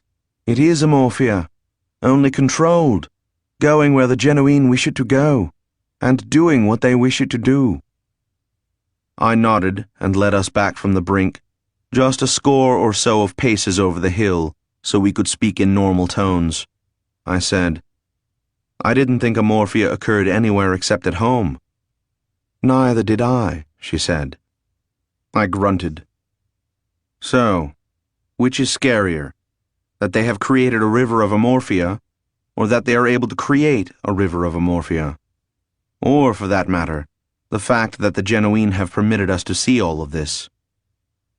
"I begin to believe," she said, "that the reason we haven't been molested is that, quite simply, we are too insignificant to worry about." "Insulting," I said, "but it could be true. It would explain why we've been permitted to see this, too. We just don't matter." Teldra exhaled briefly through her nose and watched the scene. I watched with her. She said, "And we were wondering if there was any magic here." I listened to chaos splash over the cliff. From where we stood, we could see the rush of the gathered Amorphia about to plunge over the falls. Now that I knew, or perhaps now that I had admitted to myself what it was, it looked even less like water. The color changed as you tried to focus on it, but now appeared mostly to fluctuate between steely gray and a dark, unhealthy green, and while it almost behaved as water should, it didn't quite do that either. "Well, we've certainly learned something," I remarked into the air. Amorphia. The stuff of chaos. According to some, the stuff of life. According to others, the basic building block of all matter and energy. I didn't know. I wasn't a magical philosopher, and I'd certainly never studied the ancient, illegal, and frightening branch of sorcery devoted to such things. I'd used Amorphia once, and since then had skimmed a couple of Marolin's books to pick up useful-looking spells, but I'd never studied it. I had used it once. A long time ago, in the heart of the city, trying to save the life of Marolin, who was dead at the time, don't ask, faced by several sorceresses of the Bitch Patrol, the left hand of the Jareg, I had called upon abilities I didn't know I had. I had hurled something at them they could not have anticipated any more than they could counter it. Yes, I had done it once. I let that memory play around in my head, remembering the feel of a tavern floor against my face, and a sense of desperation, a desire to do something, anything, and the explosive release of a power I had inherited because, once, my soul had been close kin to the soul of some idiots who played around with that power. That day, I had been an idiot too, and had been rescued by Alira before I dissolved myself and a section of Adrolanka into the basic component of all matter and energy, or whatever it was. I remembered that day, years ago, and separated from me by so many experiences that it might as well have happened to a different person.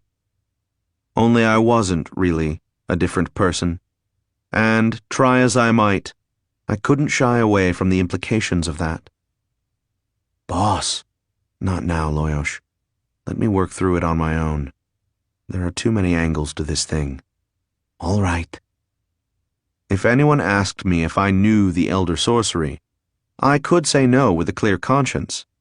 I didn't know it, in any meaningful way. but. The Elder Sorcery is, perhaps, the most difficult branch of magic. At least until you try to throw them all together and tie them up in some object where you also keep your soul, so you get to call yourself a wizard, for whatever satisfaction that will bring you. I had once harbored illusions about learning sorcery as it was practiced before the Empire, before the Orb, before what I'd call civilization. I had a sort of start, owing to an accidental relationship in my past life.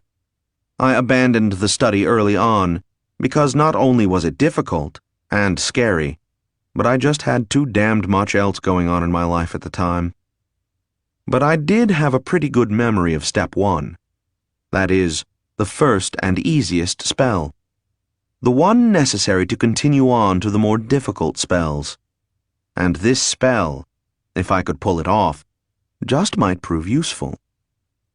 My brain raced and worked at a few of the angles until it ran down, by which time I had already opened up my small pouch of witchcraft supplies and dug around for a bit. I didn't have a lot of stuff with me, and everything I did have was valuable. But what can you do? I picked out the ceramic bottle of Dira juice because it wasn't too hard to come by, and the main use it had was treating a particular jungle fever that I'd so far managed to avoid. I poured the contents on the ground. I noticed Teldra looking a question at me. I shook my head. I found a loop of leather and hung it around the neck of the bottle. Then I walked over to the bank where the amorphia flowed like water. Teldra cleared her throat. "I was just wondering," she said, "how you're going to keep the bottle from dissolving in the amorphia you're trying to capture." "Oh," I said. "You've known Marolin a great deal longer than I have. Haven't you read any of his books?" "Not on the Elder Sorcery. Have you?" "Yes," I said. "Oh," she considered. "And you learned how to do whatever it is you're doing?" The questions were a bit intrusive for Teldra, but I couldn't blame her. Hanging around while an incompetent plays around with amorphia is worth at least a couple of innocent questions. "More or less," I told her. She bit her lip and didn't ask anything else, for which she ought to have received whatever sorts of medals her house gives out. I started the bottle spinning in a wide, slow loop, directly in front of me, about a foot over the stream. "It really isn't that difficult," I said, "if all you want to do is capture some of it. It's just a question of speed." As I spoke, I started spinning the bottle a little faster. Not much. Amorphia will take, some measurable fraction of a second before it begins to operate on matter that comes in contact with it. The trick is just to get it before it destroys or alters whatever vessel you're using to capture it. I glanced at her. "Move a couple of steps to the right, please." She did so, silent. The other trick is the little matter of the spell. There isn't a lot to say about it. It's a pretty simple spell, really, well described by the book. You just draw the power through your link to the orb. Yeah. There's the catch. The whole link to the orb problem. I was currently missing one of those. To the left, however, there were alternatives, if you were willing to risk interaction with unfettered, raw amorphia. I happen to have a supply of that near to hand. I stared at the stream. Do you know how hard it is to look at water? To see it when it's flowing past you? You see foam, or swirls, or crests, or whitewaters, or maybe the stream bed, or maybe the reflection off the surface. But it is very hard to actually see the water. It is even harder when it isn't actually water, but amorphia, the quintessence of formlessness. It is hard to see formlessness, because what we see is form. Try it sometime, if you have any raw chaos lying about. It is simultaneously too much and too little to grasp. But I kept trying, staring at it and then past the subtle color shifts, rigorously refusing to believe in the shapes my mind tried to impose on the shapelessness. And at length, I don't know how long it was, I began to seep into it. Those sorcerers who spend a lot of time working with Amorphia say that every such experience is a step closer to madness. Judging from Alira and Marolin, I think that is probably true. But fortunately, I didn't have to go too far. Just enough contact for one little spell. I felt a response within me, something like and yet unlike the first feelings that a spell is working. To the right, I felt as if I were secure and comfortable and relaxed. And to the left, I felt as if I were on the edge of a precipice, and one small step, or the loss of my balance, would send me hurtling over into insanity. The balance issue was a good metaphor, and also quite real, because, as I readied the spell, I leaned over the stream. Should I slip in, it would be a quicker death than many I've come near, but it isn't how I choose to spend my last measurable fraction of a second. I changed the angle, so instead of spinning parallel to the stream, it was almost perpendicular. I timed the spin. It was just over a second for a full loop. I wished I remembered just what the measurement on that measurable fraction of a second was. At the time, that hadn't been the sort of detail I was interested in, not being able to imagine being in this situation. Was it around half a second? A little less? I sped up the spin just a trifle, then let my breath out slowly. "Here we go," I said aloud. "Keep your eye on this thing. There should be something flying out onto the shore behind me." I executed, or perhaps I should say released the spell as I lowered my arm so the bottle splashed into the stream. The first good news was that I didn't fall in, but I hadn't really expected to. The second good news was that the stream didn't splash on me. I'd been afraid of that, but couldn't think of a good way to avoid it. The third good news was that the leather suddenly felt lighter in my hand, and a glance told me that there was nothing hanging on the end. But the real good news was that Teldra cried out, "I saw it! Something flashed. It went off that way."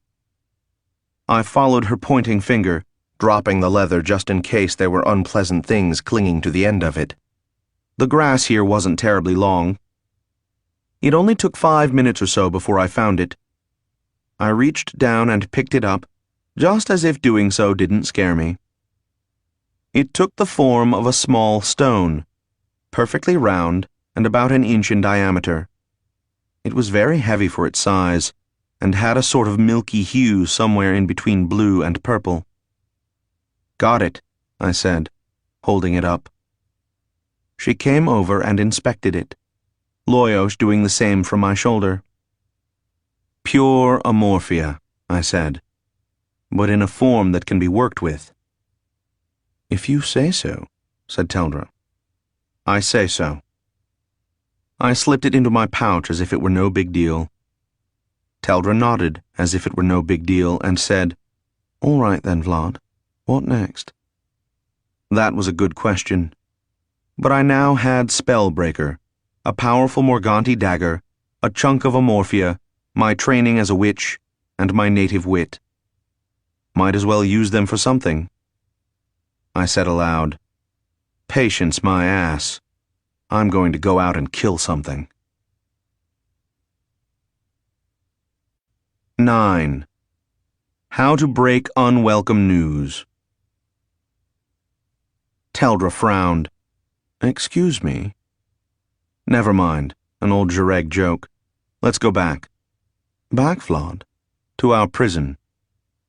I watched her face and decided she was struggling between courteously agreeing and rudely asking if I had lost my mind. I politely cut in before she had to choose.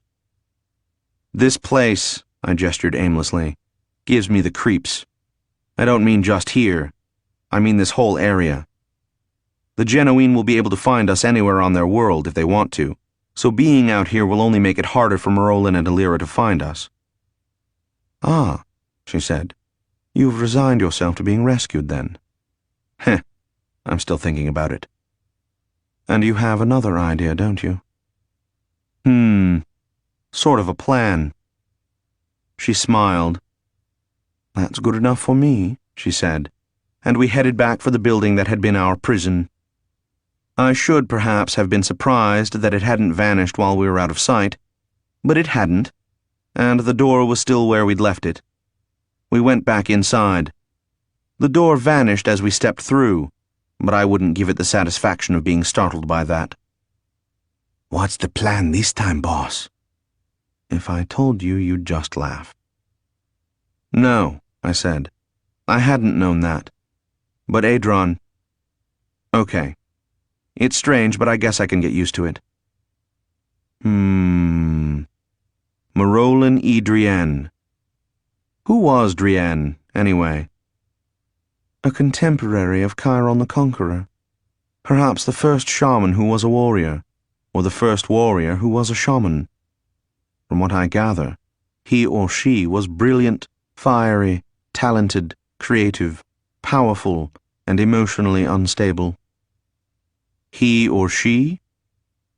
As I understand it, Drienne was born female but transformed herself into a man around the time of the founding of the empire.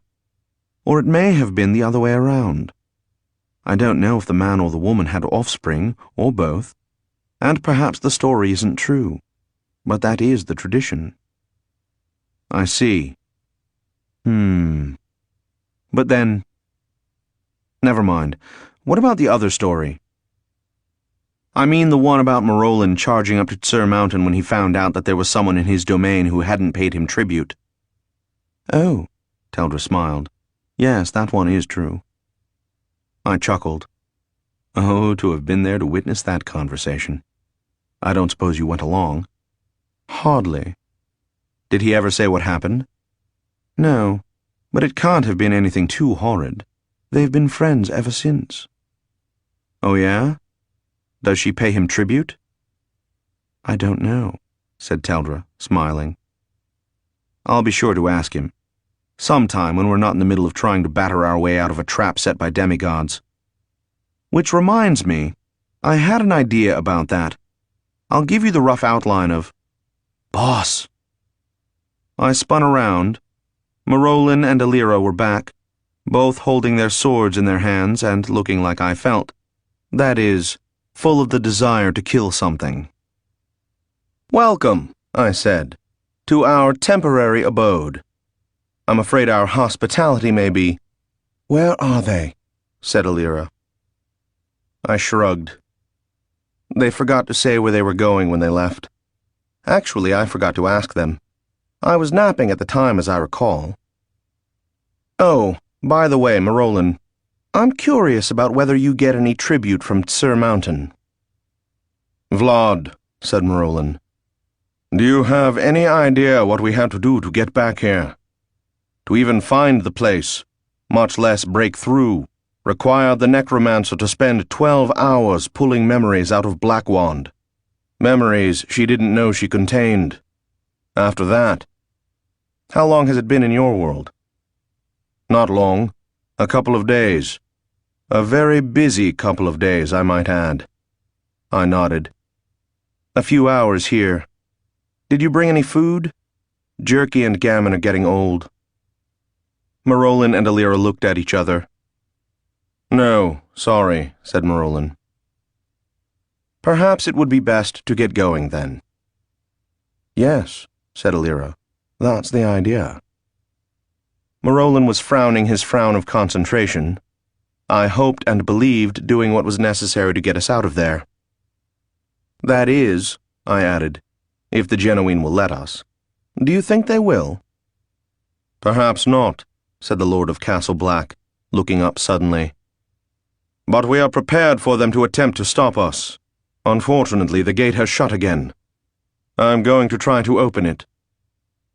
He did that thing with his hands again, and he was once more holding his thin, black wizard staff.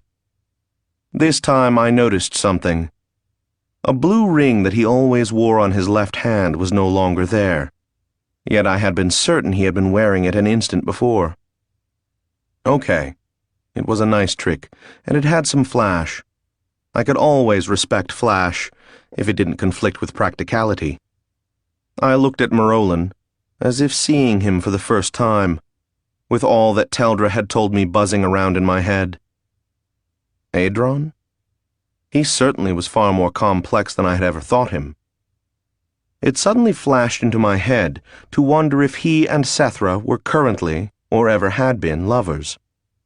Now that was an interesting thought, and one that would probably come back to me on many cold nights, assuming, of course, that I would have the opportunity to have many cold nights. Which brought me sharply back to the present. I said, "Sethra is in on this, isn't she?" "Yes," said Marolin. "And she's at Castle Black, in the tower, waiting to assist us." I nodded, knowing, I'm sure, that her help is likely to be either insufficient or unnecessary. "Yes." I felt myself scowling, and my stomach growled, just to make sure I understood how it felt, too. "Got it," said Marolin suddenly. "Over here, quickly." There was a shimmering waviness in the air, gold-colored, about 6 feet behind Marolin.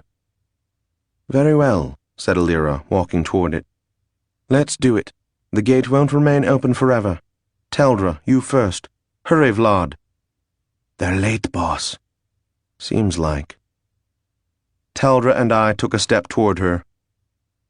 Sometimes, things are so close, almost this or just barely that, one thing and another, balanced just so, that there seems to be an instant where they are both happening and neither happens, and each path is fully realized, like a psi-print held in place by the strength of mutual impossibilities. Sometimes lives, your own or another's, depend on decisions that come within a whisper, a hair, a fraction of breath, of going one way or the other. Have you the strength of will to do what you know is the right thing, or will your appetite rule the moment?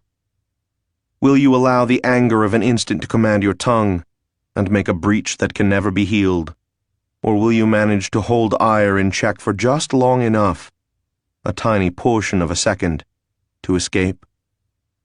Sometimes it is so close, so very close. I took a step forward, and, as my footstep faded, I could almost hear, an infinitely extended moment, nothing happening, taking forever, but much too fast. Was instantly aware. Voices whispering in the silence, with the silence, not disturbing it. A foot almost descending, simultaneously in one place and another, occupying 2 places at once. But that's what movement is all about.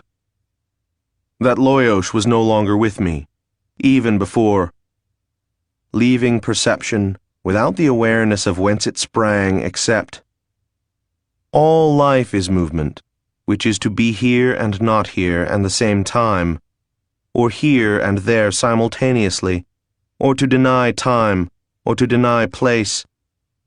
I realized that my surroundings had changed, that I was uncertain where I was, that it came from outside of self, if such a distinction is valid without time or place to hang it from, and the voices is to be, in fact, nowhere, and nowhere is. Teldra and Alira and Marolin had cross-stepped while I lunged. I knew.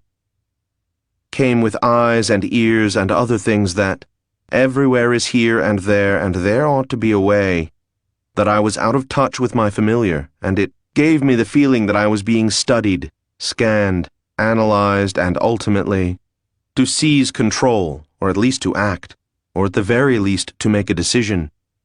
Had been years since I had come so, discarded and permitted, to be holding a chain of gold light, in my mind if nowhere else, so that in and through the shield of swirling gold which suddenly, close to panic, to stop or resume, seemed to me to be a place, not a thing, that I could, but that, like so much else, is self-defeating. So the interrupted pace, the walk, the step, which in turn permitted, enter into and go through and be changed by, tried not to think about it, but trust in him and me and just do, a junction of thought, and a resonance of experience, so that I managed, or thought I managed, or almost managed, spinning corridors of gold that were within and without, and then through once more, leaving me. And I guess it worked because what was before me became behind me, and here became there, which was all right because to make contact once more with my familiar, somewhere real at last, was back. Well, I said, or thought, lying against the cold stone floor.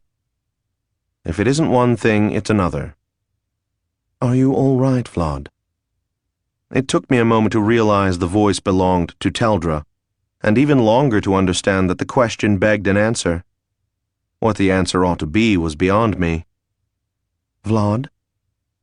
I turned my head and made eye contact with her, looking up at her impossibly tall form, hoping she would see that I was at least somewhat sensible.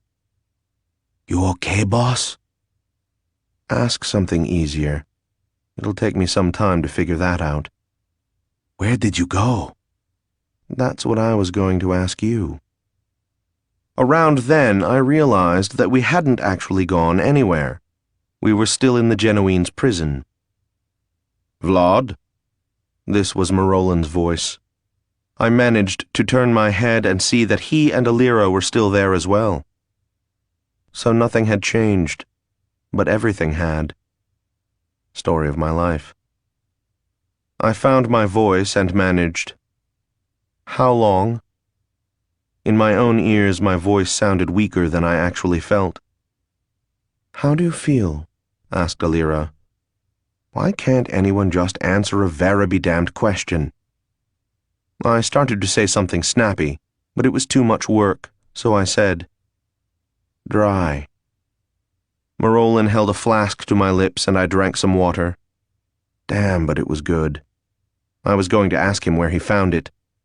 Water. Wonderful stuff. Who knew?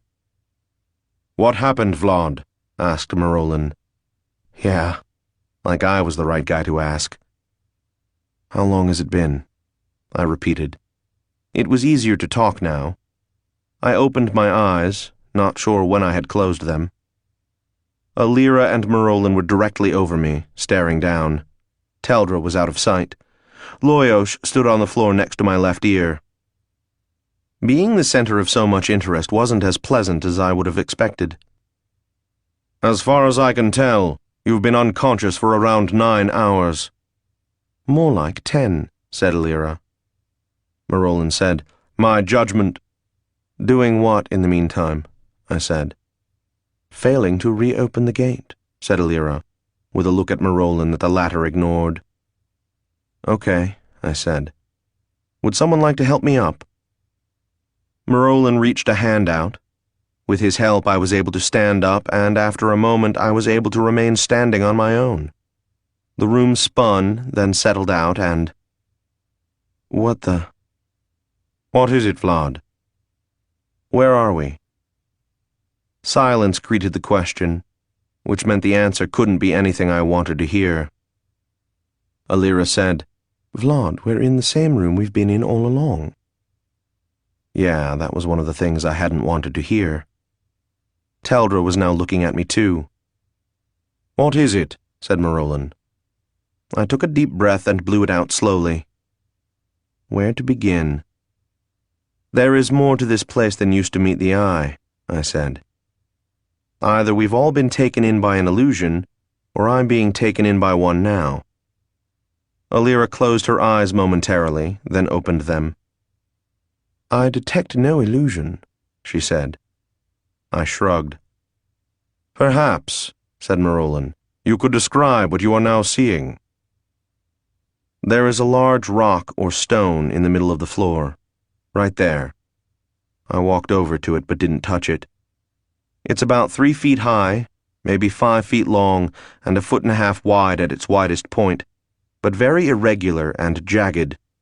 It is mostly a dark, shiny gray, with pink veins running through it. I glanced over at them. They were looking at me, not the rock. I don't see it, boss. figures.